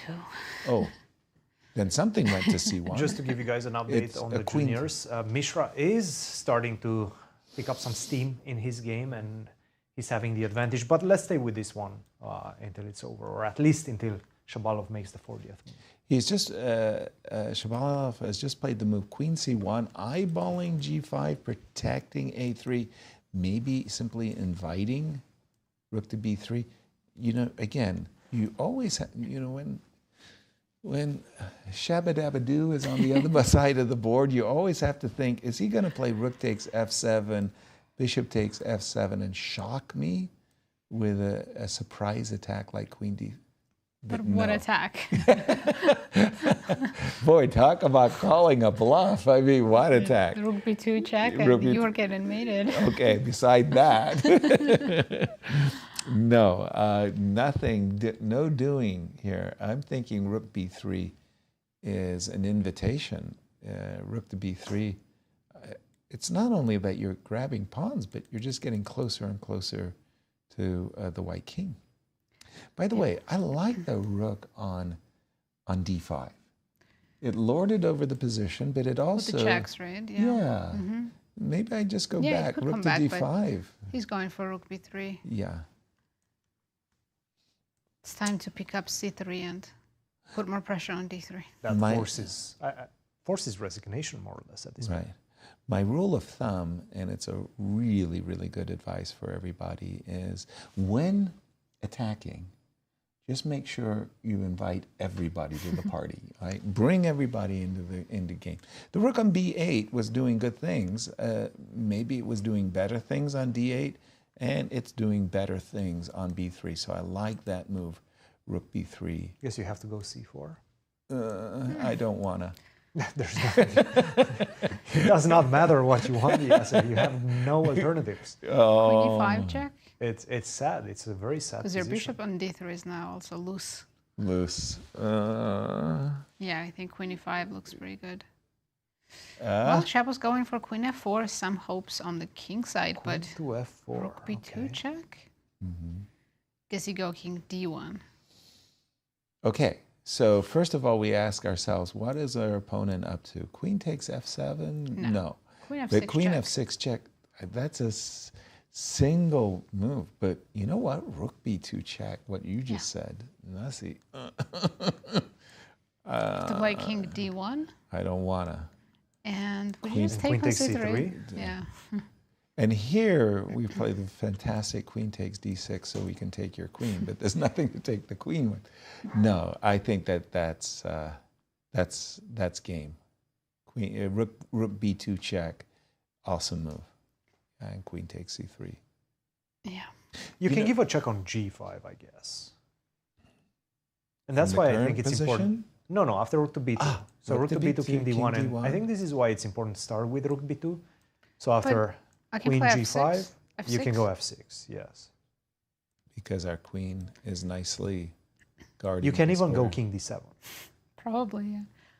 I can probably even play so king there's f8. No more. Or what can't I? You guys. Well, king d7, there's no more bishop b5 either, because precisely the bishop is on d1. d1. So the bishop is pinned. It's some rook f7. I don't want to allow you to do that, so I'm going to go f6. Yeah, it's much safer. Even though this is winning I like f6. Rook b2, come on, Larry. Is Larry in any time? No, he just dropped down below 5 minutes. But this is also move 40. We've made time control. Oh, they've already. Okay, yes, well then he's going to just kind of like enjoy himself. So should we switch to Ruyang's game? Because I think that game will be over very quickly. Pretty quickly. There we go. Where are we? In the girls section. You're in the juniors? I'm in the juniors. Okay. Yeah, Ruyang Yan against Lori Q. There we are. There's just mate in 4 moves. So I think we're going to see resignation. Okay. I think she went for... Did she go for the brutal method? Or did she did. She gave up h-pawn for the f-pawn, and now we're going to see checkmate in 3 moves.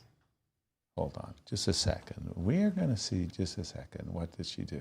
No, she showed her culture. She went knight h2. She didn't go h6 and h7. Look at this. This is a great understanding. And we do have a result. Mm-hmm. She's played it really nice, and she just escorted her g-pawn. And it was just one of those things. If you just go, the bishop... the bishop on d4 looks really good, but really it was a spectator. Nothing. Yeah. It did nothing in the game, and the g-pawn for coronation.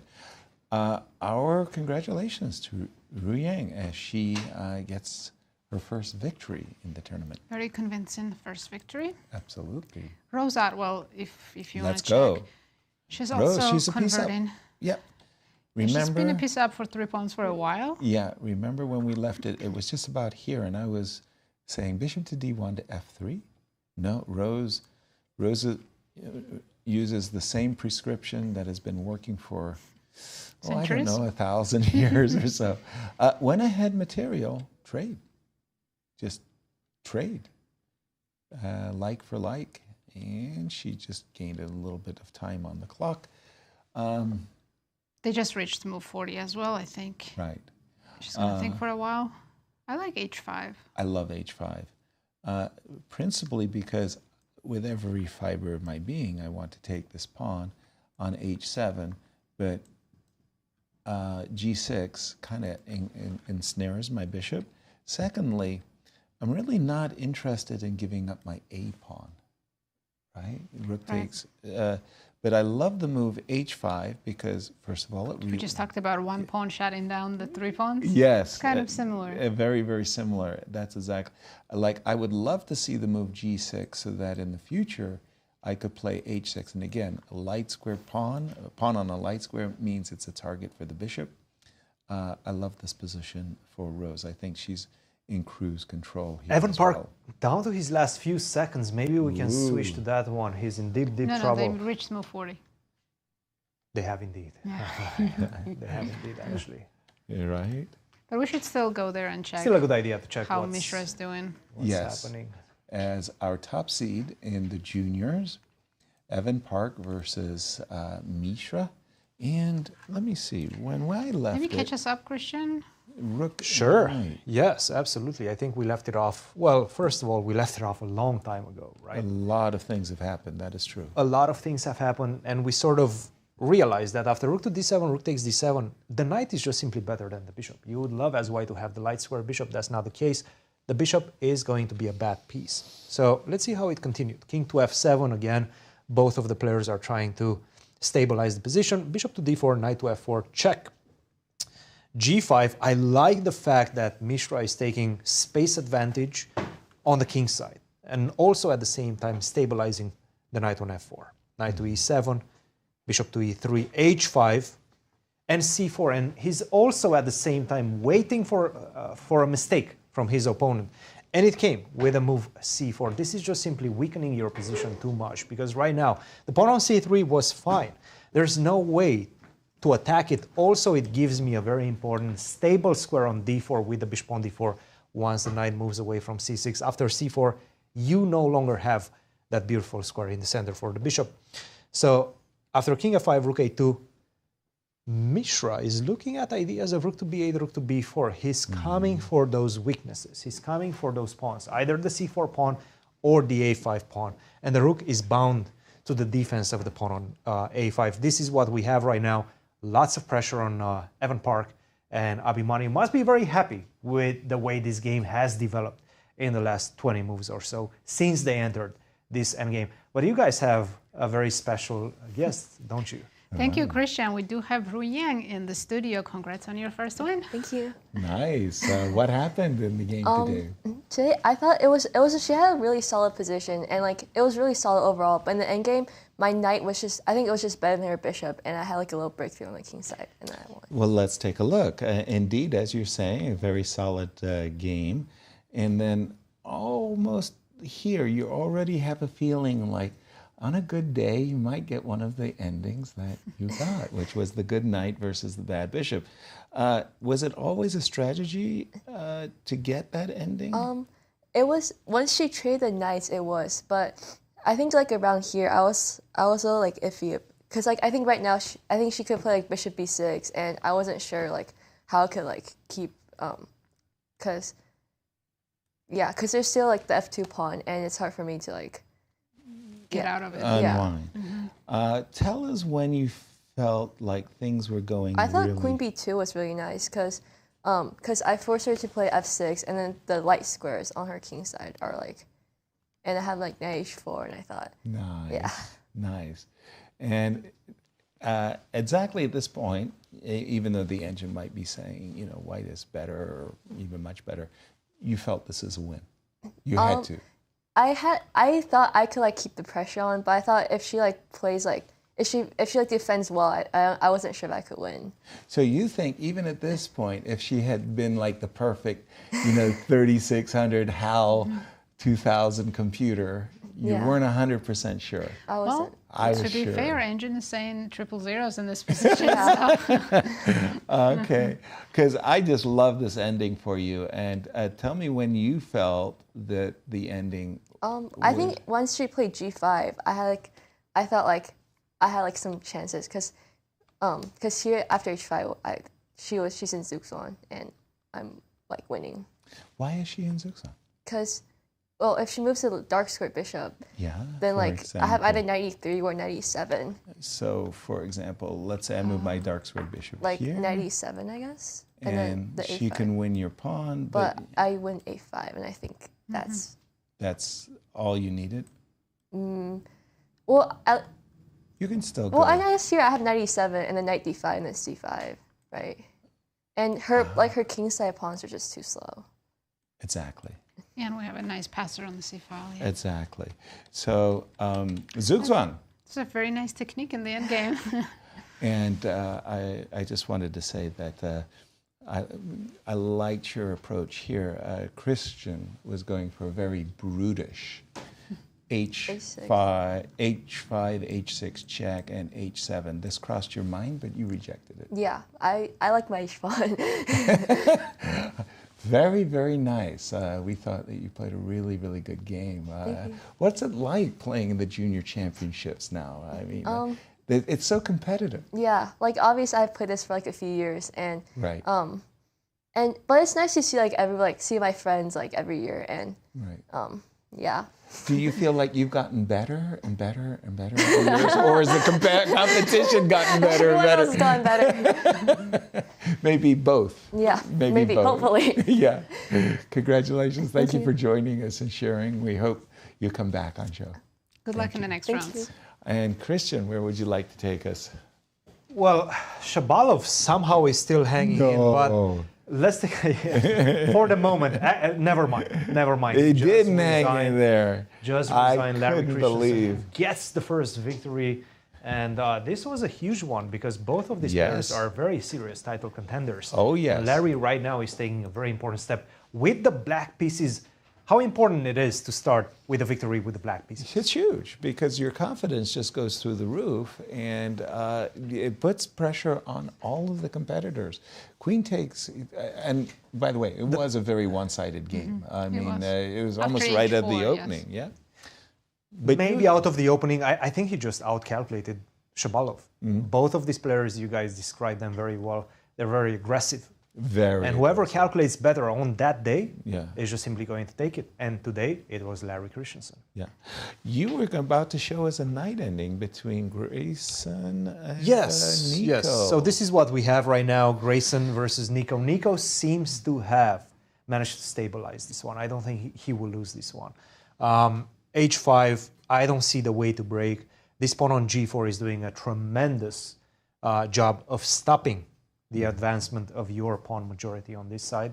So you would love to have another added pawn, 4 versus 3. That would be much better towards your success with the extra pawn. 3 versus 2, with this structure, I don't see it happening. Yeah. I think Nico is going to save this one. You know, it's the funniest thing about these night endings. So you have, each side has a knight, but it's 2 pawns versus 1 pawn. It's almost always a draw. 3 pawns versus 2 pawns, it's very, very often a draw. 4 versus 3, then it's it gets more complicated. winning. But when it gets to 5 versus 4, all on the same side, it's like 100% win. It's amazing. The more pawns, the better for the ones that have the extra material. Exactly. With the knights, yes. All right, we'll keep an eye. So Nico, that's a big save for Nico because he was on the back foot since the early get-go of this game. Well, all the players reach time control. So let's take a look at the results. Yes. Let's update our audience. We start with the girls. We have 2 draws. Rochelle Wu and Zoe Tang drew their game. Megan Parago drew against Rachel Lee. Yang, who we just had in the studio, she won her game against Lori Q. And Iris Mo won a beautiful game against Jasmine Su. Wonderful, and I was just taking a look there at the... Oh, but first of all, more results in the juniors. In juniors, we had 2 draws. Brewington drew and Justin Wang drew, and Andy Woodward won a beautiful game against Sandeep. It's mostly prep, as he said in the interview. Nice, and we have special guest in a studio with us. Larry, welcome. Really, really nice to see. What happened today? Well, I thought I had a crummy opening somehow. Crummy opening? We thought it went well for you. Yeah, it seemed well. It seemed okay after I figured out knight d5, the structure. Right. And I figured I could get him, maybe before he gets me. Right? Maybe his queen g4 was not correct. Right. Maybe you should try to consolidate a little. So we thought the move bishop to d4 and bishop takes c3 was very clever because we thought right here, right now, you've got the initiative. Really? Okay. Yeah. I was fairly, mildly optimistic here, actually. Right. And I think you just nailed it, that queen g4 was just a misstep. Yeah. I mean, he provokes you to play g6, Thank but he can't really exploit it. When did you think things had really gone in your favor? Like right here? Well, when I... or right here? This was looking after a5, I felt pretty comfortable. Right. And when he came back, knight c3, fine. Then maybe a4 is also... Yeah, but why did you reject a4? Because it's I thought he could... what was he going to do? He was going to play bishop takes knight. Yep. Maybe some sort of queen e3. Queen e3 jazz? Yeah. And, if I take on a2, he goes bishop. That looks... I want more than that, actually. Yeah. So you went for knight c3. Cool. Knight c3. I felt very comfortable here. Yeah. Right. Okay. So if he plays king takes, he gets his king. No. I played this kind of thing a few times. Right. Very tempting to play a3, but you rejected it because I like the idea of rook going rook lifting. Okay. a4, I'm sure, also an excellent move. Actually, this was the critical moment where Alex had to play a3 instead of h5. Yeah, this was his last chance. B4. Your rook b4 simply too strong. A3, just... It looked pretty tough for him. Maybe I play rook c8 now. I don't know. Right. Just to bother him just kind of... Maybe bishop g2 threat, yeah. Yeah, it's loose. But you're having fun. He's in the game. Yeah. You're having fun. You went h5, rook b4, and... This looked comfortable. I mean, you can have welcome to the A pawn. Right. You got a situation. I'm sure. I had a lot of easy wins. Yeah, no, but I just wanted to say I've never seen Alexander Shabalov so handcuffed. Normally, to interrupt her.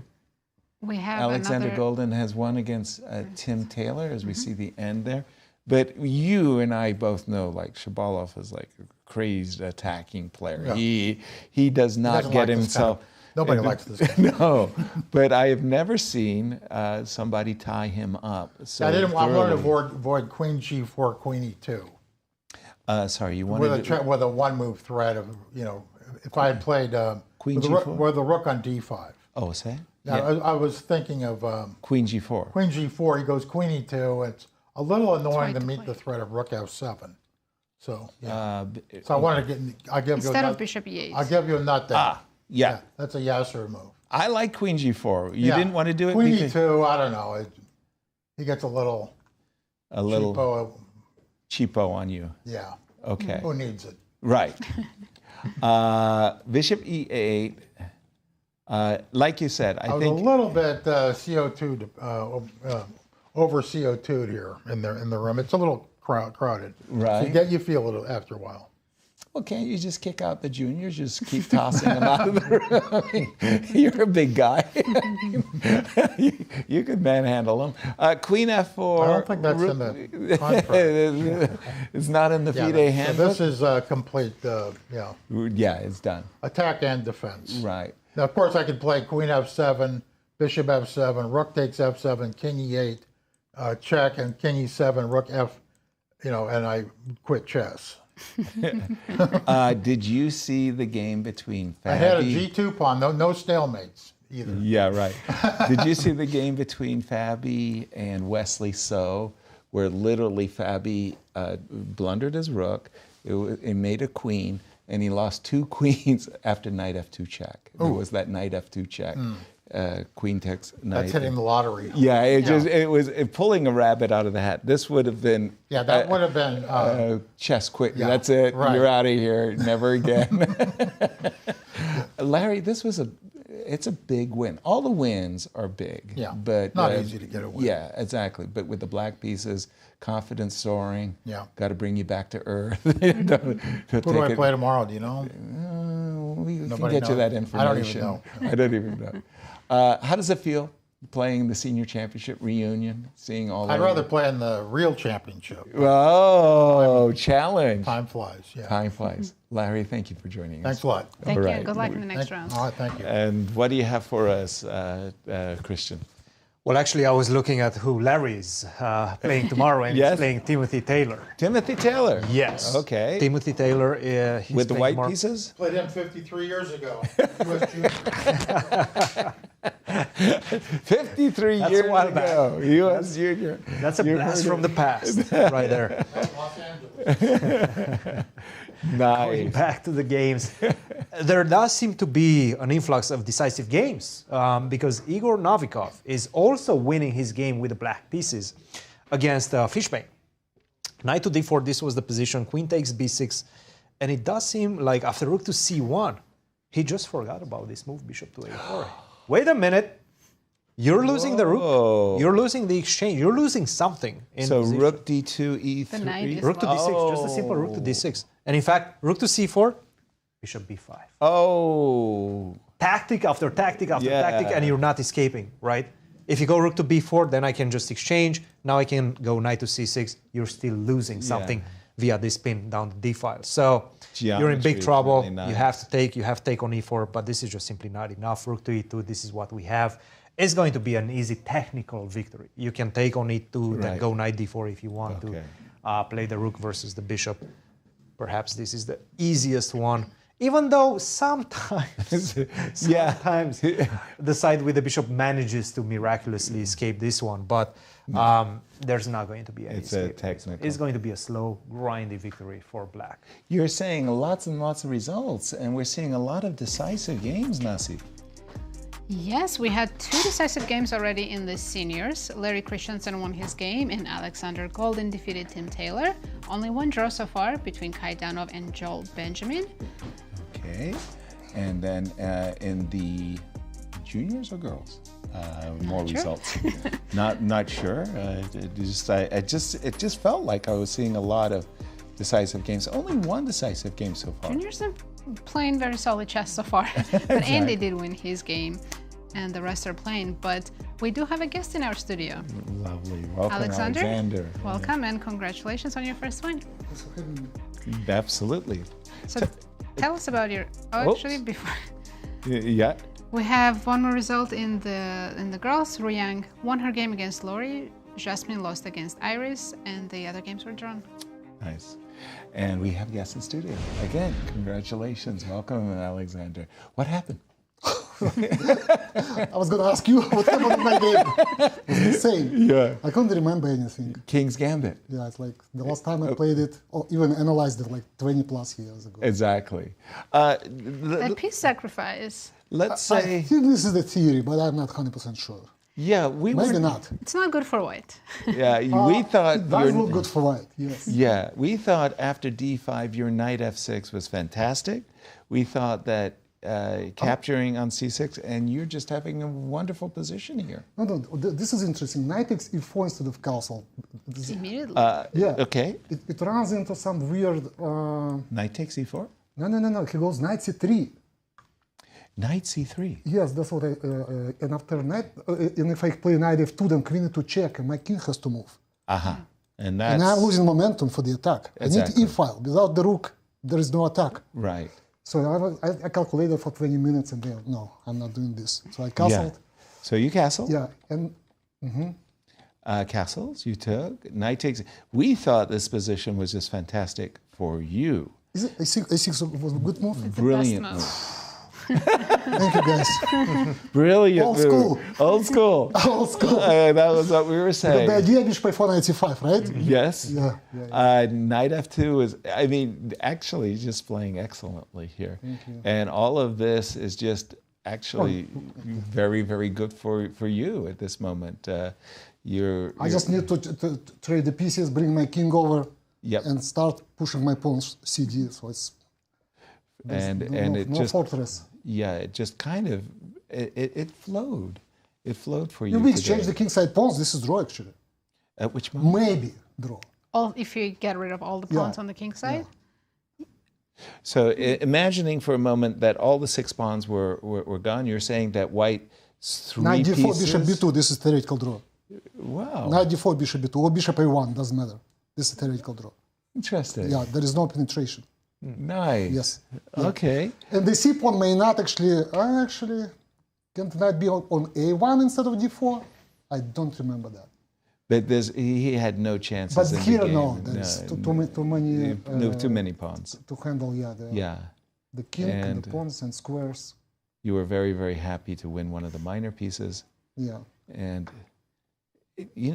I tried to not to blunder the fork.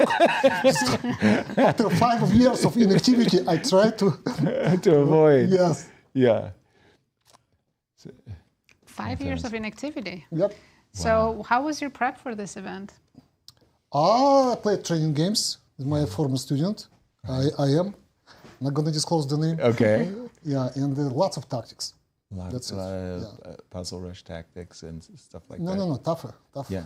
What's it like? You come back to chess after 5 years. You got the butterflies in the stomach. Do you feel the competition, the competitive juices flowing? What goes on with you? It feels great. Feels great. It's good to be back. It smells something familiar. Thank you so much, Alexander, for joining us, and congratulations on your first win. Thank you. And we are going to go to a commercial break right now, and we'll see you on the other side of our break. See you soon.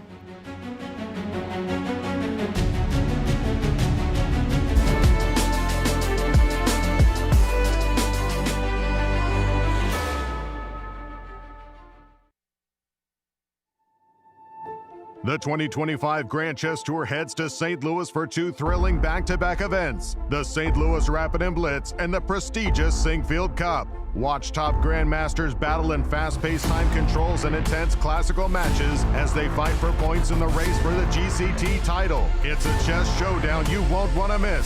Be there to witness the drama unfold live from the chess capital of America, St. Louis, Missouri. Ladies, are you looking for something fun to do? Do you want to make new friends and broaden your horizons? Ladies' Night is the premier all-female chess event in St. Louis. Every Wednesday night, you can meet and play with new people while learning one of the world's most popular games from a certified woman grandmaster. Plus, St. Louis Chess Club members can attend for free. Whatever your age or skill level, you're welcome at Ladies' Night. You know Q Boutique at the World Chess Hall of Fame has the region's best selection of chess sets. But this store is so much more. Discover our masterfully curated selection of unique jewelry, clever kids games that nurture critical thinking and creativity, quirky greeting cards, books for all ages, and a wide variety of locally made goods. Find just what you're looking for at Q Boutique at the World Chess Hall of Fame. The St. Louis Chess Club's WGM All-Girls Summer Camp is August 4th through 8th at Live for Life Academy. Taught by women grandmasters Sabina Foyser and Katerina Nemkova, this camp is the perfect opportunity for girls wanting to learn more about strategy, tactics, and in-game techniques to explore the game in a friendly and welcoming environment. To learn more about this fun and educational experience, please visit stlouischessclub.org. Corporate Chess League started in 2018, and we started it because we wanted to get the corporations around St. Louis to get together, casually play chess and network together. So each corporation has their own team. They bring 4 to 6 people every week, and they play over the board in-person chess. In our team, for all of us to be here, we don't see each other throughout our week. We work in different departments in different areas. So yeah, I think it's a good thing to hang out with your other peers at the club. So what myself and my coworkers get out of playing in the corporate chess league is camaraderie, getting to hang out with people from work, from different departments, getting to meet people from other companies, learn what they do, and obviously just enjoy the game of chess that we all love. We have about 10 teams right now. We average 10 to 12 teams every year. So if your corporation is interested, or if you work for a corporation and you're trying to get a team, all you need to do is go to our website, stlouischessclub.org, and all the information is there. 10 years, one legacy. The Grand Chess Tour marks a decade of mastery where only the strongest chess minds carve their names into history. Each piece has its role, like soldiers in a grand army, with commanders to lead them into the tour's 10th year and a prize fund of $1.6 million. The Grand Chess Tour starts in Warsaw with the Superbet Rapid and Blitz Poland, immediately followed by the Superbet Chess Classic Romania in Bucharest. Then off to Zagreb for the Super United Rapid and Blitz Croatia, followed by back-to-back events in St. Louis, Missouri with the St. Louis Rapid and Blitz and the Sinkfield Cup. And the culmination of the grand finale in the city of Sao Paulo, Brazil, will determine the 2025 Grand Chess Tour champion. Fight with every ounce of strength for victory. This isn't just a moment. This is history. We're at the World Chess Hall of Fame in the exhibition Charles Hauska, Master of Play. Charles, or Charlie Hauska, is a local artist who has the Hauska Gallery just a few blocks away in the Central West End on McPherson. We love to celebrate local artists here at the World Chess Hall of Fame, and we've been so excited to work with Charlie on this exhibition. I'm so honored and very happy to be showing all my different styles and different works of art at the World Chess Hall of Fame here in Central West End. They definitely are my neighbor, but it's another way of showing people really how great Central West End and St. Louis is, because we can collaborate and we have a lot of exciting things. So my studio is here in Central West End, my art gallery where I represent other artists, and the Chess Hall of Fame shows world-renowned artists, and for them to recognize my art and wanting to show it, it really is a big honor. Charlie has a huge fan base in St. Louis, and so many people collect his work, and they were so generous to lend some of those to this exhibition. He works in 2D, as you can see in the gallery, and some beautiful sculptures, and he likes to paint on everyday objects. Since the exhibition opened, we have received so much positive feedback. Our gallery opening that night had almost 300 people attend, and the work just makes everybody so happy. It spills out of the gallery. It's in our hallways, it's outside on our patio. We have a beautiful new chessboard designed by Charlie, and it just is making everybody so happy. Some people will say, oh my God, that's such happy art, and then they'll apologize saying, I'm sorry, I don't mean to call it happy art, but it is happy art. So I've never been bothered by it. There's a lot of dark and depressing art out there already, and so I just always felt like it was okay to make happy pop art. We hope you're able to come to the World Chess Hall of Fame to see this great exhibition, which closes on April 5th, 2026. For more information, visit our website at www.worldchesshof.org.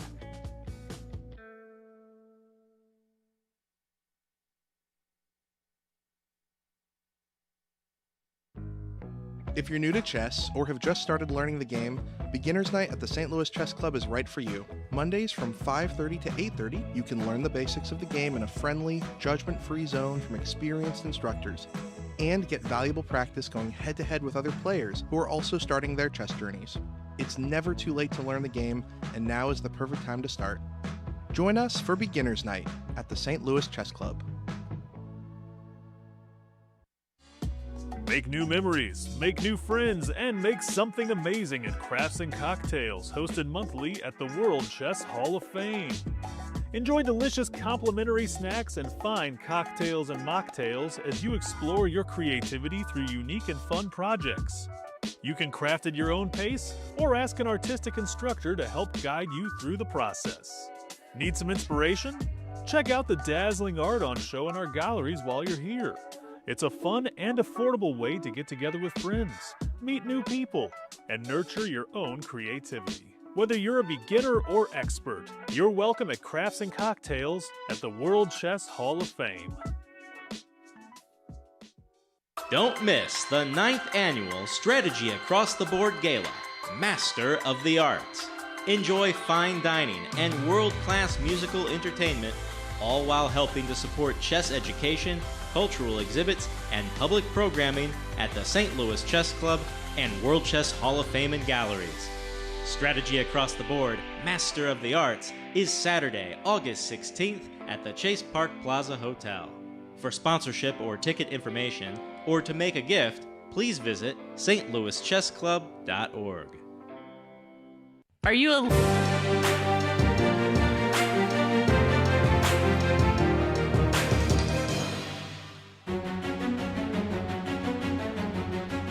Welcome back, everyone. We are towards the end of round 1. Let's take a look at our current results. Absolutely. We do have a lot of results already. In the girls section, we have 2 draws and 2 decisive results. Rian Yan won her game and Iris Mo won her game as well. And in the juniors? In the juniors, so far only 1 decisive game. Andy Woodward won a beautiful game against Sandeep Sethuraman. Brewington drew his game against Kirk, and Justin Wang against Shar. 2 games still going on. And in the senior section? In the seniors, also 2 decisive results. Both with black. Interesting. All right, Larry Christiansen defeated Alex Shabalov. We might have 4 decisive results with black. Really? Igor might be, well, Igor seems to be winning with black pieces. And yeah. also Akopian has some chances to win as well. So this could be a day for the black pieces. Black. What do you see in these 2 games of the seniors that could be black? Well, in the seniors, a lot of things have happened, but in all competitions, there seems to be a lot of fighting spirit. This is what I'm gathering as information from day 1. In the girls section, we could have had so many decisive results.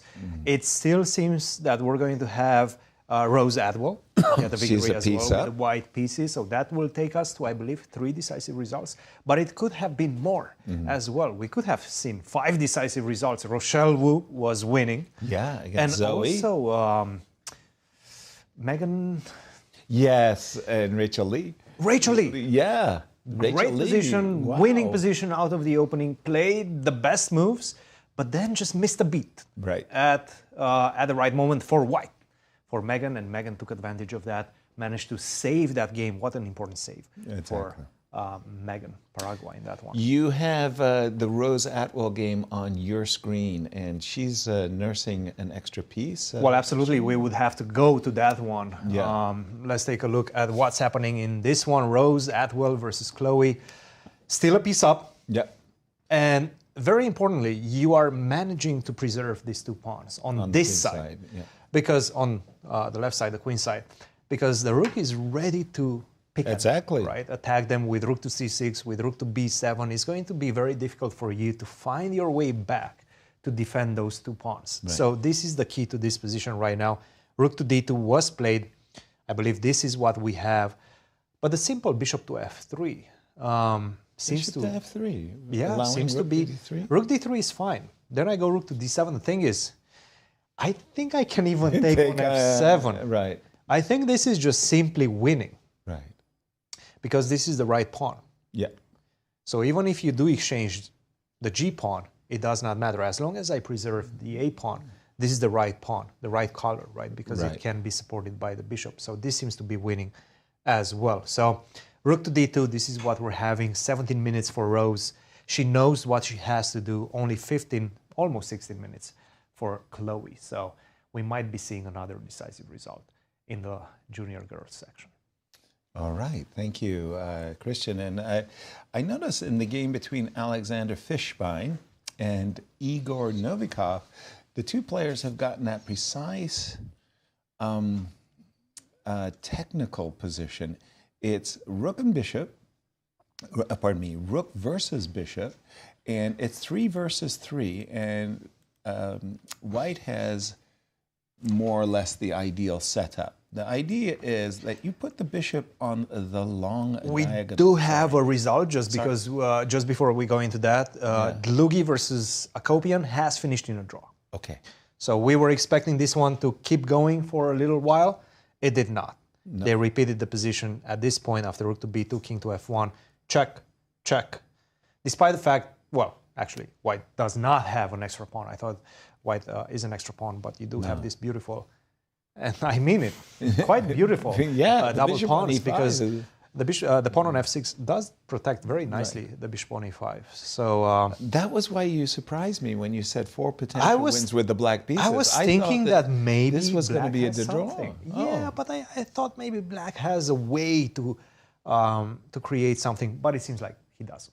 Right. He doesn't. Okay, but going back to the game between Alexander Fishbein and Igor Novikov for a moment, there are certain endgames that every player, if you want to become a chess master, there are certain endgames that you absolutely, absolutely have to know. This is one of them. It's rook versus bishop, and the idea is that this bishop has to stay on the long diagonal. Now, it's very easy to see progress. King comes in. It's very easy to get yourself to this point, and then you go, what now? What's next? Like, you know, so the thing is, you can't just magically jump to the g4 square. I'm pretty sure that if you exchange the f and the h pawns, it might be a draw. So, for example, if you thought let's just go h6, g5. In your mind's eye, oh, I would make progress by achieving this position, this is actually not progress. No, absolutely not.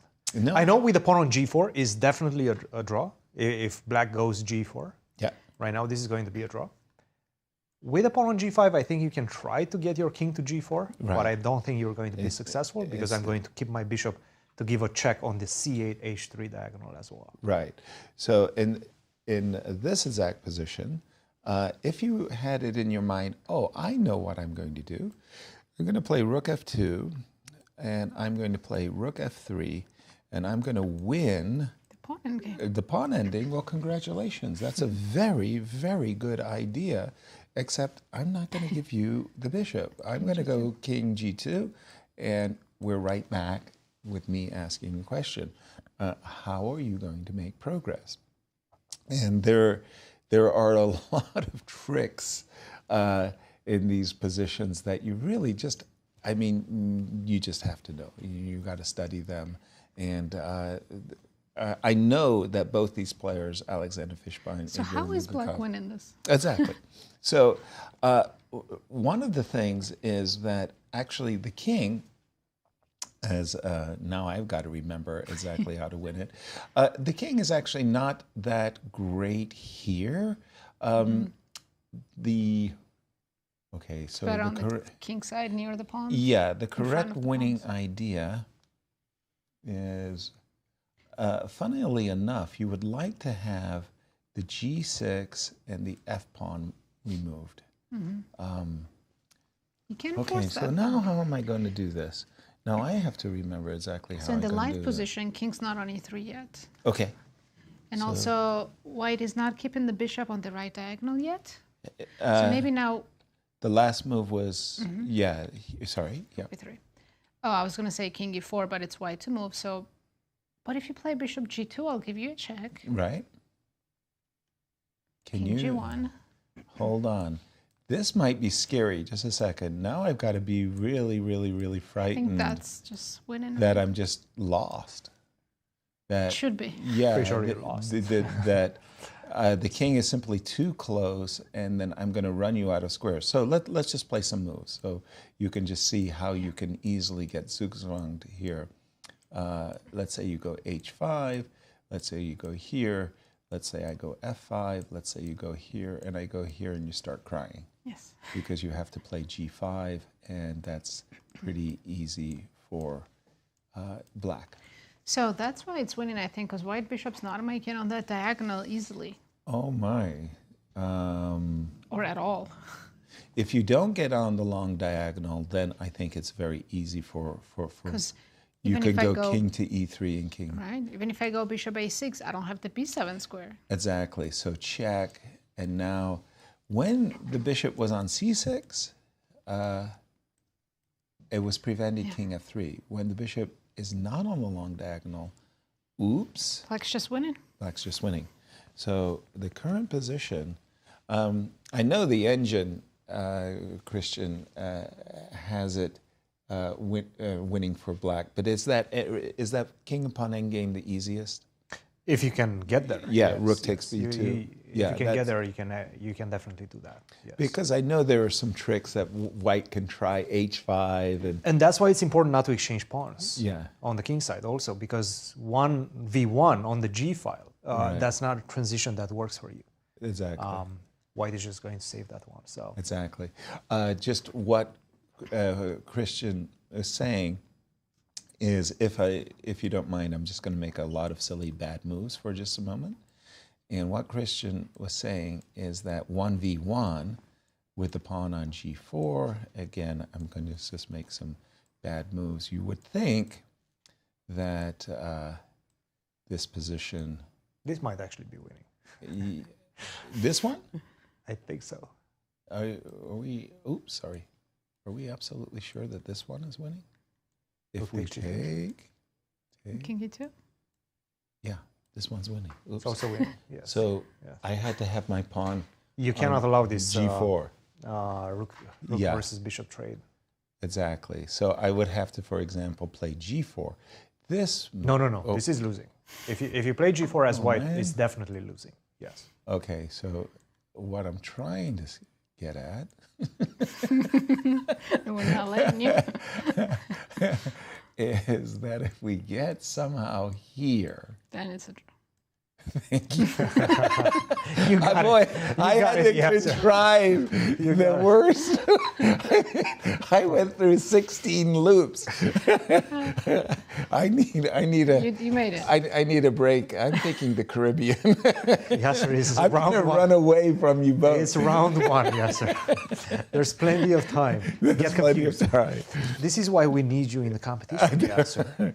Oh, we need you back in the seniors championship. You didn't hear Alexander Golden exactly. saying, he was back after 5 years. Wow. The air smells different. Yeah. And he loves it. You would be back after how many years? Butterflies in the stomach, boy. When's the last time you played the seniors championship? Yes. I didn't. I've never played a senior. I've never played a senior. Then you have to. Next year we. What is this? Yes, sir. We need a poll. When was the last time you played in the girls? No. Don't ask me that. Well, I was not in the U.S. I loved it. There was this competition a couple of years ago. I think it was at the closing ceremony, and one of the juniors came up to you and said, "When are you going to play in the juniors championship? When are you going to play in the championship?" And you said, "No, I'm not." This competition. Yeah. Yes. And you went, "No, I'm not eligible for the juniors." No, the seniors. Nice. Touché. Yeah, right. Yes, like yes. Nice. How is Mishra doing in the end Thank you. Let's get off the subject of my playing the tournament. He just played a move g4, which does seem to be a mistake in this one. Not 100% sure why.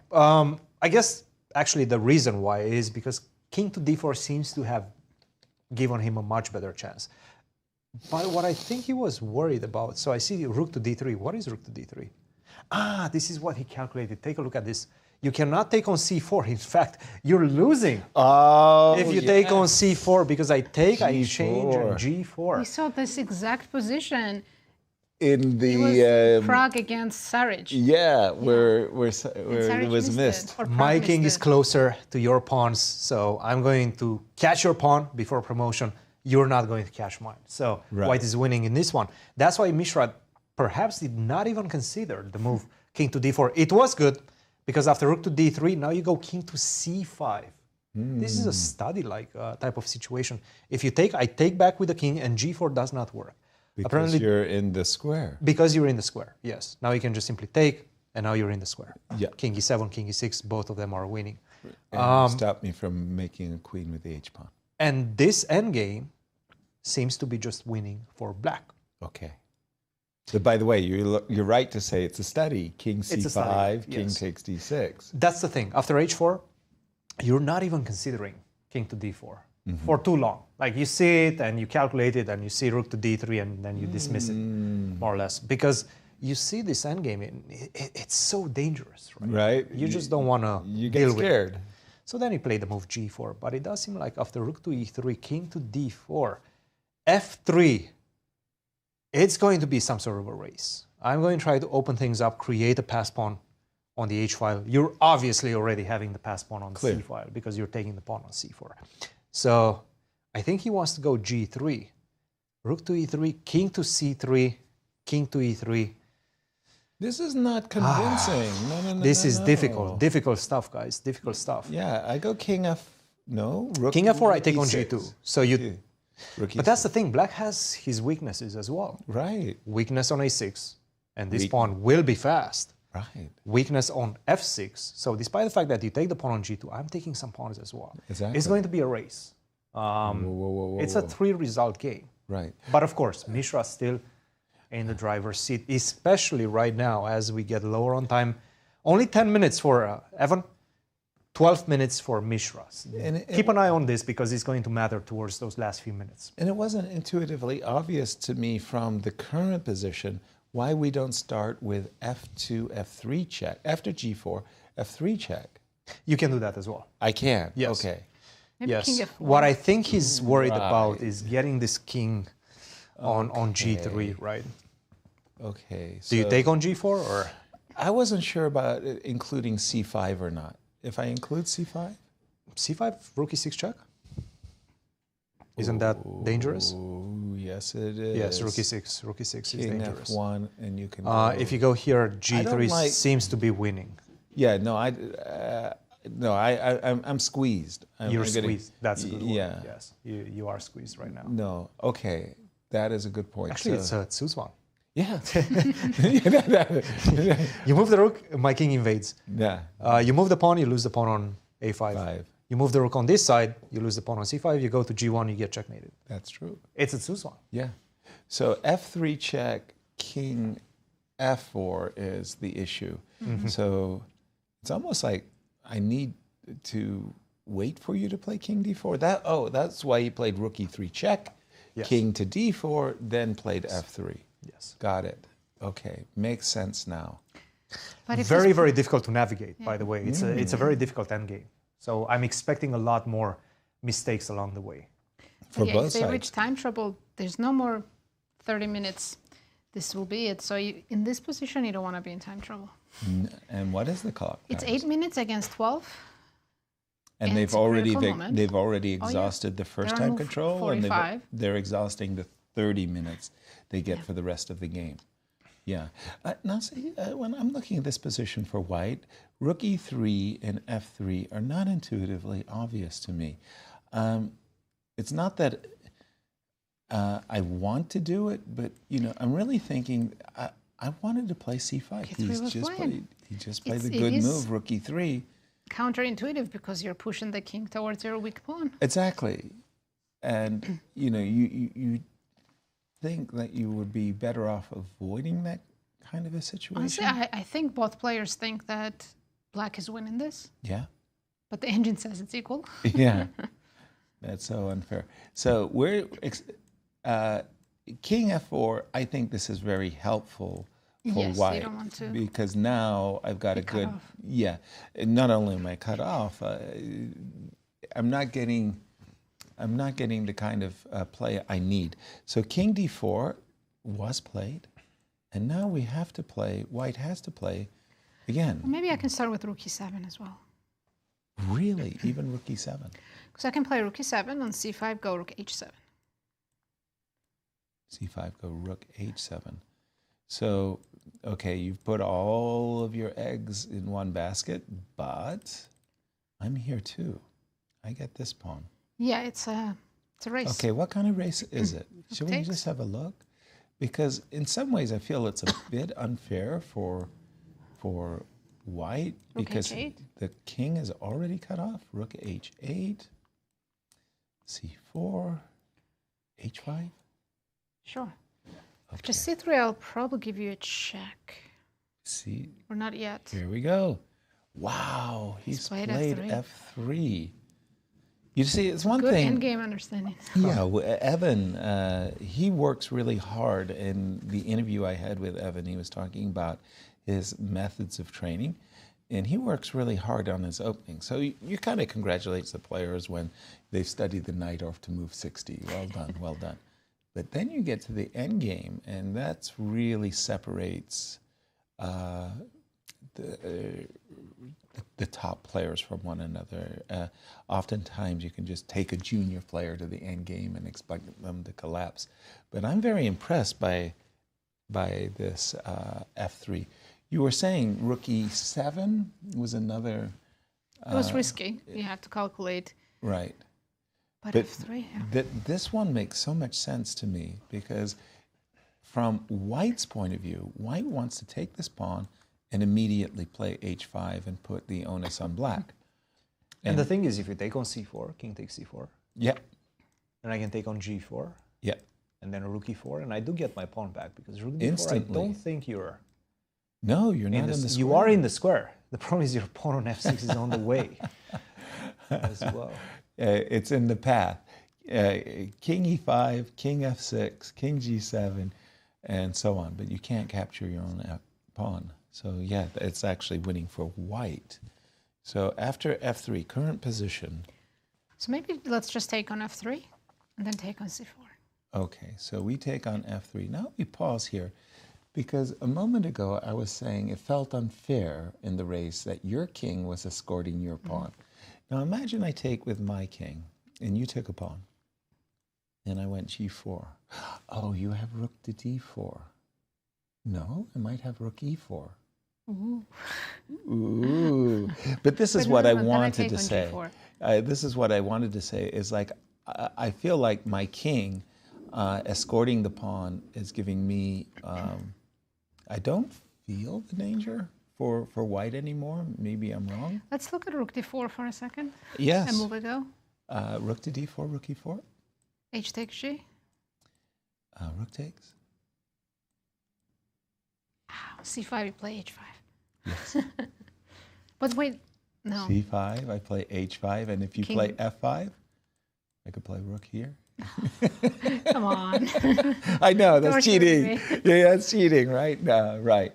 But in fact, I think I can also play rook takes because I can, if you take with a pawn, ooh, wait a minute. Am I sure I've got this right? Yeah. Or, am I sure? How can you not be winning this, right? Because the pawn is coming to f. Oh, yeah, of course. King, yeah. No, but can I go king c3? Go back, for just a second. King c3, king d1. King d1. Then f4. f4. h6. I can't believe. By the way, I'm going to promote with check. Just in time, huh? It's just terrible, right? Just in time, yes. H7, F2. Let me show the audience what we have calculated. You're promoting with check. Correct.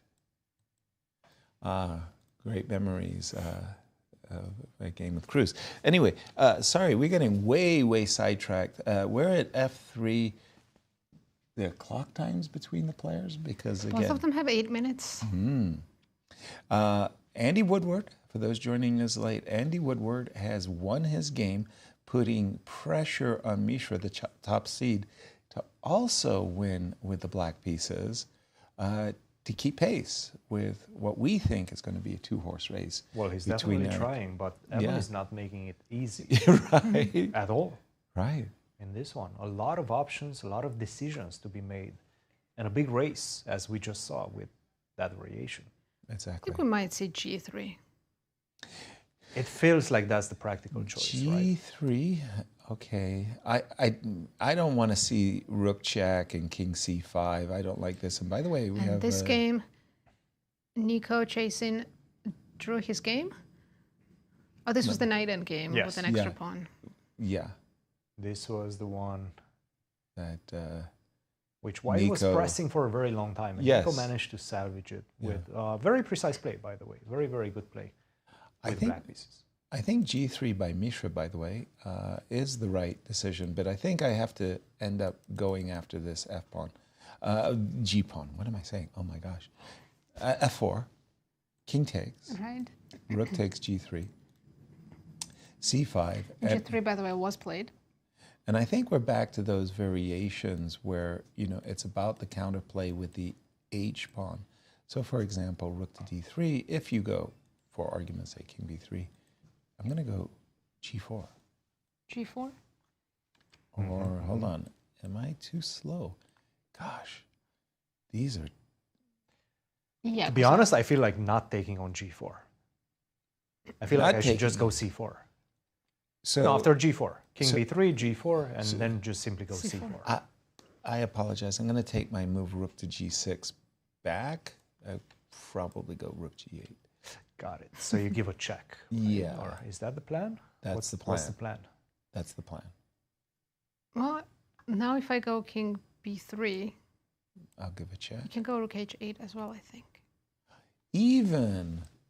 Wow. I would be frightened that I'm way too slow. Oh my goodness. You know what I can do? No. Just C4, not take on H5. No. Give rook B8 check. Okay. On king C2, go rook B6. You're a mean person. On king C2, go rook B6 and take advantage of the fact I can't take. And yeah, there's a lot of weak pawns. Goes to show how difficult these endgames are right now and how things can change. In fact, who knows? Maybe White is even better right now. Yeah, that is a crazy line.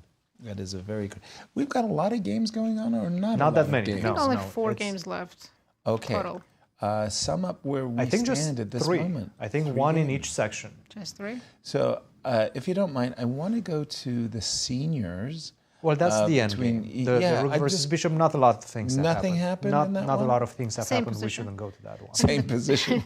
The girls, we have Rose trying to win her endgame with bishop against 3 pawns, which is now against 2 pawns. Have the rooks been traded? No. The rooks are still on, but let's check. Okay, last move was H5, and from our perspective, Rose has been doing a really, really good job at bringing the point home. But let's see, H5, G4. Things are not Chloe. that easy anymore.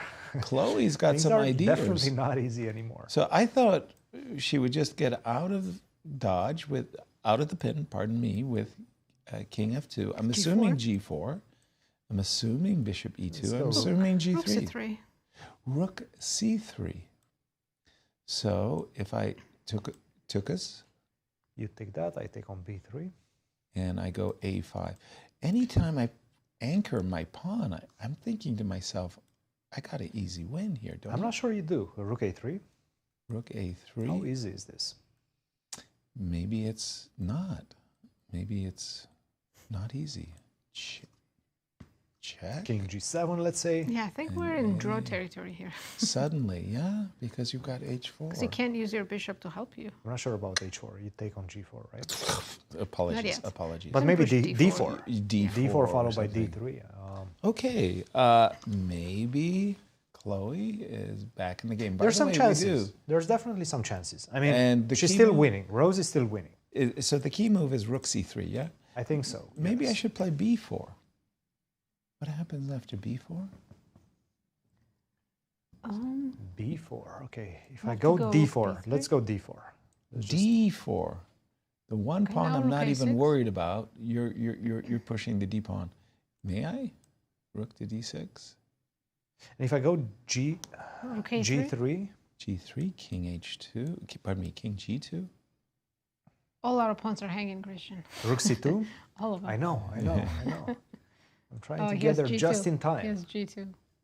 G2? Maybe H4. Yeah. G2? No, G2, Rook G6 I don't like. Rook G6. We can pick up the queenside pawns though. How? Rook B2. Oh, you play Well, B2. I always play B5, right? Let's go H4 first. H4 first. Dang. Now if you take, now I go G2. And I anchor my pawns with H3 after Rook G4. Maybe that's enough. I don't know. It looks like it might be enough. I think you resign. King E7.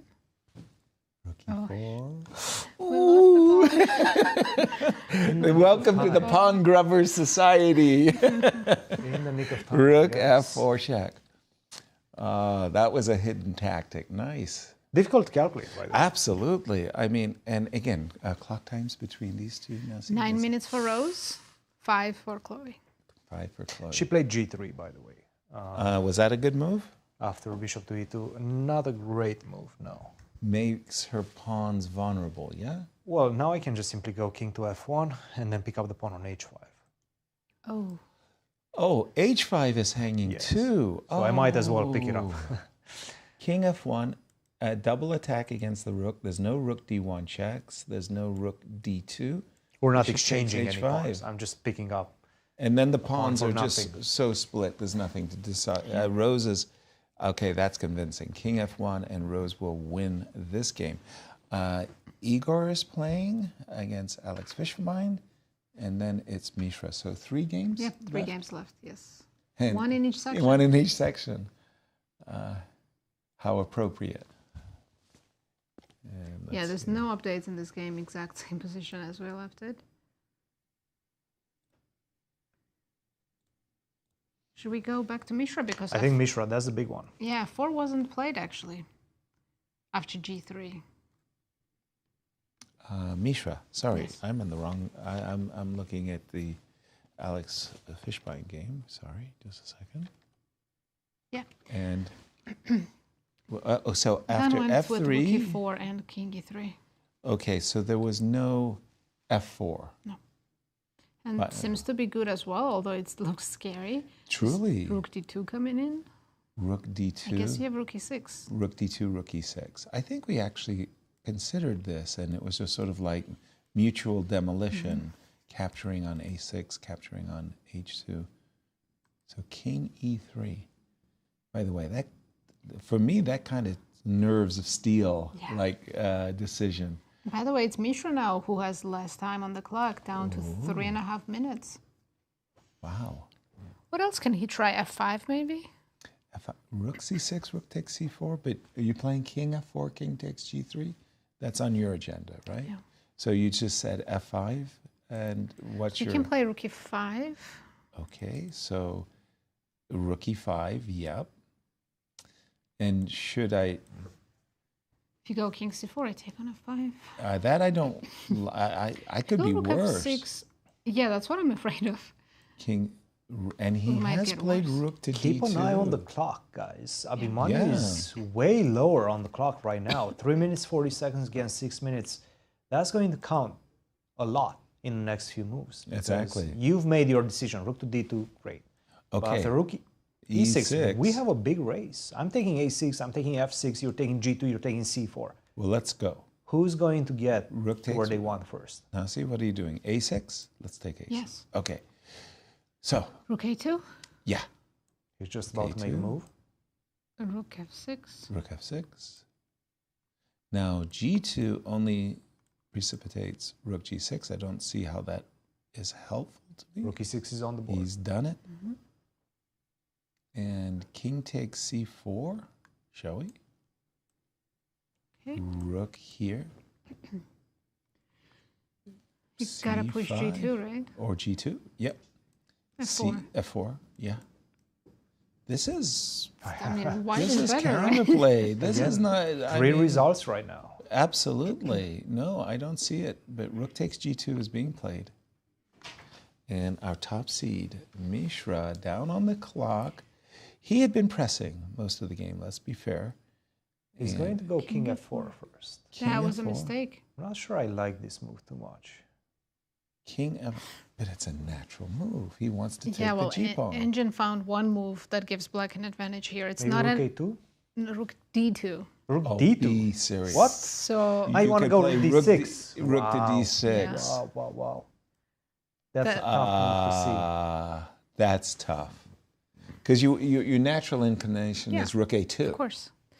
I And- think if someone tells you you have a win here, then you look at Rook D2. Wow. So the idea is that white is going to go chop and chop. And the move rook D2 threatens to play G2, so you're forced to play king takes G3. Then you drop back with the rooks, inviting a rook trade. If you go for it, black's king is too active, and if you avoid the rook trade, then... You lose a pawn. Or, pardon me, I'm going to play C5, right? Right, C5. Big moment right now. Will he find rook to D2? He doesn't have a lot of time, and nobody's telling him that this is the moment. This is when you're winning right now. Exactly. You don't get that tap on the shoulder. The angel sitting on your shoulder doesn't say, your time. It's like the devil. And rook A2. Okay. That's the most natural move. That You know? simply is the most natural move. King G3 I think our fair play is working. I mean, rook A2 is the most natural move, and we know it's not enough for the win. Evan took that pawn on G3 swiftly off the board. He did not want to see that. There wasn't much of a hesitation there. I have to agree with that. So do we take on... Rook I guess F6. we take on F6 You can also right play Rook C6 Rook C6 and and... take the C pawn. Well, we'll take the C pawn no matter what, right? So we go Rook F6. If you go King takes C4, Rook C6. Well, then I have But I rook could keep the C5. pawn. I could keep the C pawn. Take on A6. This should be enough. Yeah, this Equal white's pawns. not risking here. Right. I don't think we're risking too much. Especially as this pawn is really on the starting blocks. It's never even left its original square.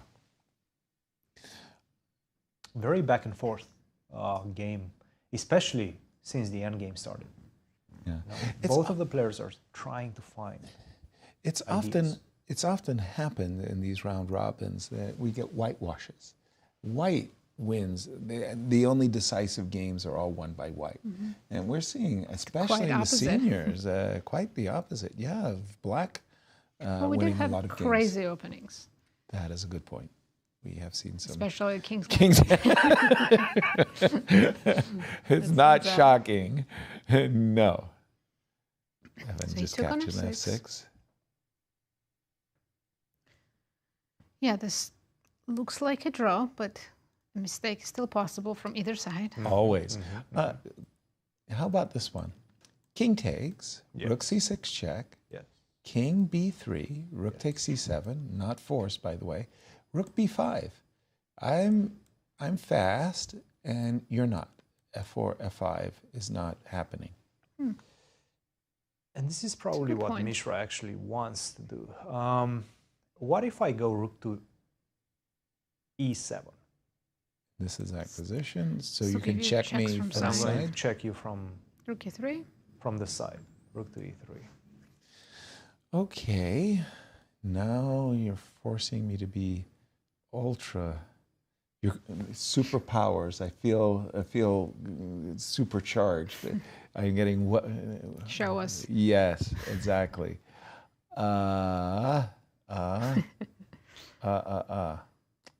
Where do I go? Here? Here, yes. I guess I understand your plan. Now you go king d3, yeah? Yeah. And if I go rook a2, you go back. Yes. And So again, it's not so easy. Well, maybe you have rook f2 and now I go f4. No. Now I go F4. f4. And on king b3, I go rook f2. Rook a1. Wow. A4 Am I and in rook the b1. skill? No. And we go into the end game. Oh, But my king nicely can catch done, it, no? Christian. And I'm just in. f5, king c6. I'm not in time. You're making me win again. You're I'm not in forcing me to win game after game. Oh my goodness. Oh boy, by the way, I see Mishra. I'm expecting Mishra to go bang, bang, bang. I'm not seeing Minute bang, and bang, 50 bang, seconds bang. right now. Yeah, What he's using all of his time. He has played. King b4. He's going for that. Okay. This idea with rook to b5 followed by a5. I don't think he has anything else. You know, Evan doesn't look that worried. He looks like he's got this. But it's not that easy. No. Not at all. Can Mishra improve the variation with rook c5? Rook e7 still. Okay, rook c5. Oh, you want to cover your king, right? But did we solve the previous one? one? I'll start you with a check. And did we solve the previous one? And Mishra has done rook c5. So similar idea, maybe an improved variation. But what was the problem with rook b5? Like, how do we make a draw with white? Because we still didn't finish it, right? I'm not sure. But I think this isn't a bad idea. It's a similar version of the same thing, Christian. We don't want to take on c5. Certainly could be, yes. Yeah. So let's give you a check on b7 now. Okay, so then I'm kind of forcing you to find the rook e7 idea that you just played. But why can't he go king c3 instead of rook b5? I have no idea. King c3, I was going to go rook a7. Okay. And then after a5? And now king f4. Okay, slowly. You're going to emerge king e4, in f4. f4? Yes, that was my plan. I gotcha. And I was trying to gain a tempo with rook b7 first. Very clever.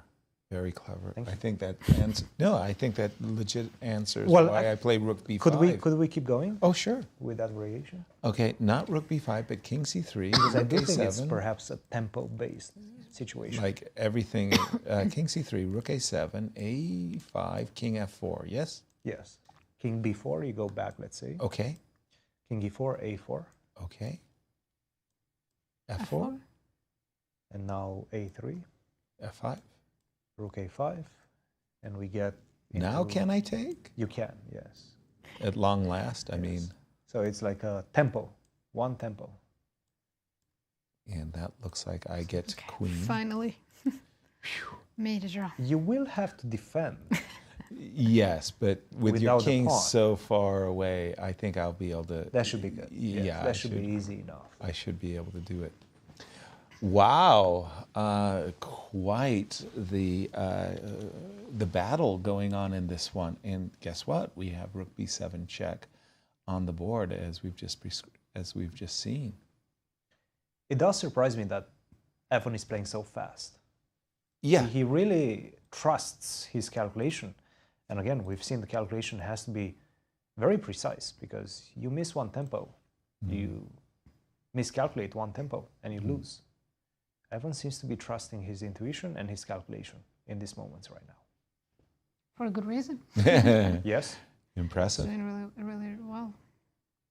Maybe he's also trying to keep the time pressure on Mishra.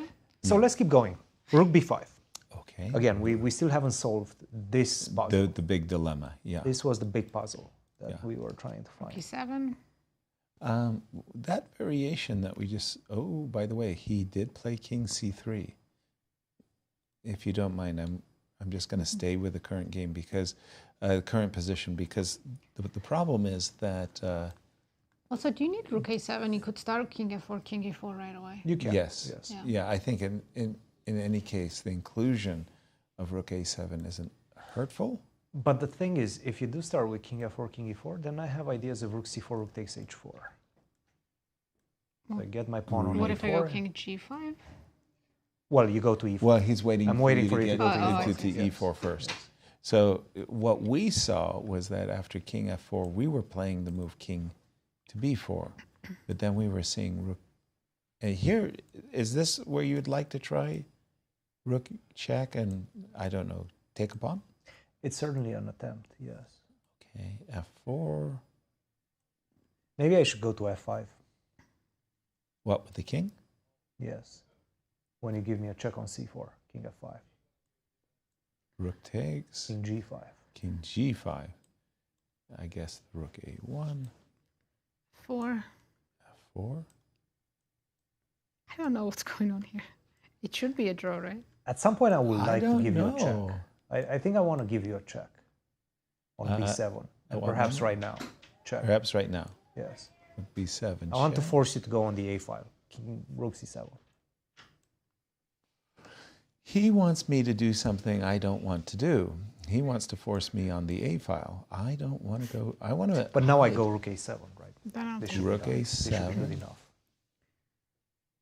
Wow. H3.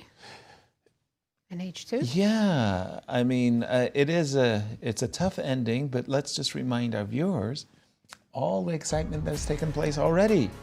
Starting with the junior girls, we had 2 decisive results. Ru Yangyan won her game, and Iris Mo defeated Jasmine Su. We think that Rochelle Wu and Rachel Lee really left a lot on the table in the first round. And for the juniors? The juniors, we had Andy Woodward win a beautiful game. Yes. All the others so far have been draws. Brewington drew his game, Nico Chasin saved his game, and Justin Wang against Sharvesh. And we've been following the battle between Evan and Mishra. They're quite the Donnybrook. And finally in the Legends. It's a day of black pieces. Yes. Larry Christiansen won with black, Alexander Golden won with black, and the other games were drawn.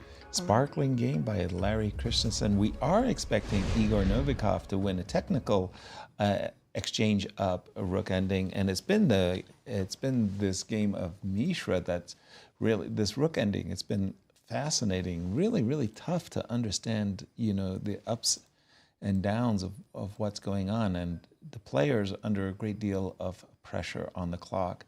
And by the way, Evan just stopped. He just stopped. And he's reaching for his king. No, he played F4.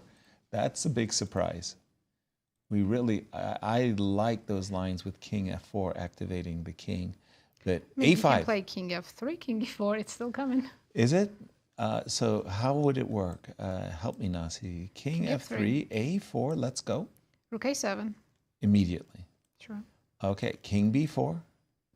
King E4. King E4. So again, I don't have time for this. I think F5, right? Yeah. Now I can trade and play F5. And this is, have we transposed somehow into some of our previous lines? Take it F6. We both queen, and yes, I get to go queen A1 check, but it's not enough to win the game. And we do have King B4 on the board currently. So actually, King F3 is kind of forced and good. What else can we play, right? Yeah, we got it. I mean, our counterplay, we rely upon playing F5, and the only way to do that is to play King F3, King E4. I'm going to try something else. Uh-oh. As black. Uh-oh. So King F3, I go A4. You go King E4, I go A3. King F4, A4, King E4, A3. I go F5 like a Now I give you hero. a check. And I pick up the pawn on H4. Let's see how that plays out. What a pawn grubber. I can't believe that you would stoop to... What else can I do, Yasser? Rook H1, right? Yes. Yeah. F7? Maybe just bring white king closer to H pawn. Shouldn't that be enough? Before black rook cuts us off. You mean Yeah. play here so that you can go here? But then I go Rook F1. Rook F1, King. H1. Oh. No, we lose this. Then I take on... Don't we? Oh, F6. sorry. The F6 pawn is just... apologies. Now I have to give a rook check. Nah, that's how I draw. Now I give a rook check. Okay. Yeah, now I give you checks. You give a rook check. More checks. And you force me to go to A2, right? Is that your plan? That is exactly my plan. And then you do what? Then we just take do you on do? H4, right? And then bring the king. I'm not sure this... This is easy. I'll Rook take it. H7, yes. That Yeah, seems I'll a take bit it. more. Yeah, I take it, and I'll give up my rook for your pawn. Yeah. We do have king F3 on the board. Okay. Whew. Mishra still believes in this one. Yeah. He's trying to find a way, but it does seem like right now Evan is still precise enough to keep control of this one. You know, not for nothing, but this goes to show how chess can actually be a very exhausting game. You get these positions where your brain is on fire and you've been calculating. And at the end of the ordeal, you save the game and you have a euphoria that, wow, but then you crash. That was hard work. You suddenly wake up in the middle of the night. And you have to play another game. Yeah, Exactly. You don't have exactly. energy to prep or think. Right. Yeah. King F3. Nice. Really impressive play by Ivan. Exactly. He was under pressure most of the game. Truly. A4, and well, Evan has just no choice. He's got to play king E4. E4 on the move. Yeah, and again, he is keeping Mishra's clock under pressure. He is playing pretty impressive game.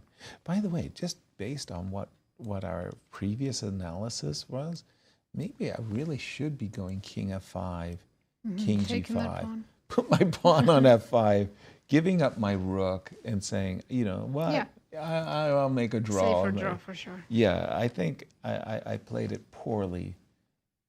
And A3 is on the board. F5, nothing to think about. Right. He hesitated, but nothing to think about. What else? I believe Mishra is going to go for the what queen you just saw endgame. Oh, you think with the rook queen A5. endgame? I think he's going to go rook A5. So you think after F5 he's going to, yes, and we do have F5. You think he's going to go rook A5? Well, let's see. Let's see. I Rook think to he's C4 is a big option as He's well. going to play rook C4 and take on H4. Yeah, I think he's joining the Pawn Grubbers Association here. Because I mean, queen endgame with one extra H pawn, the king that far away, no chance. And it's the H pawn. It's not the fun pawn. Right? Exactly. It's not one of those pawns that you sometimes It's the least fun pawn. It's not a party pawn. No, it's not a fun pawn. Your H pawns are not that powerful.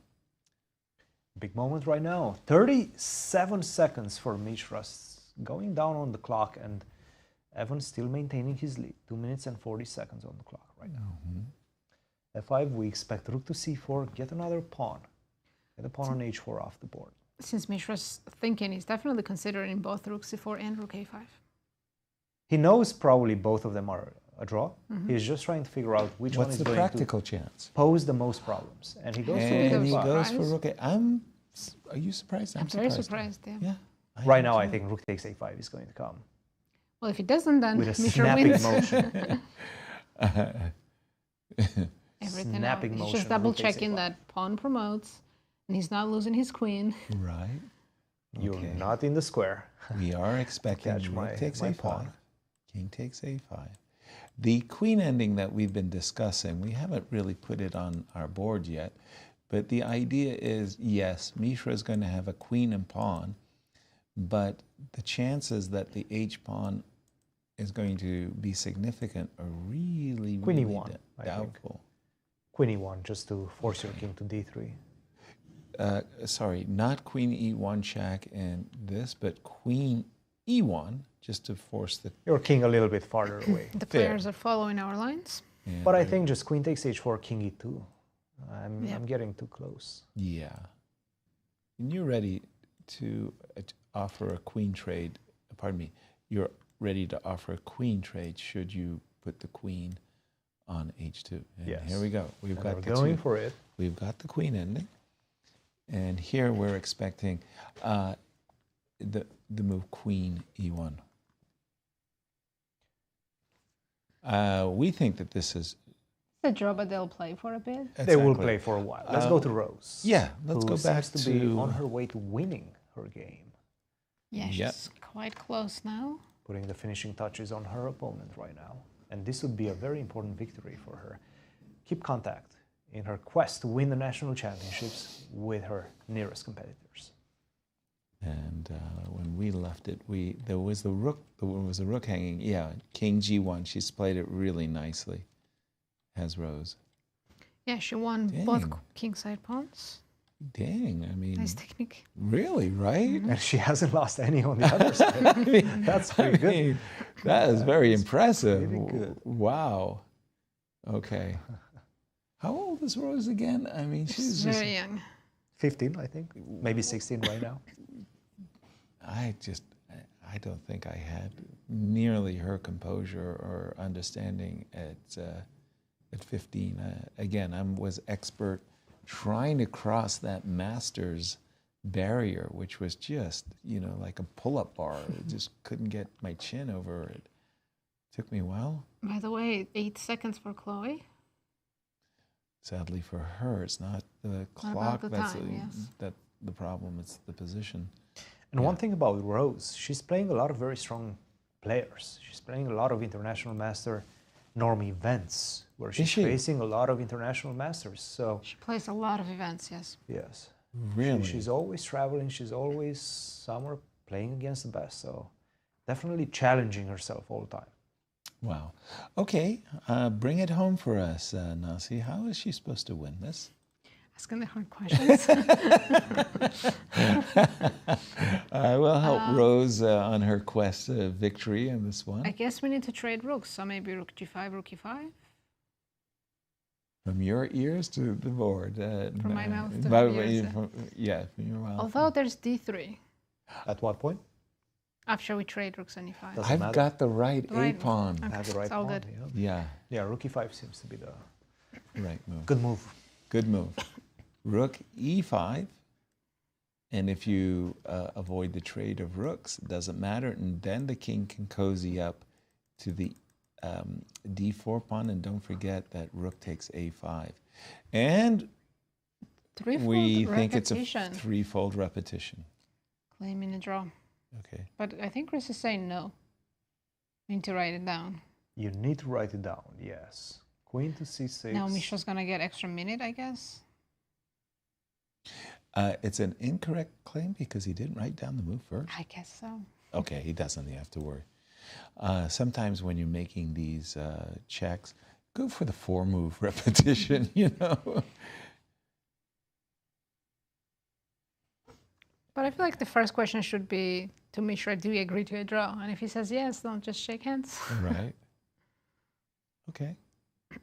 Let me go back to this game just to see what has happened. Was it an incorrect claim then? Yeah, he didn't write down the move. He did not write down the move. Amazing. It is a threefold It repetition. is threefold, yes. it's just that he didn't write it. But By the way, Yeah. I've got a draw coming in on my board, and let's just see where it was. It was a check, check, check, check, check. Well, the thing is, if you go on a4, the idea being that if you do go on a4, yeah. so Queen let's E4 say will be a queen, trade, right? king a5, queen c5, king Queen- a4, then I can just go queen to d4 and exchange the queens. And it ended in a draw. Mishra tried very hard to win, but I have to nice say defense. congratulations to Evan. I mean, he was on the back foot, and he held against the #1 seed a difficult position. That does mean that we only have a leader going into second round. Andy Woodward is the only player that has won in the junior section. So and Lina- who could have possibly predicted Andy Woodward? who picked him first? Not me. I was talking to Christian, by the way. It's okay. It's a long tournament. It's a long tournament. Don't get too excited now. I'm It's a long excited. tournament. I'm excited about my picks. Let's go to Rose. She's given up her bishop for 2 extra pawns. Yes. They're 2 connected passers that are... When we left it, we had expected her. She didn't play the move rook e5. She just went immediately for the a pawn, very greedily, and said, "Hey, look, I got 2 connected pass pawns. What are you going to do about the snail's victory of a5, b4, rook a6, a5? How can I do this? Okay, as black." To make You want it to cut my king awkward, off further, right? So I want to go king c3. I'm assuming a5. Let's just put this. I want to go The other side. around so that I lose it. Like Isn't it still lost? I think it's just still lost. Yeah. Sadly, there's no escaping the 2 connected pass pawns. That's it. And Rose is putting the finishing touches on. Well, we can give a fine check, game. rook f8, and at least cut the king off farther. Right. Oh, King g5. by all means. Thing is, sooner or later you'll have to play rook a8, and then my king comes right back. Exactly. As soon as I get rook a8, I will play b4. I will put my rook on b6, and just as you said, I will bring my king back to escort the pawns to victory. Yeah, black king is just cut off on the 4th rank. Yep. Beautifully. And we do And have there's king no to saving g5. this. Yeah.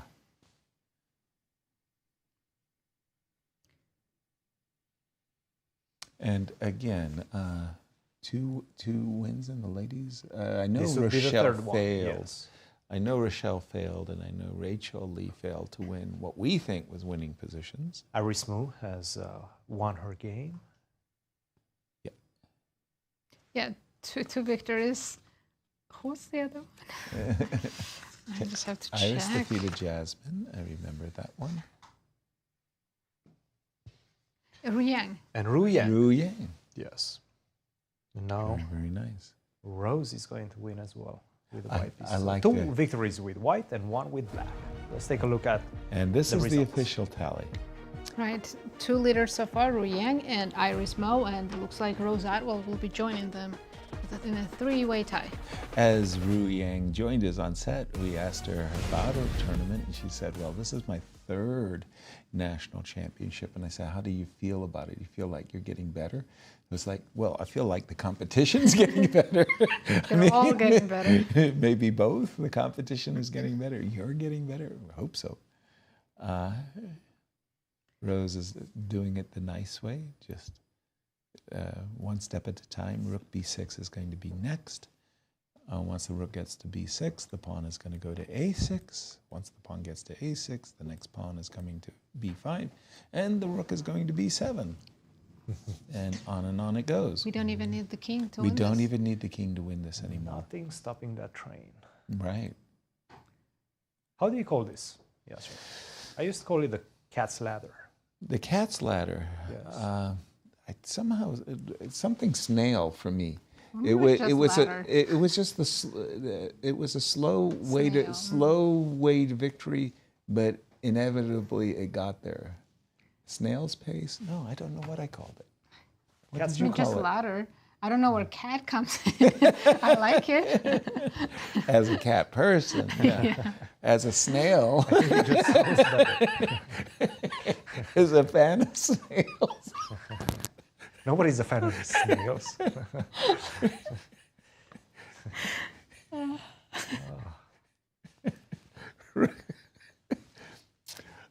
Yeah, you get giddy at the 6th hour. I don't know how the players do it. Usually, yes. Yeah. Rook to f8, a6, a6, b5, rook b7, right? a7, b6, rook b8. Yeah, That's it just it goes straight through. You can actually write them on the score sheet right now. Just Predict all the moves. Yeah. She'll Unless throw a she's check going in. to give you a check. Yeah, Yes. exactly. I really do expect a handshake in this one. I think that in the other one we're still. Let's stay with this one I because know. the other one not. Yeah. It's going to be a long one. But we're going to see a G5 H4 or a G5 F4 break going on. It's the only way about it. to win, right? Exactly. Yes. Exactly. I'm not sure Igor has actually played that very well, or practically played it very well. They're close to 50 moves there. Could be. So. It's black who's thinking? Yeah. Yeah. Well, Chloe, what can I say? She's forced Rose to play a good game. I mean, it's just like one of those things. It was that trap on g3 when she took that pawn, remember? Yeah. That's when Rose got a better position. Exactly. And it was knight to g2, It was a trapping poison the pawn. bishop on g3. Yeah. Otherwise, actually, black was better after the opening. Chloe had a good position. Yeah. She sure did. Rook e8, and Rose can almost pre-move her moves, b5, rook b7. Yeah, if it was online, she would have removed them. Yes. But then at a certain moment, rook b8 comes, and Yes, you and pre-move you lose your rook. b5. And it's Yeah. like, no. Hateful. There are some updates in the other end game as well. I see g-pawns are going to be traded. Whoa. Okay. Just because I am expecting the handshake, I don't want to leave this b5 by Rose. I just don't see a move for Chloe. b5, Yes, we should rook stay with b7. this one just because they only have a few seconds left, both of them. And again, all she has to do is push both of the pawns. b5, rook to b7 to support the a pawn. a7, b6 to spoil the a7 pawn. Exactly. Rook to b8, you finally get. Kind of can mess it up, right? I know, it's tough. I know you're wearing a lot. Whoa! It's fine. Completely It's winning. Whoa! It's exactly the same idea. I had pre-moved b5. I don't know about you guys, but I had pre-moved a7. Okay, rook b7, sure, Rook and b7. it's still good enough. If the king would be able to go to c6, yes, that would be a draw. You would be crying that you had pushed your a pawn. That's right. But my next move, b5, is going to control that square c6. Good point. Which is crucial.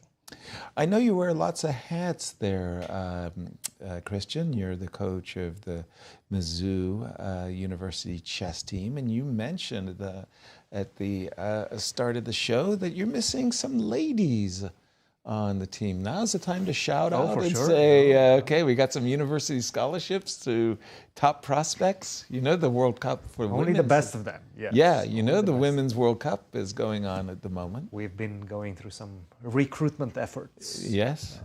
You're going to have to wait and see who we got for next semester. Okay. It's a surprise. And b5, finally, b6 and rook b8 is coming, and Chloe's got no answers. Yeah. Her rook's getting trapped on a8. That's it, yeah. Yeah.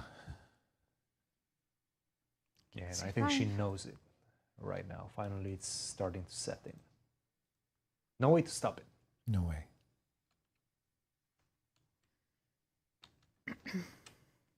The other one is still going on, but it's getting closer to the finish line as well. I think Igor is going to win this, in which case we're going to have 3 black wins in the senior championship.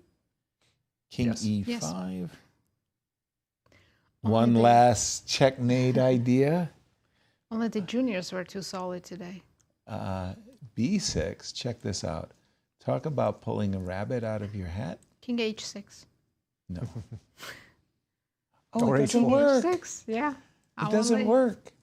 Oh my gosh! No. Even my cheapo. I mean, it to could play work rook because h8. you go rook g1. a8 queen. It still doesn't work. Rook g2. Rook I have to go g2. rook g2 to have a chance. Oh. Then check. Yeah.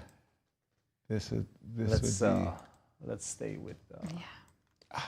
This is the only way. Yeah. To It's lose, not going to happen. Right. Here we go. Rook g7 is also winning, by the way. True, and king f4, rook f7 is not bad either. But I would you call the move king f4 the last great act of defiance. Before I resign, you know, this is You can it. also go rook f7 and b7. Yes, that's what I meant. King f4, rook b7, rook f7 check would be most excellent. King f4. Last great act of defiance. Rook f7. Yes, check. Yes. Don't even think about rook b8. No. Just get the king out of the way. Go b7. And we expect Yeah. a handshake now. Yes. That's it. Rose gets her first victory. And a tie the for junior first. girls. Very nice. Well done. And we have only one game left.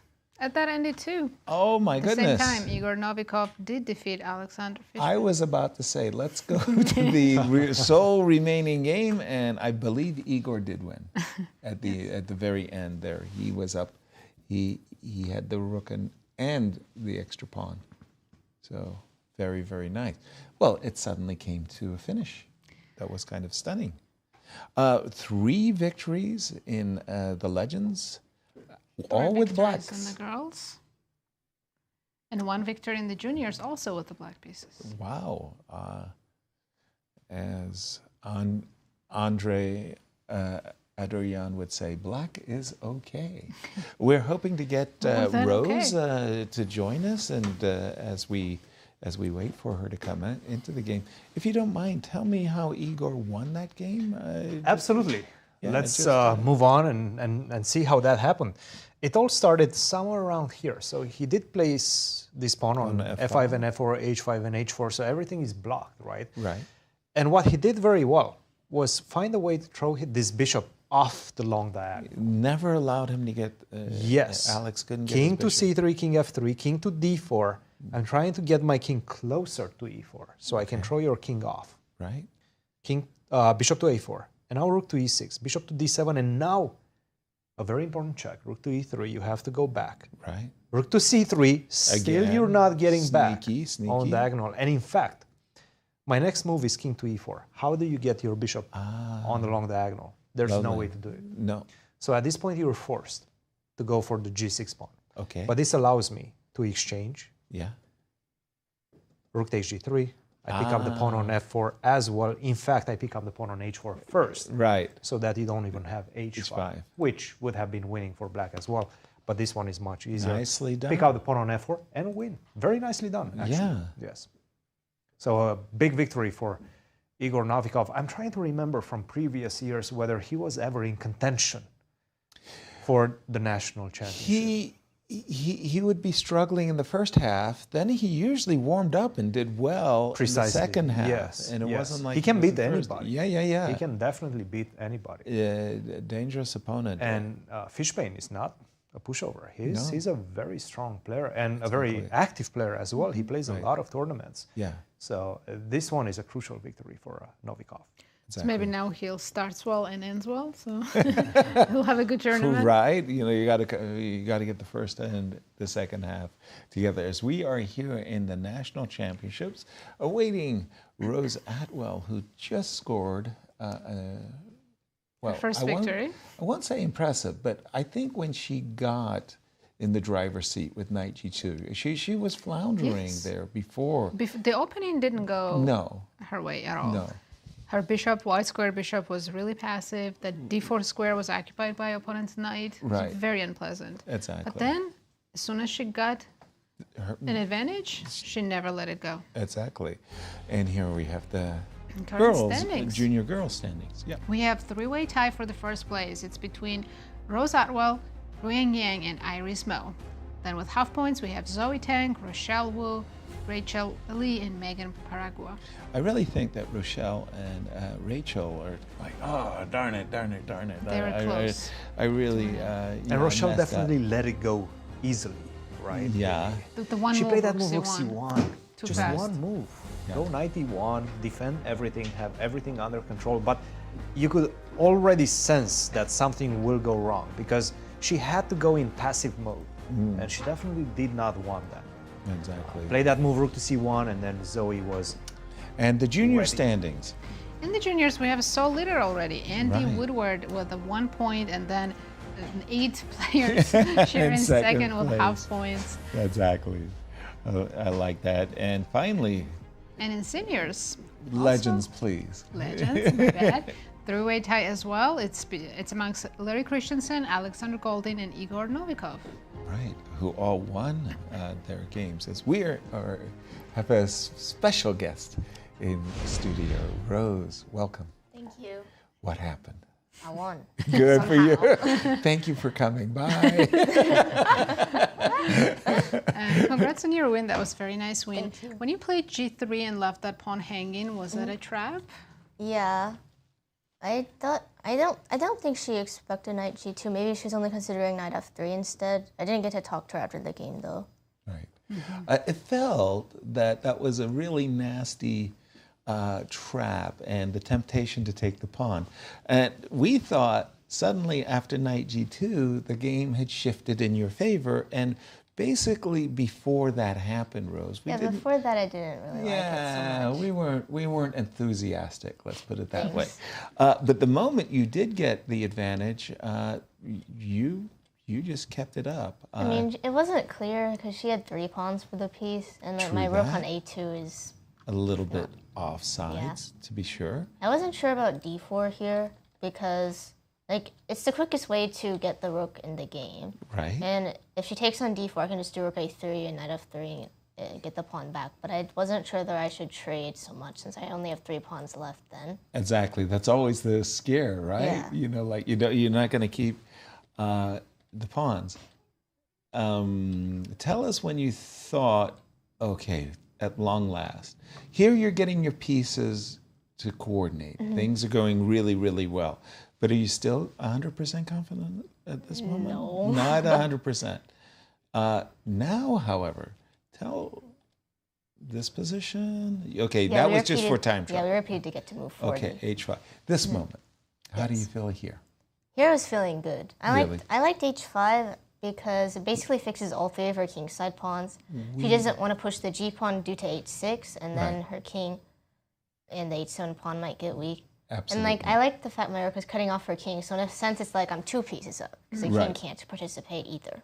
So the king is trapped, and like you say, you're putting your pawn on H5. She never wants to allow you G6, H6, then the H7 pawn. Yeah, we love that H5 move. Exactly. Once we saw that. We thought that you were doing very well. And again... There was later around move 51, if we get there, where I think Chloe played G3, which gives up a pawn. I think she missed king G1 there. That's what she missed. So right about... Here, G3 was a bad Because here I move. think she expected maybe king E1, but then G2. Like, all she has to do is get rid of the other 2 pawns. It's a theoretical draw. Right. So then I have to do rook at G6 probably. Or I could try king F2, then I'm pinned. Yeah, rook G6, and then she wins B3, and it's tricky. Yeah, it's... Maybe I'm still winning. Right, right.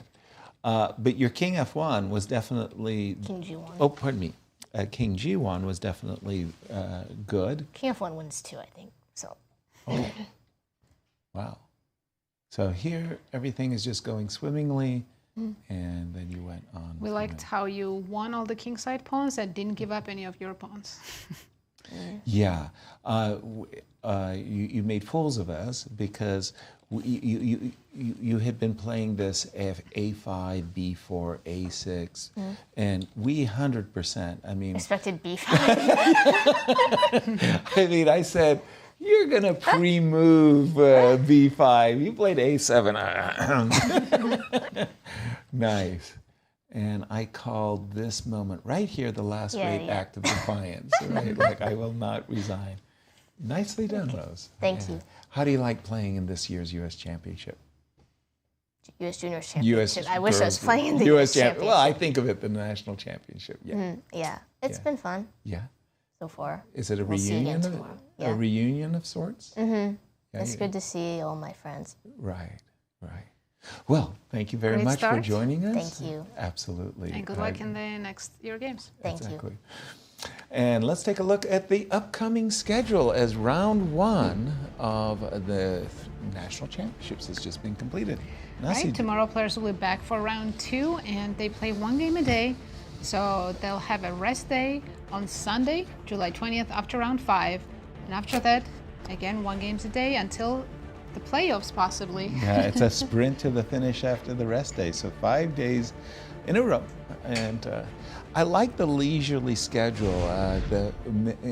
In talking with the players and interviewing them, they said, these tournaments are prestigious. And one of the things they felt lended the prestige was having a rest day, 1 game at a time. You're not playing 2 games a day. Especially here in the U.S., right? Right. Because this is standard to play 2 games a day. We are the land of the open tournament with 2 and 3. Well, let's see what we did. That's not bad. That's not bad. Okay. Christian's happy. I'm happy with that. We're all fine. Ooh, very happy here. Good start. Okay, good start. You guys copied each other. I don't like this. Right? And Christian defeated me here. It's a good fight. It was a good fight. Competitive. Yeah, you competitive. I would call it right? competitive. Competitive. You get the final word. Well, it was a great start to this event. A lot of decisive results, and this is what we want to see. Maybe not necessarily decisive results, but we want to see them fight. Yeah. And this is exactly what we've seen from the get-go. Everybody wants to win the championship. They know they have to score a lot of points because it's going to be contested, and that's why we're seeing combative chess. Exactly. And that's why we're here. We're having a lot of fun. Yeah, and it's just the beginning. And it's good to have you back in studio instead good of to be here. gallivanting all around the world. I've had enough fun. You had enough. Nazi, always a pleasure to be with you in studio, Same. Christian. Great again. See you guys. Yes. Thank you for joining us. Tell your friends where you're hanging out, and we're going to see you all tomorrow for round 2 of the National Championships. Thank you. Good night, and see you tomorrow.